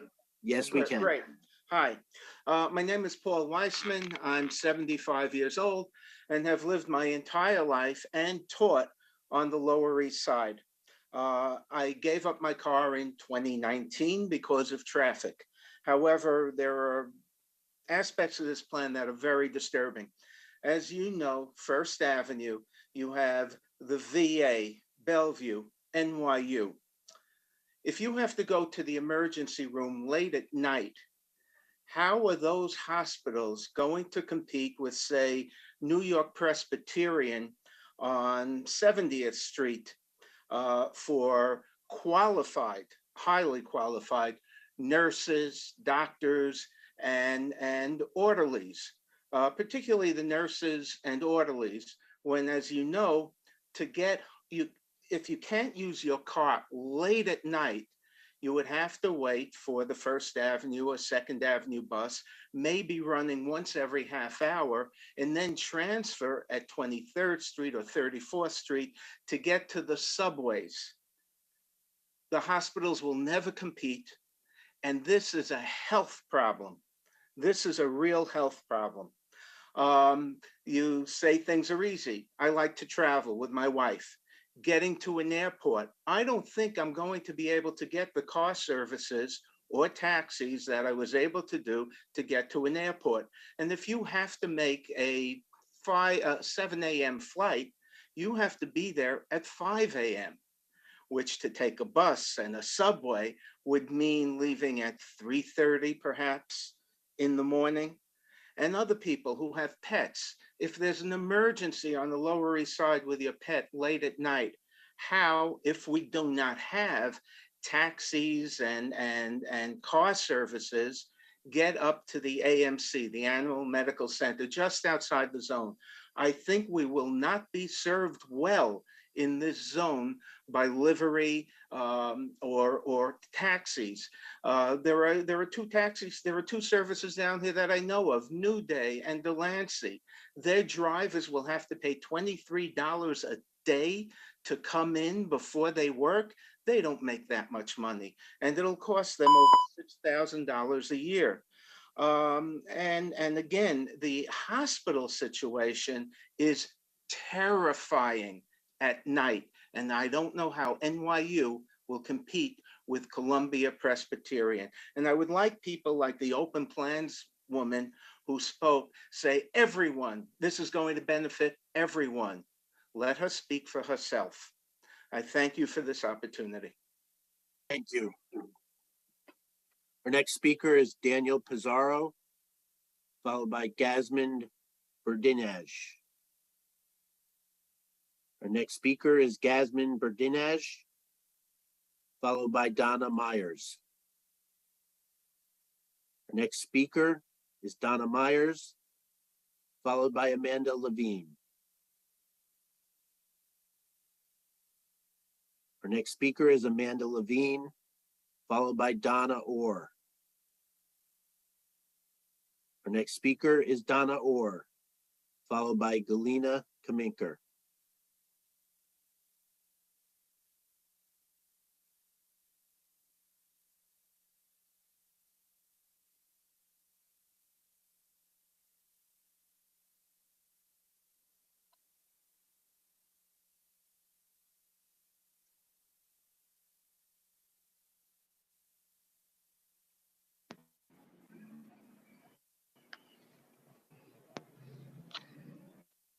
Donna, go ahead. Okay, thank you. Hi, I am a Bronx resident, and in less than a year, I will be a 30-year veteran of the Bronx. During the Ford administration, the people spoke overwhelmingly against the middle class tax. When this plan failed, traffic were closed, and traffic in the Bronx, which I can attest to, increased exponentially. And that is one of the main reasons why traffic is at an all-time high, and as a result, increased accidents. But I don't hear anyone saying that. I'm worried if this proposed plan goes through, that it will create a system of haves and haves not. My mom was diagnosed with cancer, and even her oncologist in the Bronx referred her to Manhattan, saying the best doctors were there. We chose NYU Langone on 34th Street. During her 3-year cancer journey, she was often admitted for weeks or months at a time. And I'm just thinking about myself. You know, I heard people talk about like driving's a luxury, but you know what, for me, being a caregiver and also working daily, it wasn't for me. I had to depend on having my car. So I would pay for parking, and now this congestion pricing, I just don't know. That would be an additional $23 on top of that. I would hate for us to create a system or a situation where people would say, hey, can I go visit my parent today? Can I afford it? I just wanted to bring that up. I really did. We don't want to close off healthcare to the outer boroughs, supposedly the best in healthcare. Did you guys get any of that? Yes. Yeah? Thank you. All right, so the clock stopped. Am I done? You have 30 Because seconds. on my end, the clock stopped. I have 30 seconds. Okay, I just want to say also that 20% of New Yorkers are African American. And being on this recording since 1 o'clock and it's now 5:16, I don't see where you have reached out to 20% of New Yorkers. So maybe in the future moving forward, you can put in other efforts to do so. I just wanted to add that so that we can get everyone's voice. Thank you. Thank you. The next speaker is Galina Kaminker, to be followed by Ingrid Wigand.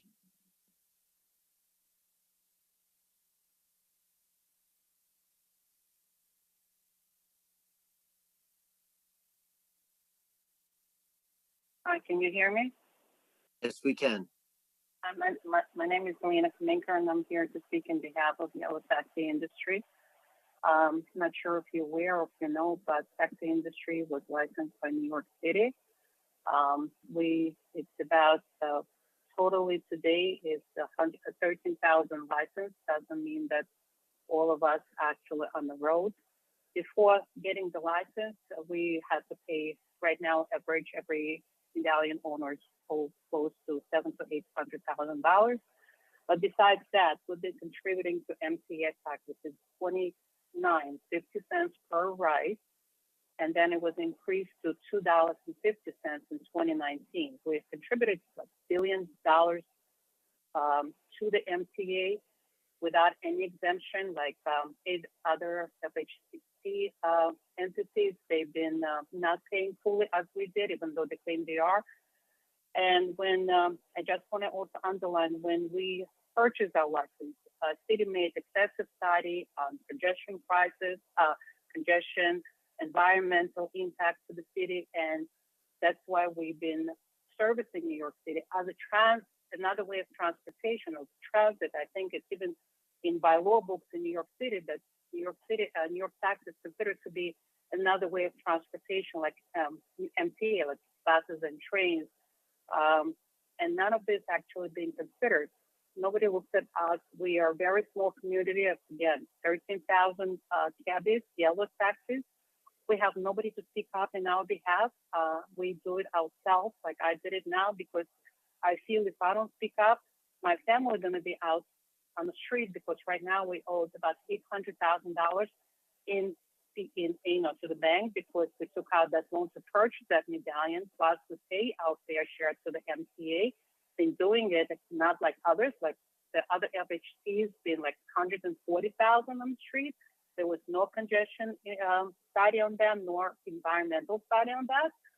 But they have the millions and billions of dollars backing up by their companies, and we don't, because we are immigrants. We are, again, to South City, and if you're going to impact surcharge on us, like we were spoken to other people, cabbies were driving into the city with $0. Who's going to pay that money? I think all of this has to be taken into consideration, that we already paid like $1 billion on top of $750 million. All of this, and you're going to kill you're going to kill 13,000 medallion owners, putting their family on the streets. Plus, you're going to stop servicing New Yorkers who depend, like elderly people, disabled people who cannot use buses, who cannot use trains, not because they don't want to, because they cannot, they're disabled. Conclude your remarks. I just say you have to save the New York yellow taxis, you cannot kill us. You're going to kill 13,000. You're going to have 13,000 families on the street dead.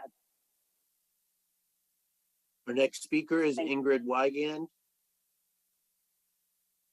followed by Mohammed Hossein.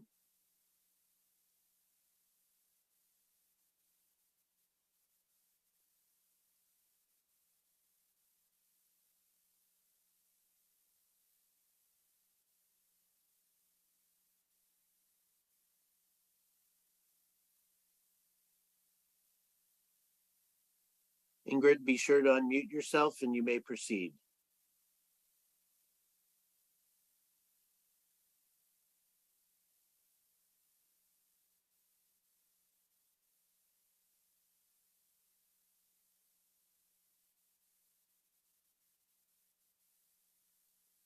All right. We can hear you. Go ahead. All right. I'm here to speak for congestion pricing, a program whose time has come and not gone. When I'm parking my car in the middle of Soho, I always wonder why you're letting me do that. I'm not handicapped. There are half a dozen alternatives that get me wherever I want to go. There are half a dozen, if the city's flawed but nevertheless wonderful MTA system won't take me there, I've got all kinds of people with cars who are competing to pick me up and transport me. It costs more for a trip, but let's face it, it costs a lot more to own a car. I'll admit that none of the alternatives are as wonderful as jumping in my car and a block from where I live.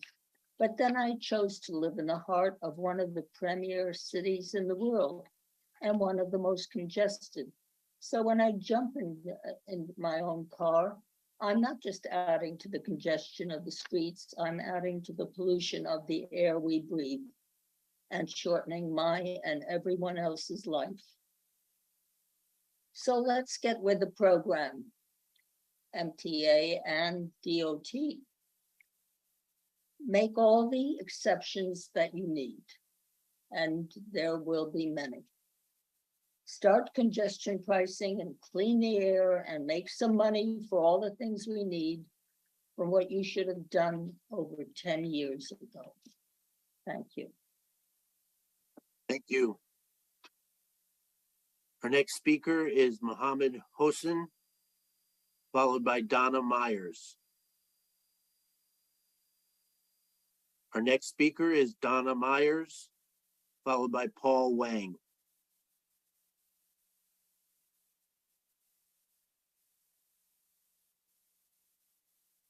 Okay, I've just unmuted. Yes, This is we can hear you. Donna Myers. I wanted to say, it seems to me the people who are in favor of congestion pricing are those people who don't own cars, who can ride a bike, or who can walk for miles in the city. But what about the rest of us? Is their attitude to hell with you? I've been a lifelong New Yorker, and I've been living in Lower Manhattan for 30 years. I own a car. I would like to be able to get around. I don't commute to work any longer. I'm retired. I think everyone understands that it's the very decisions made by city officials that have created the congestion problem. That's the irony of the situation. When you take away miles and miles of car lanes to accommodate bicyclists and you redesign streets for pedestrian plazas, what did you think would be the result? It doesn't take a rocket scientist. Well, I'm here to propose an alternate money-making scheme for the MTA. As a pedestrian, I fear bicyclists way more than drivers because bicyclists break every traffic law in the book every minute of every day and are not held accountable.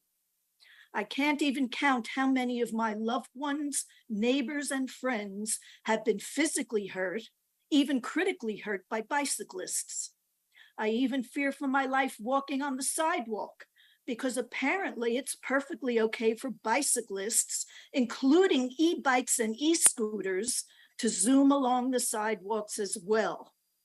Why hasn't this problem been addressed? So how about requiring licenses for bicyclists, as well as issuing tickets to every bicyclist who breaks the law? The MTA stands to have a windfall as a result. Finally, I agree with a previous speaker who asked for clarification regarding Manhattan residents who own cars. That would be very helpful, and I certainly would expect accommodation for us. Thank you. Thank you.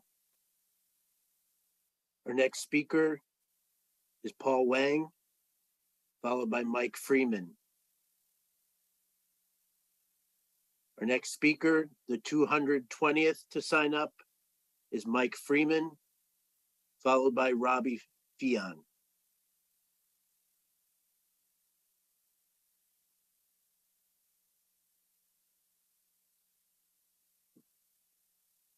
Video.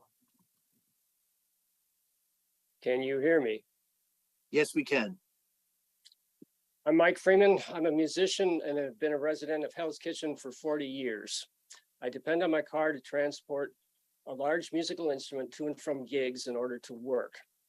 It's very frustrating for me to hear people talking about how much money car owners supposedly make. If you build it, they will come.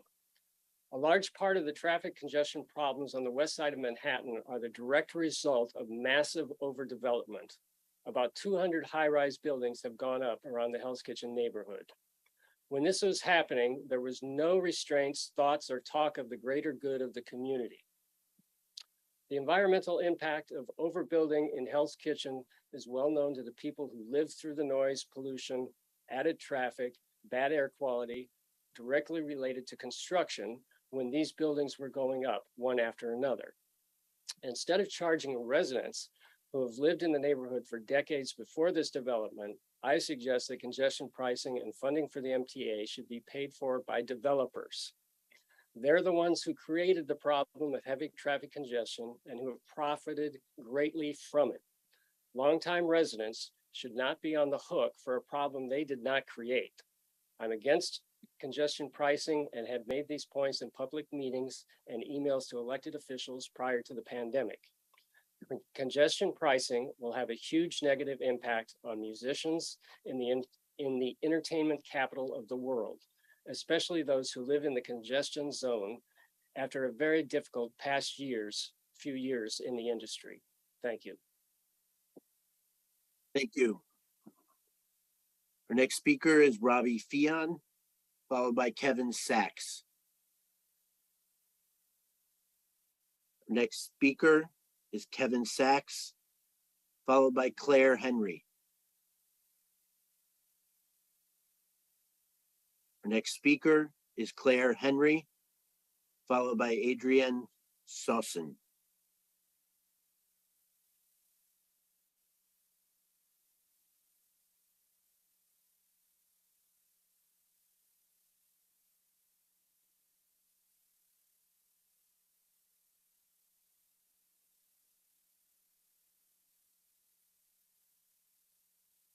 Could open the light, Henry. Join as panelists. Claire, you may proceed.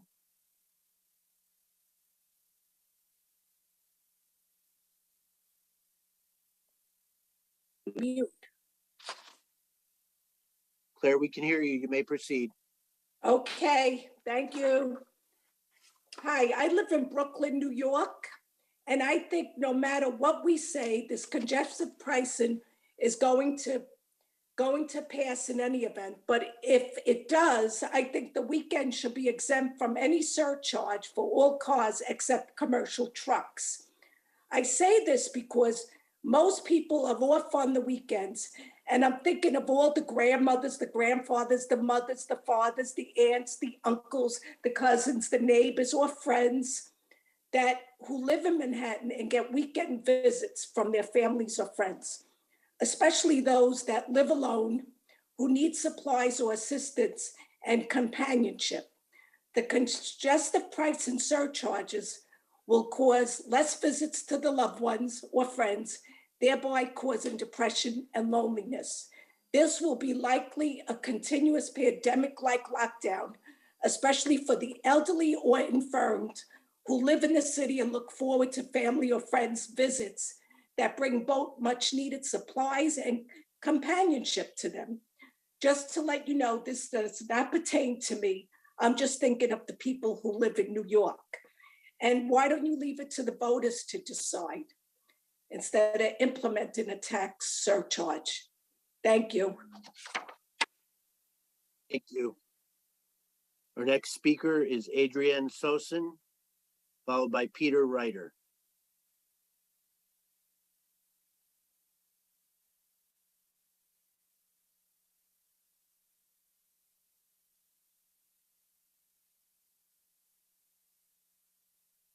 How do I start the video? Oh.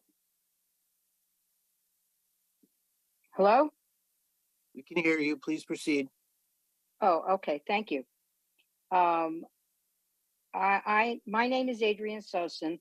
I am calling in because I am opposed to the unfair implementation of congestion pricing for residents. I feel that it is discriminatory. I live in Manhattan, below 60th Street, and anywhere I drive out of the in the central business district or wherever, I must return home. I have no choice. That's because I live there. And congestion pricing without exemptions or rebates is what I consider an unfair discriminatory taxation. And residents of Manhattan are being treated inequitably. Those above 60th Street are being exempted from this tax. I feel that this could become another cause for middle-class displacement in Manhattan. And there's been all too much of, I agree with the woman who spoke earlier about it being a problem of overdevelopment and creating the congestion. We do garage our car, and our garage monthly payment has an appropriate resident tax abatement. But congestion pricing with a $60,000 annual limit is too low, even for people on a fixed income living in Manhattan. The costs are just that great.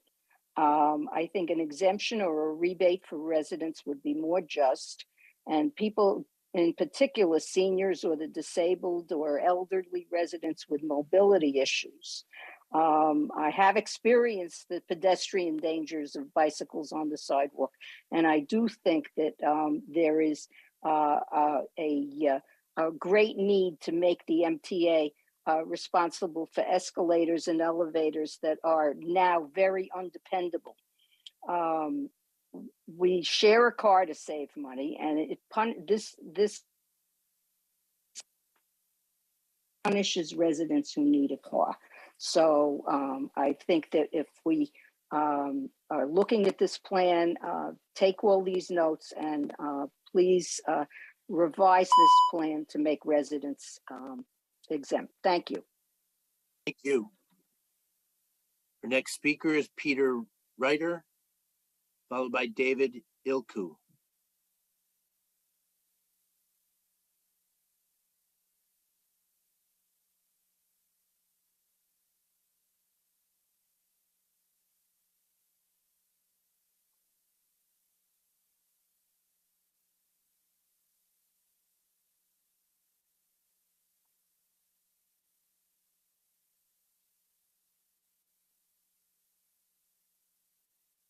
To go to my doctor or visit any member of my family.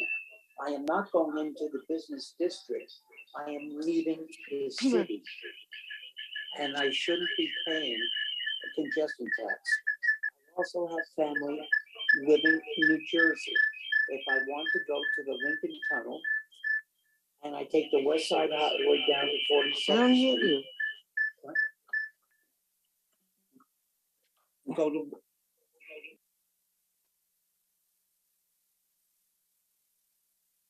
Back to Peter. Our next speaker is David Ilku, followed by S.A.O. Wilkinson. Our next speaker is S.A.O. Wilkinson, followed by M.B. Rogers. Next speaker is M.B. Rogers, followed by Steve Azor.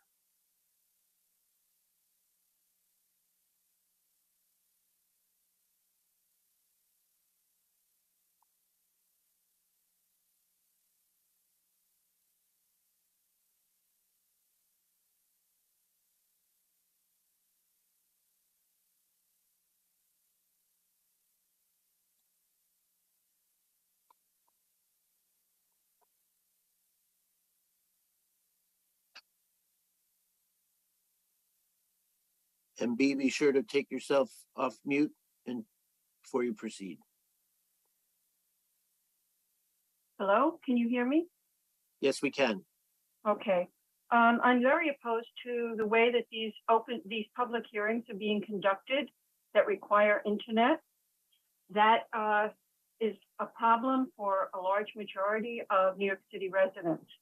I also feel that the congestion pricing is affecting aging people, people with disabilities, and the middle income people more than the people who cause the congestion.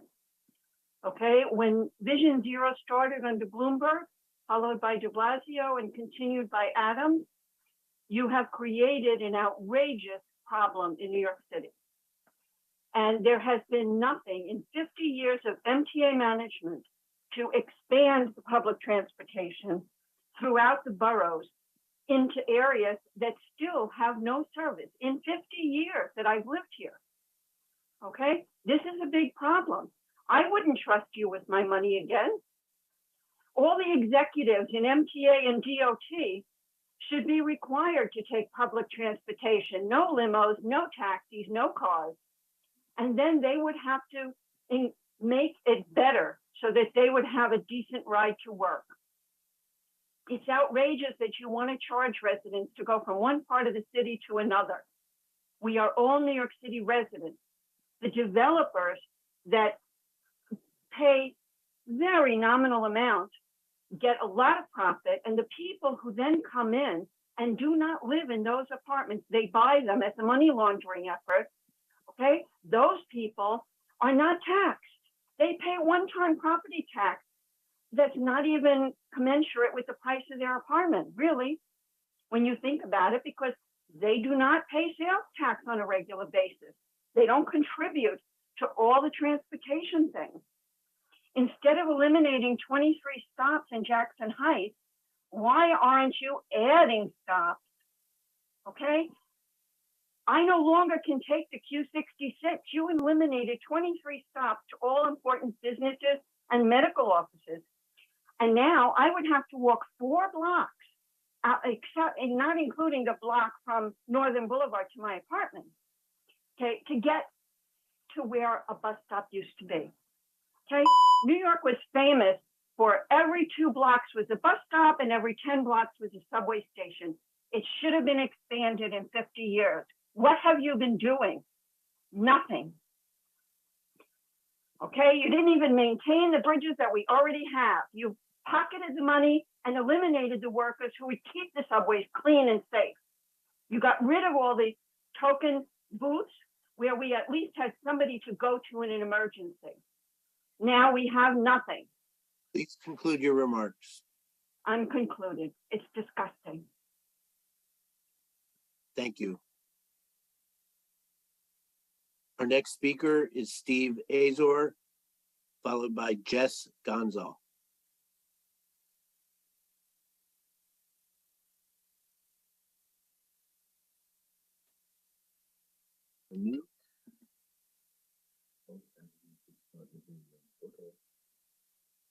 Hi, good evening. Thank you for having me show up again. I'm not going to try to make a plea for not putting this tax, which is what it really is on again, the tax on the people of New York. I'm going to pretty much just say that it's another money grab, and if you're going to grab the money, then everybody should have to donate. Everybody, period, should have to, because we all are part of the city and make the city go and use the transportation of some way, whether it's through the DOT or through the MTA. So what we should do here, a couple of things I would think we should do. First of all, you have to you have to audit the MTA.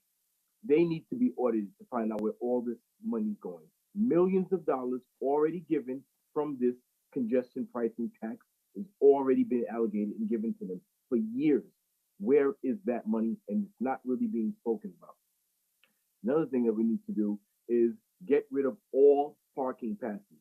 A lot of these people, probably people that's sitting on this panel right now, they get to park in the city for free. So they don't worry about that $30 or $50 or $40 parking space if you even find it.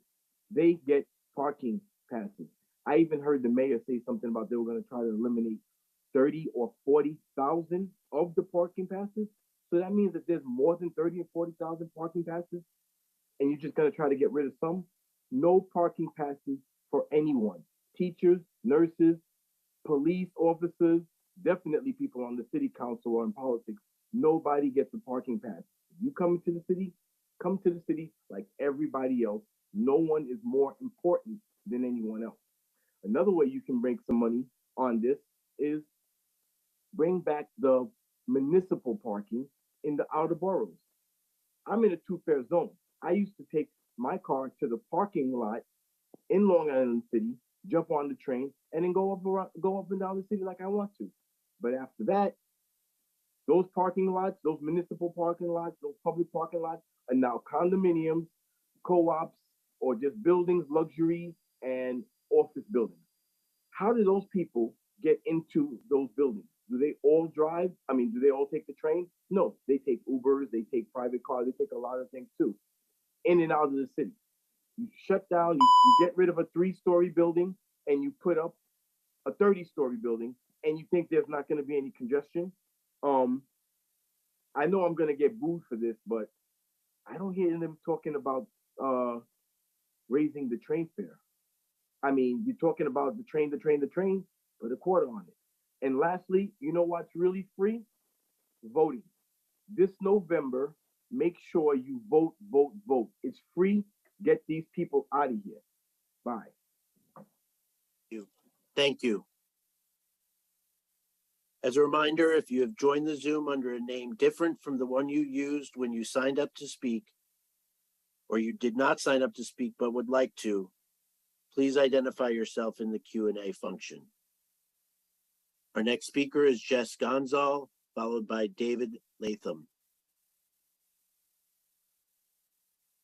Our next speaker is David Latham, followed by Alec Soybel.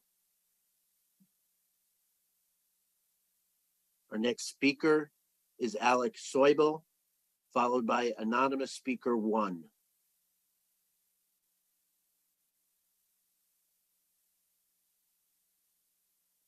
Good afternoon. Could you hear me, please? We can hear you. Please proceed.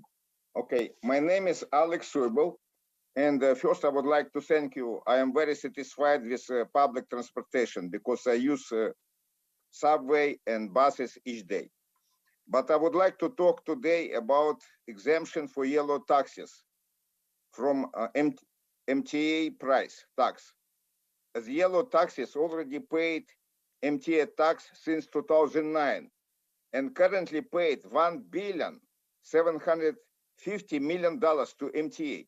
I repeat, $1.75 billion to MTA from 2009. Okay. In addition, the yellow taxis bought very expensive taxi medallions and help city economy.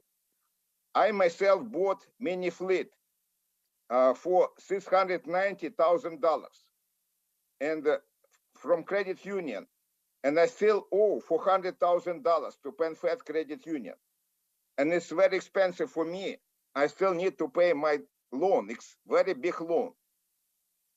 And in addition, I would like to claim that Uber and Lyft contributed to congestion and should pay MTA congestion tax.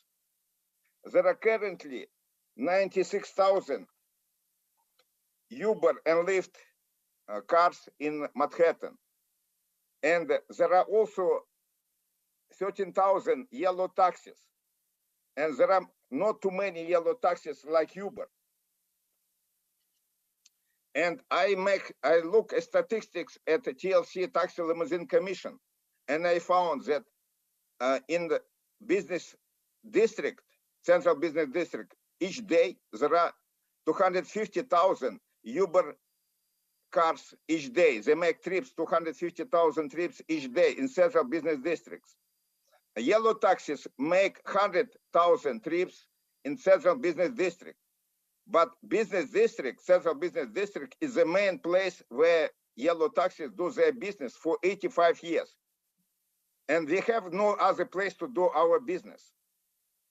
And we do our business by people hail by hands to yellow taxis, and we take them. In addition, we also have wheelchair accessible cars and allow people to take them to different locations. And I also like to address with Uber and Lyft a share ride in which they pay 75 cents instead of $2.75. So in July, they make 800 trips with share price, and they only pay 75 cents, but they only one person was in the car. They take advantage of these people. Please conclude your remarks. So I like to thank you for your job, and I would like, please excuse yellow taxis medallions from this tax, because we already pay more than $1 billion. Next speaker is anonymous speaker 1, followed by Jimmy Singh.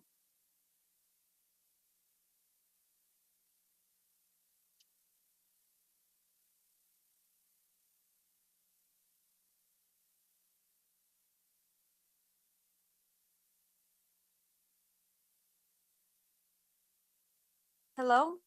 I think we can hear you. Can you hear me? Yes, please proceed. Hello? Yes. Okay. Hello, I'm a Brooklyn citizen, and in my younger years, I relied on buses and trains every day. Now I'm an adult and a caretaker like so many others that have spoken, and I agree, we're being told we have a choice whether we drive our own vehicles or take a cab. When we're caretakers, we can't be on a motorcycle. We have to rely on a vehicle, whether it's our own or public transportation. I haven't used public transportation in 5 years, and I will not until the remainder of my life. I have no problem contributing to a program that was there for me during my school years and employment years. I understand air quality. I volunteer for New York City Park and Recs. There are methods through New York City Parks and Recreation Department that we can address air quality now. And I'm not sure if this has happened, but why aren't we involving New York City Parks and Rec and borough presidents for land use ideas to improve air quality right now and start implementing those things now? I understand congestion. I do, but I find it hard to believe that with every single government agency that's involved in this, that the only resolve for paying for public transportation and reducing congestion is a toll. And I agree, this process does not feel democratic at all. And approving this swiftly, it makes it even more so. So I can only hope that there is no dire emergency to put this plan in place, that we can have more time to discuss this and remove this language of accusing each other as citizens and our government officials. We put you in place and we have this trust that you can do right by us, but then we need further discussions. This is not something that can be just implemented just because we've been thinking about it for decades. It hasn't been put in place because it's not perfect, and we need to discuss what can make it close to perfect. Thank you. Thank you. Our next speaker is Jimmy Singh, followed by Sudeep Upridi. Our next speaker is Sudeep Upridi, followed by LD. Our next speaker is LD, followed by Guido Hartre.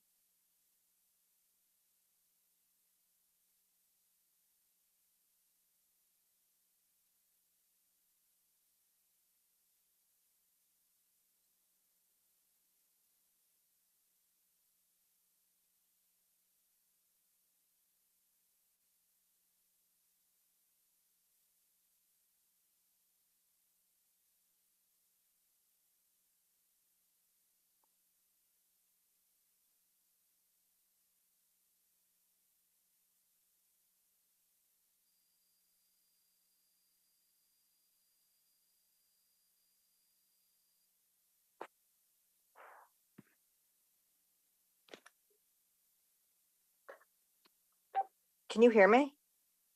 Yes, we can. Your proposed financial mitigation measures to those making less than $60,000 are unacceptable because they do not help people who make so little that the credit amount would be greater than the taxes paid. The credit, therefore, would be no benefit. There needs to be another financial mitigation measure, particularly for those who are so poor who pay no taxes, the credit won't help them. Listening, I have heard the adverse effects on healthcare workers, entertainment industry, the increased costs that will result living in the district, the increased costs to the elderly, the disabled, the immunocompromised, the livery industry, the adverse effect in congestion at the Queens Midtown Tunnel, the Ucari Tunnel, the Cross Bronx Expressway, the Staten Island Expressway, the LIE, the fact that some who will be affected do not have internet and cannot even participate in the meetings. Many elderly do not use the internet. I have heard the pain of the middle class, the lower class, the unfair discriminatory taxation. You're going to create a two-level system in New York, the haves and the have-nots. You may force people to leave their homes or choose between medicine, food, and paying the tax. This is the first congestion pricing in this nation. This is a democracy, and in a democracy, people vote. Even though it's not legally obligated, why not bring congestion pricing to a public vote to see what all the stakeholders want, in and outside of the CBD, in and outside of New York?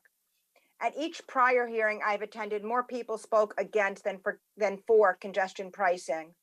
The people that I see speak for congestion pricing appear to be young and healthy.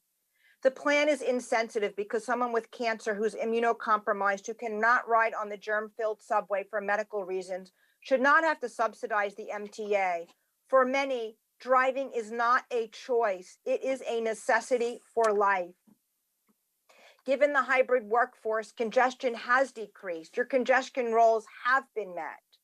You are shifting congestion elsewhere, and the potential environmental benefits will be negated by the adverse effects to the environment elsewhere.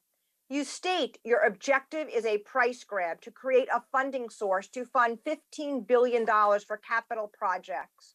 So increase the rates on those who choose to ride the MTA. It is a choice to ride the MTA.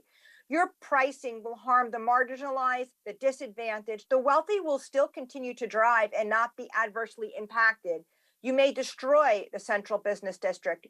Tourists may not come here. It's not practical for families to carry their luggage on the public transit. People don't dress up and go to the theater district in nice clothes. Young mothers with strollers find it difficult to navigate the subway. There will be outward migration from the CBD. Safety is a huge issue. Today, a teenager lost his arm on your subway, the subway that you lead. People have been thrown to their death on the tracks. People have been stabbed, murdered, shot, and pickpocketed. If you make it safe, people will come. For those opposed, I suggest we use the hashtag #NoCongestionPricing on Twitter. People are feeling deep economic pain with unbearable taxes. Inflation is hitting news highs. Food and gas prices are skyrocketing. And now they are forced to pick between putting food on their table or paying their energy bill. At a time when New Yorkers need financial help the most, please don't tax them more. Thank you. Next speaker is Guido Hartre, followed by Ali Inayat. Our next speaker is Ali Inayat, followed by Bob Mann.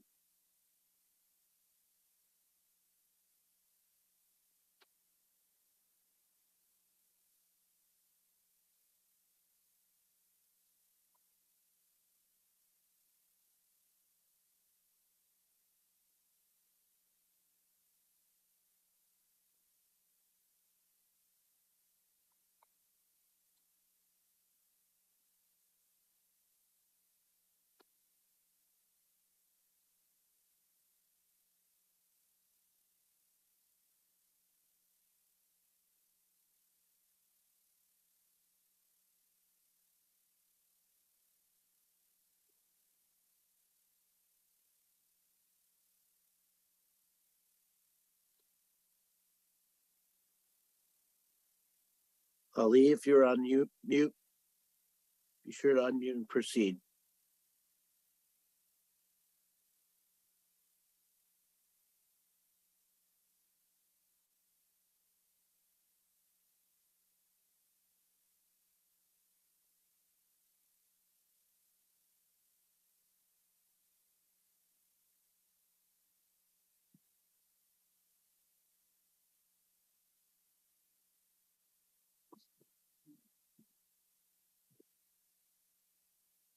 Our next speaker is JT. Oh, sorry. Our next speaker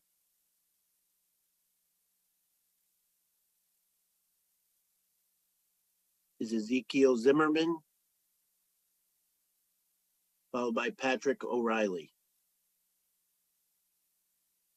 Our next speaker is Patrick O'Reilly, followed by JT. Our next speaker is JT, followed by Denise M. We have reached the final two speakers on the list. After they have been called, we'll call the names of all speakers who we previously called but did not speak yet. As we make our way through the list of speakers for the second time, those present who have not spoken yet will be given an opportunity to comment. If you missed your name being called, did not sign up to speak but would like to speak, or have joined the Zoom under a name that is different from the one you used when you signed up to speak, please identify yourself in the Q&A function. You may also request to speak anonymously. Our next speaker is JT. Hi, can you hear me? Yes, we can. Hello, I'm an Orange County resident and an essential worker working in the Lower Manhattan area. And due to the nature of my job, I work evenings, and sometimes my job requires me to stay past midnight to satisfy staffing needs. Your proposed congestion pricing is a slap in the face for every New Yorker, especially those who serve the city and the people. Charging commuters like me $9 to $23 after paying $10 to $15 crossing either the GW Bridge or Tappan Z is complete lunacy. How can you sit with a straight face and propose these outrageous prices when people are already struggling to feed families? We are not the privileged few who have take-home cars or high salaries.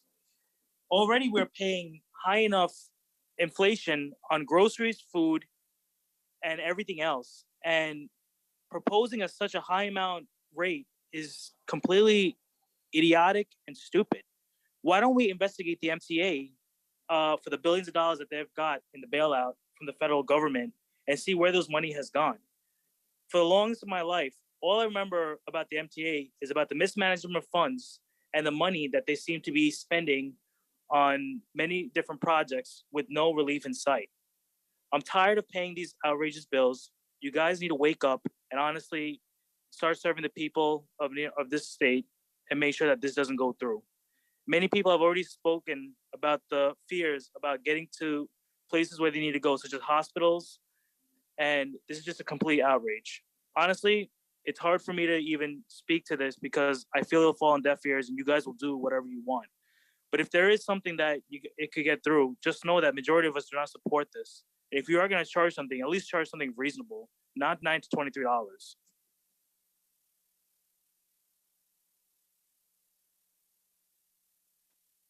Thank you. Our next speaker is Denise M.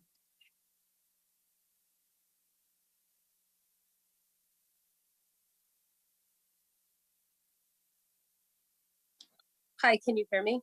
Yes, we can. Hi, thank you for giving me the opportunity to weigh in. I hope that this is not just like a performative, session, that you actually take people's comments into consideration. I've been on a lot of other meetings recently about DOT plans and neighborhood street changes, and when community feedback, it gets overlooked completely. So I hope that this isn't the case. I'm against congestion pricing. I take the subway. I'm a lifelong New Yorker. I take the subway and I see every single day people not paying their fare. Nobody's doing anything about it. If there's revenue that needs to be collected, right there's something. Also, when the first talk of this toll was, being discussed, the time was totally different than what now you're proposing, that it's till 8 p.m. I work in Midtown Manhattan in an in-person job where I've worked throughout the pandemic. We were closed for a couple months. I'm in a business that relies on people being in person in their offices in Midtown Manhattan. They're not coming back. It's like small. I mean, I think, you could look up the percentage of people that have returned to the office, very small. This is going to further discourage people from coming. I grew up in a bus to subway neighborhood and went to high school in Manhattan. It took, over an hour to get there. I was a teenager. That was fine. You know, just to not have the option though for family to pick you up if you're there late, like now it's, till 8 p.m. That's this is just an unfair tax on just the middle and working class. And I also live now in a neighborhood where if people were to like do a park and ride kind of situation where they drive closer to an accessible subway, you've already taken away like a majority of the parking under the BQE on the street. Somebody mentioned the municipal garages in Long Island City. There's nowhere the DOT is proposing taking away a lane of traffic on the McGinnis Boulevard. Like, it's just going to be insanity. I'll wrap it up. Collect fares from people, get money off of Lyft and Uber, congestion. That's where the congestion's from.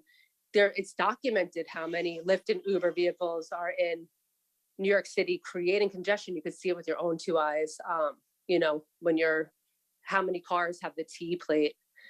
I think the number should be limited of Lyfts and Ubers. You could start from there to get rid of some of the congestion. Thank you. Thank you. Our next speaker is Renee Lau.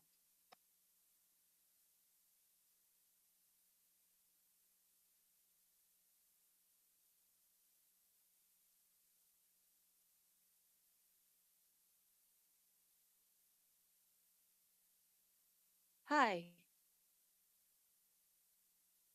You may begin your remarks. Hi, I'm a lifelong New Yorker. I live in the Central Business District. I work in the Central Business District. My parents have businesses here. And now that they're a little elderly, I have to travel. I have a car in the Central Business District. I have to travel to outer boroughs at times to take care of them. So I understand what the situation is. You guys are trying to raise money because you guys do have a gap, well-known budget gap for quite some time.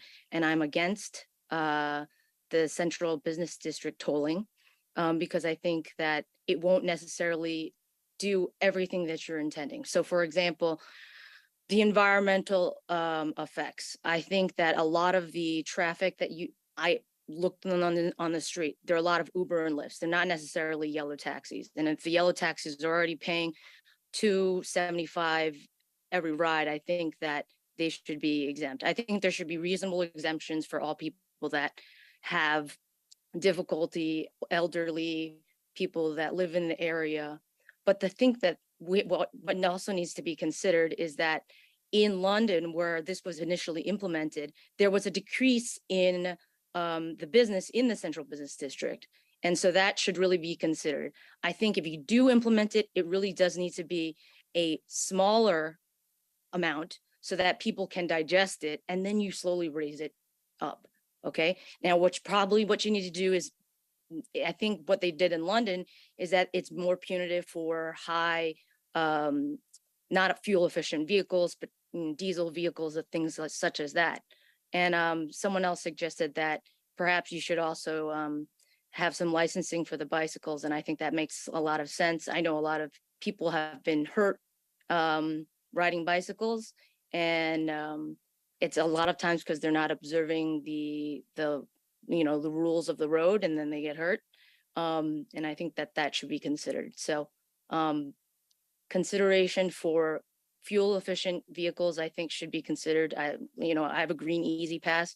My car doesn't emit any fuel. It doesn't emit anything. So I think that really should be considered. And if you are trying to raise the overall money for the MTA, you should consider those things and what would be the least resistant in terms of what the public will accept. That's all I have to say. Thank you. Thank you.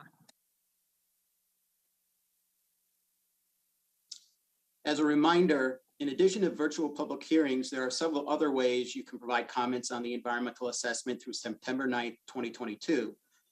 We encourage the public to comment via the CBDTP website, where you can also find the latest project information and sign up to stay informed via email. If you do not have internet access, you can phone in to these hearings. That information is on our website with the dial-in number and webinar ID. We will now read our list of people who signed up to speak a second time, giving those who have not spoken yet an opportunity to speak. If you missed your name being called, please let us know by identifying yourself in the Q&A function. We will start with those speakers who we believe are in attendance. Joshua Beanstalk, followed by Joanna Smith.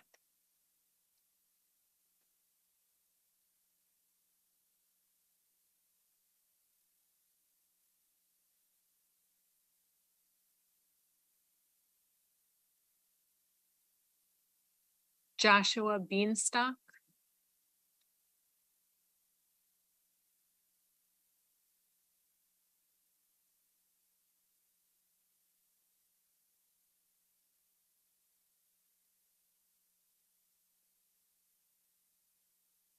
Joshua Beanstalk.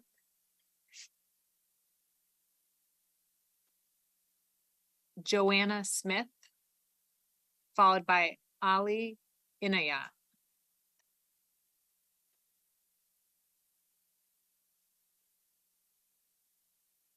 Good afternoon. I'm calling from vacation because it's late August, and I assume that's what a lot of other New Yorkers are doing right now. I decided to not prepare a statement because I don't want to spend my vacation doing that, but I am ecstatic that congestion pricing is finally moving forward. I know there have been plans floating around Albany at least for a decade longer. I want to just refresh everybody on how we've come to be here at this hearing. It's because we elected people to go to Albany to represent us. Those people considered all the aspects of congestion pricing for a very, very long time, and they finally passed it 3 years ago. So it's law. This is going to happen. It needs to happen. It's happening far too late. We find ourselves today, 2022, in the middle of a climate dystopia. We've crossed the tipping point. The climate's breaking down, and we are playing a role, all of us, all us little animals running around New York, trying to get to work, trying to take care of our families, trying to hang out with our friends. We're all causing this climate breakdown by how we get around. MTA has a great offering for us. Subways, buses, things that can move us around without destroying the environment. And this hearing is about the environmental assessment. which I think is quite thorough at this point. I think we need to stop spending time studying. We need to start spending time implementing. I've enjoyed hearing all the beautiful names of my fellow New Yorkers at this hearing. I'm really disappointed that more of them were not here. There were a lot of systemic issues with how MTA rolled out this hearing, such as not reminding people about it or how they could access it.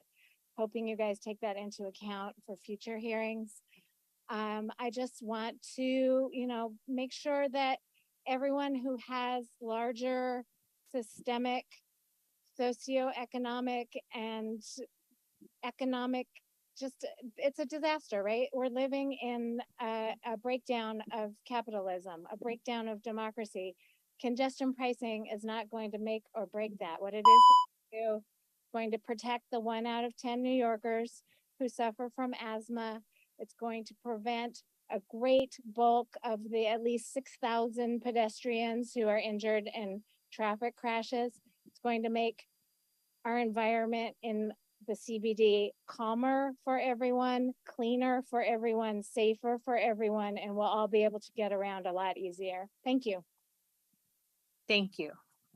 Our next speaker is Ali Inayat.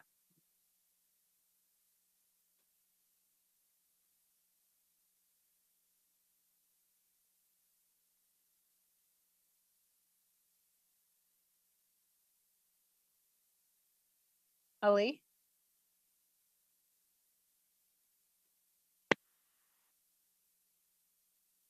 Can you hear me now? Yes, we can.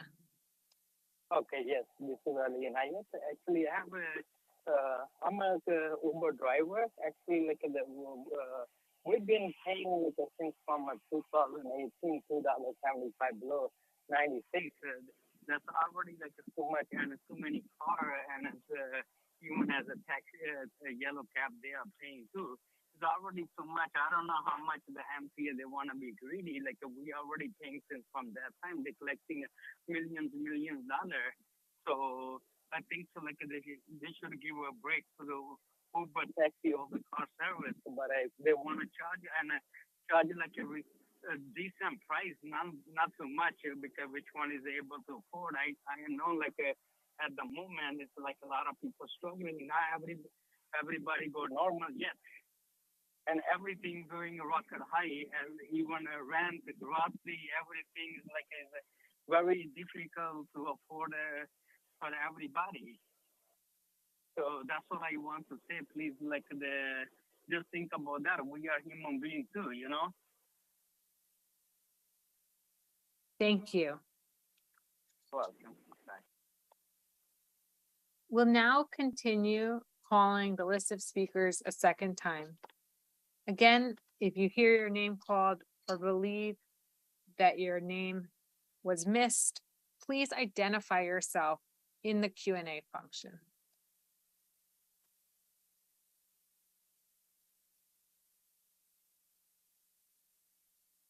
Councilmember David Carr.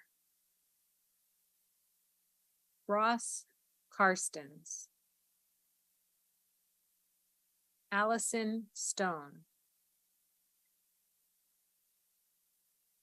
Emilio Ron. Wendy Nottiff.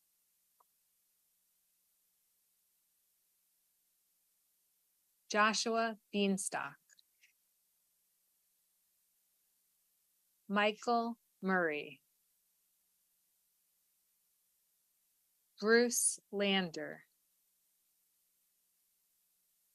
Krishna Penjala. Anne Lewick.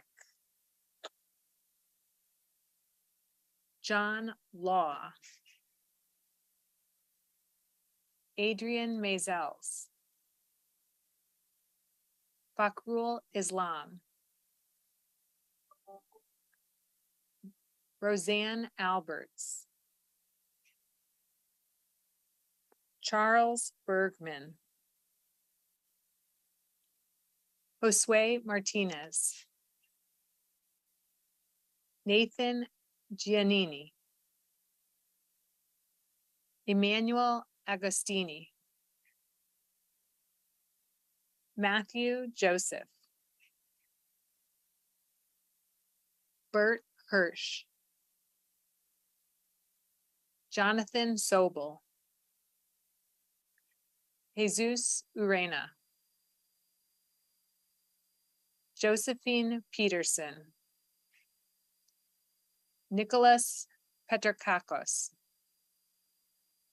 Dimitris Kotumbas, Gerald Adams, Balde Abdul, Galen Criscione, Philip de Guzman, Todd Mazel,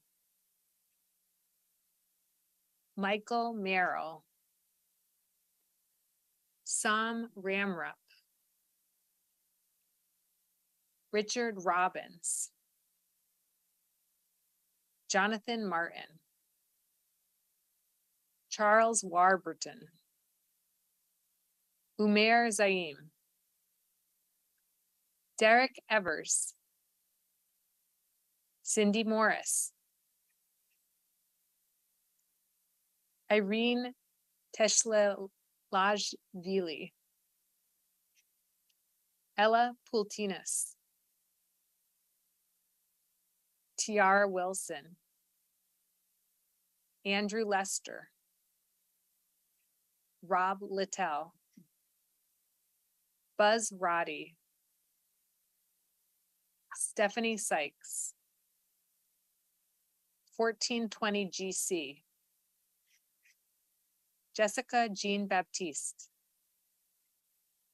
Eric Lipscomb, Madeline Agkeoli, Mark Williams, Thomas Proctor, Ride Anthony, Nathan Worksman,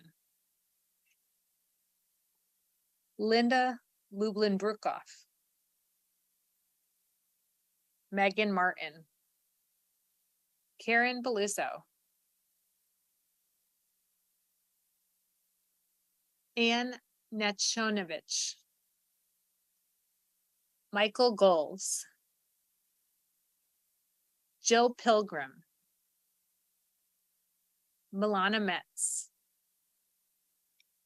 Brian Beckert, Calvin Alvarez, John Samillo, Maureen McDonough, Muhammad Hussein, Michael Lupo, Michael Dull, Christopher Gomez. We're now at the 100th person signed up to speak. If you've heard your name called and missed it, or think that we haven't called your name, please let us know in the Q&A function. We'll now continue the reading of the list for a second time. Ryan Goldberg, Sheila Bidar, Kathy Francis, Warren Haring, Constance Stellis, Casey Jones, Melva Smith,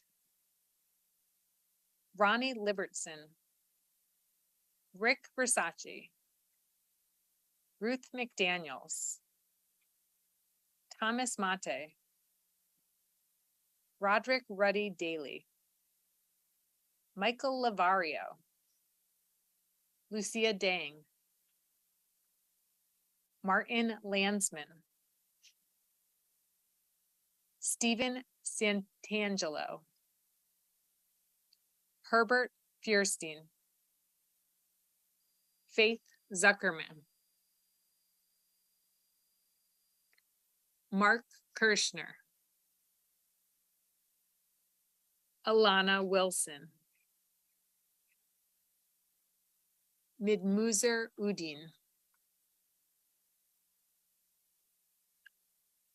Roshni Kawal, Alex Weinberg, Danny Senna, Deborah Weavers, Ray Dries,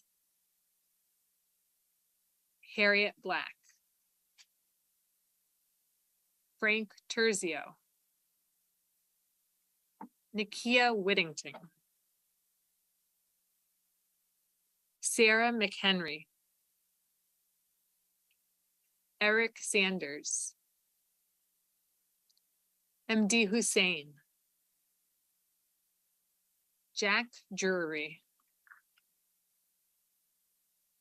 Ryan Milligan,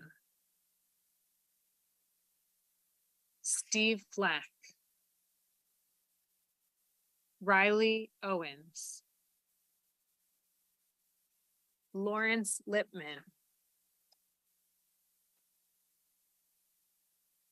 Lionel Morales,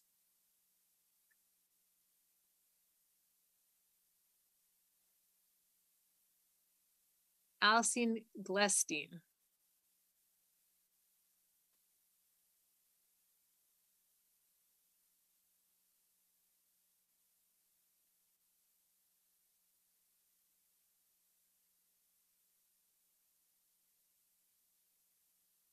Allison Glestein,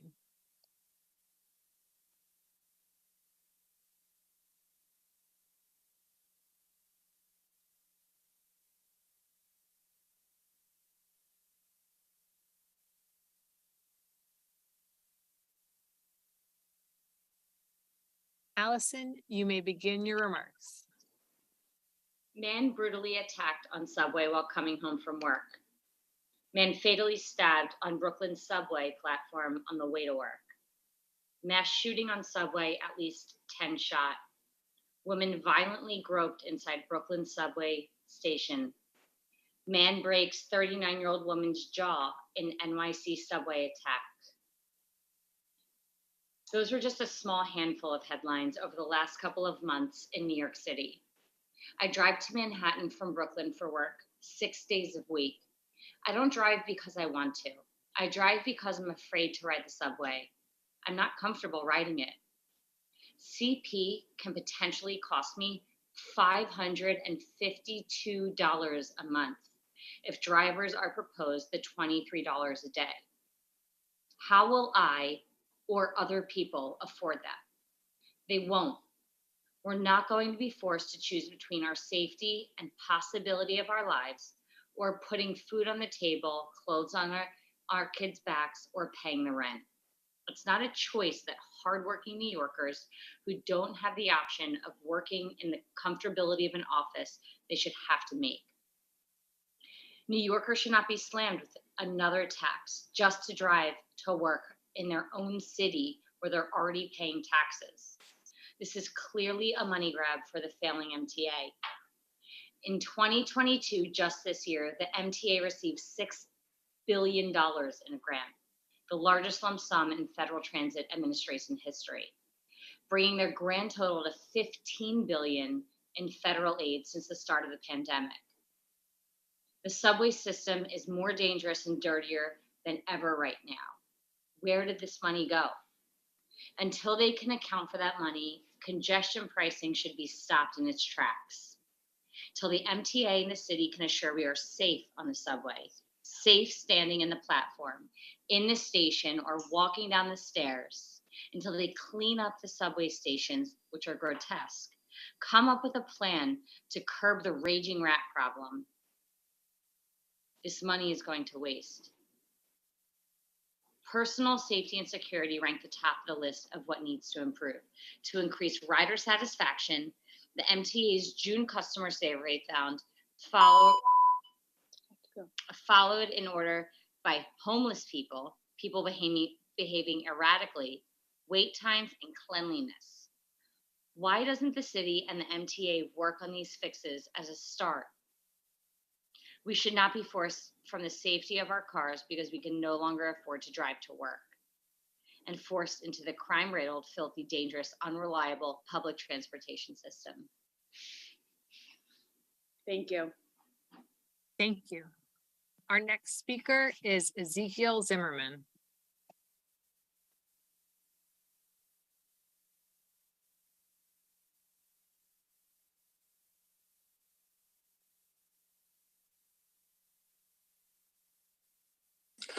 Hi, good afternoon.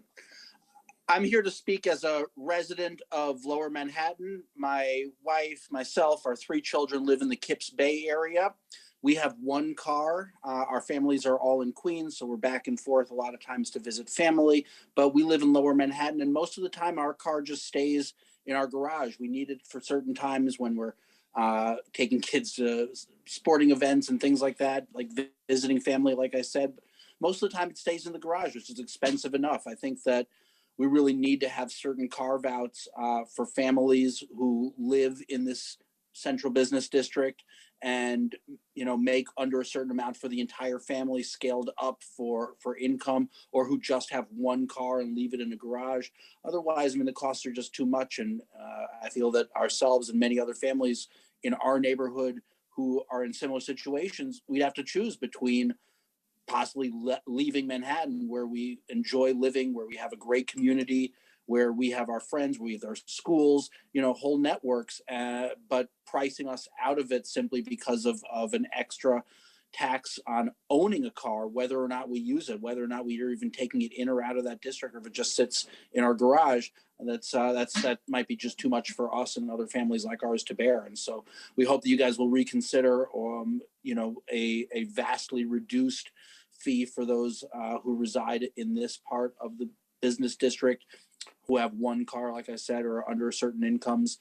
That would be very helpful. Would help us know for sure that our budgets can still fit without us having to think about moving out. Thank you very much. Thank you. We'll now continue reading the list a second time. Again, if you hear your name called, believe you've missed your name being called, please let us know in the Q&A function. Walter Iwachu, Yvette Banks, Dario Gutierrez,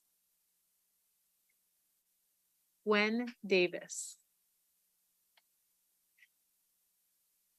Donna Steele, Ron Simoncini, McIntyre Alisuladin, Andrew S., John Burns, Jorge Urena, Christopher Davids, Zahir Nota, Daniel Yares, Josh Yoner, Charles O'Neill, Nicole Chimienti, Oliver Henderson,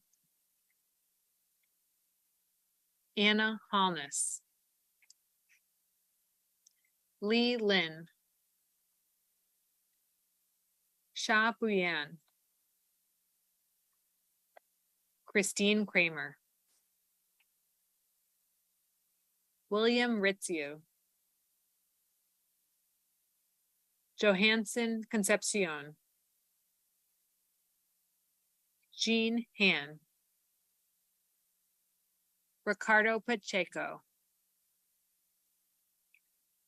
Fran Neiman,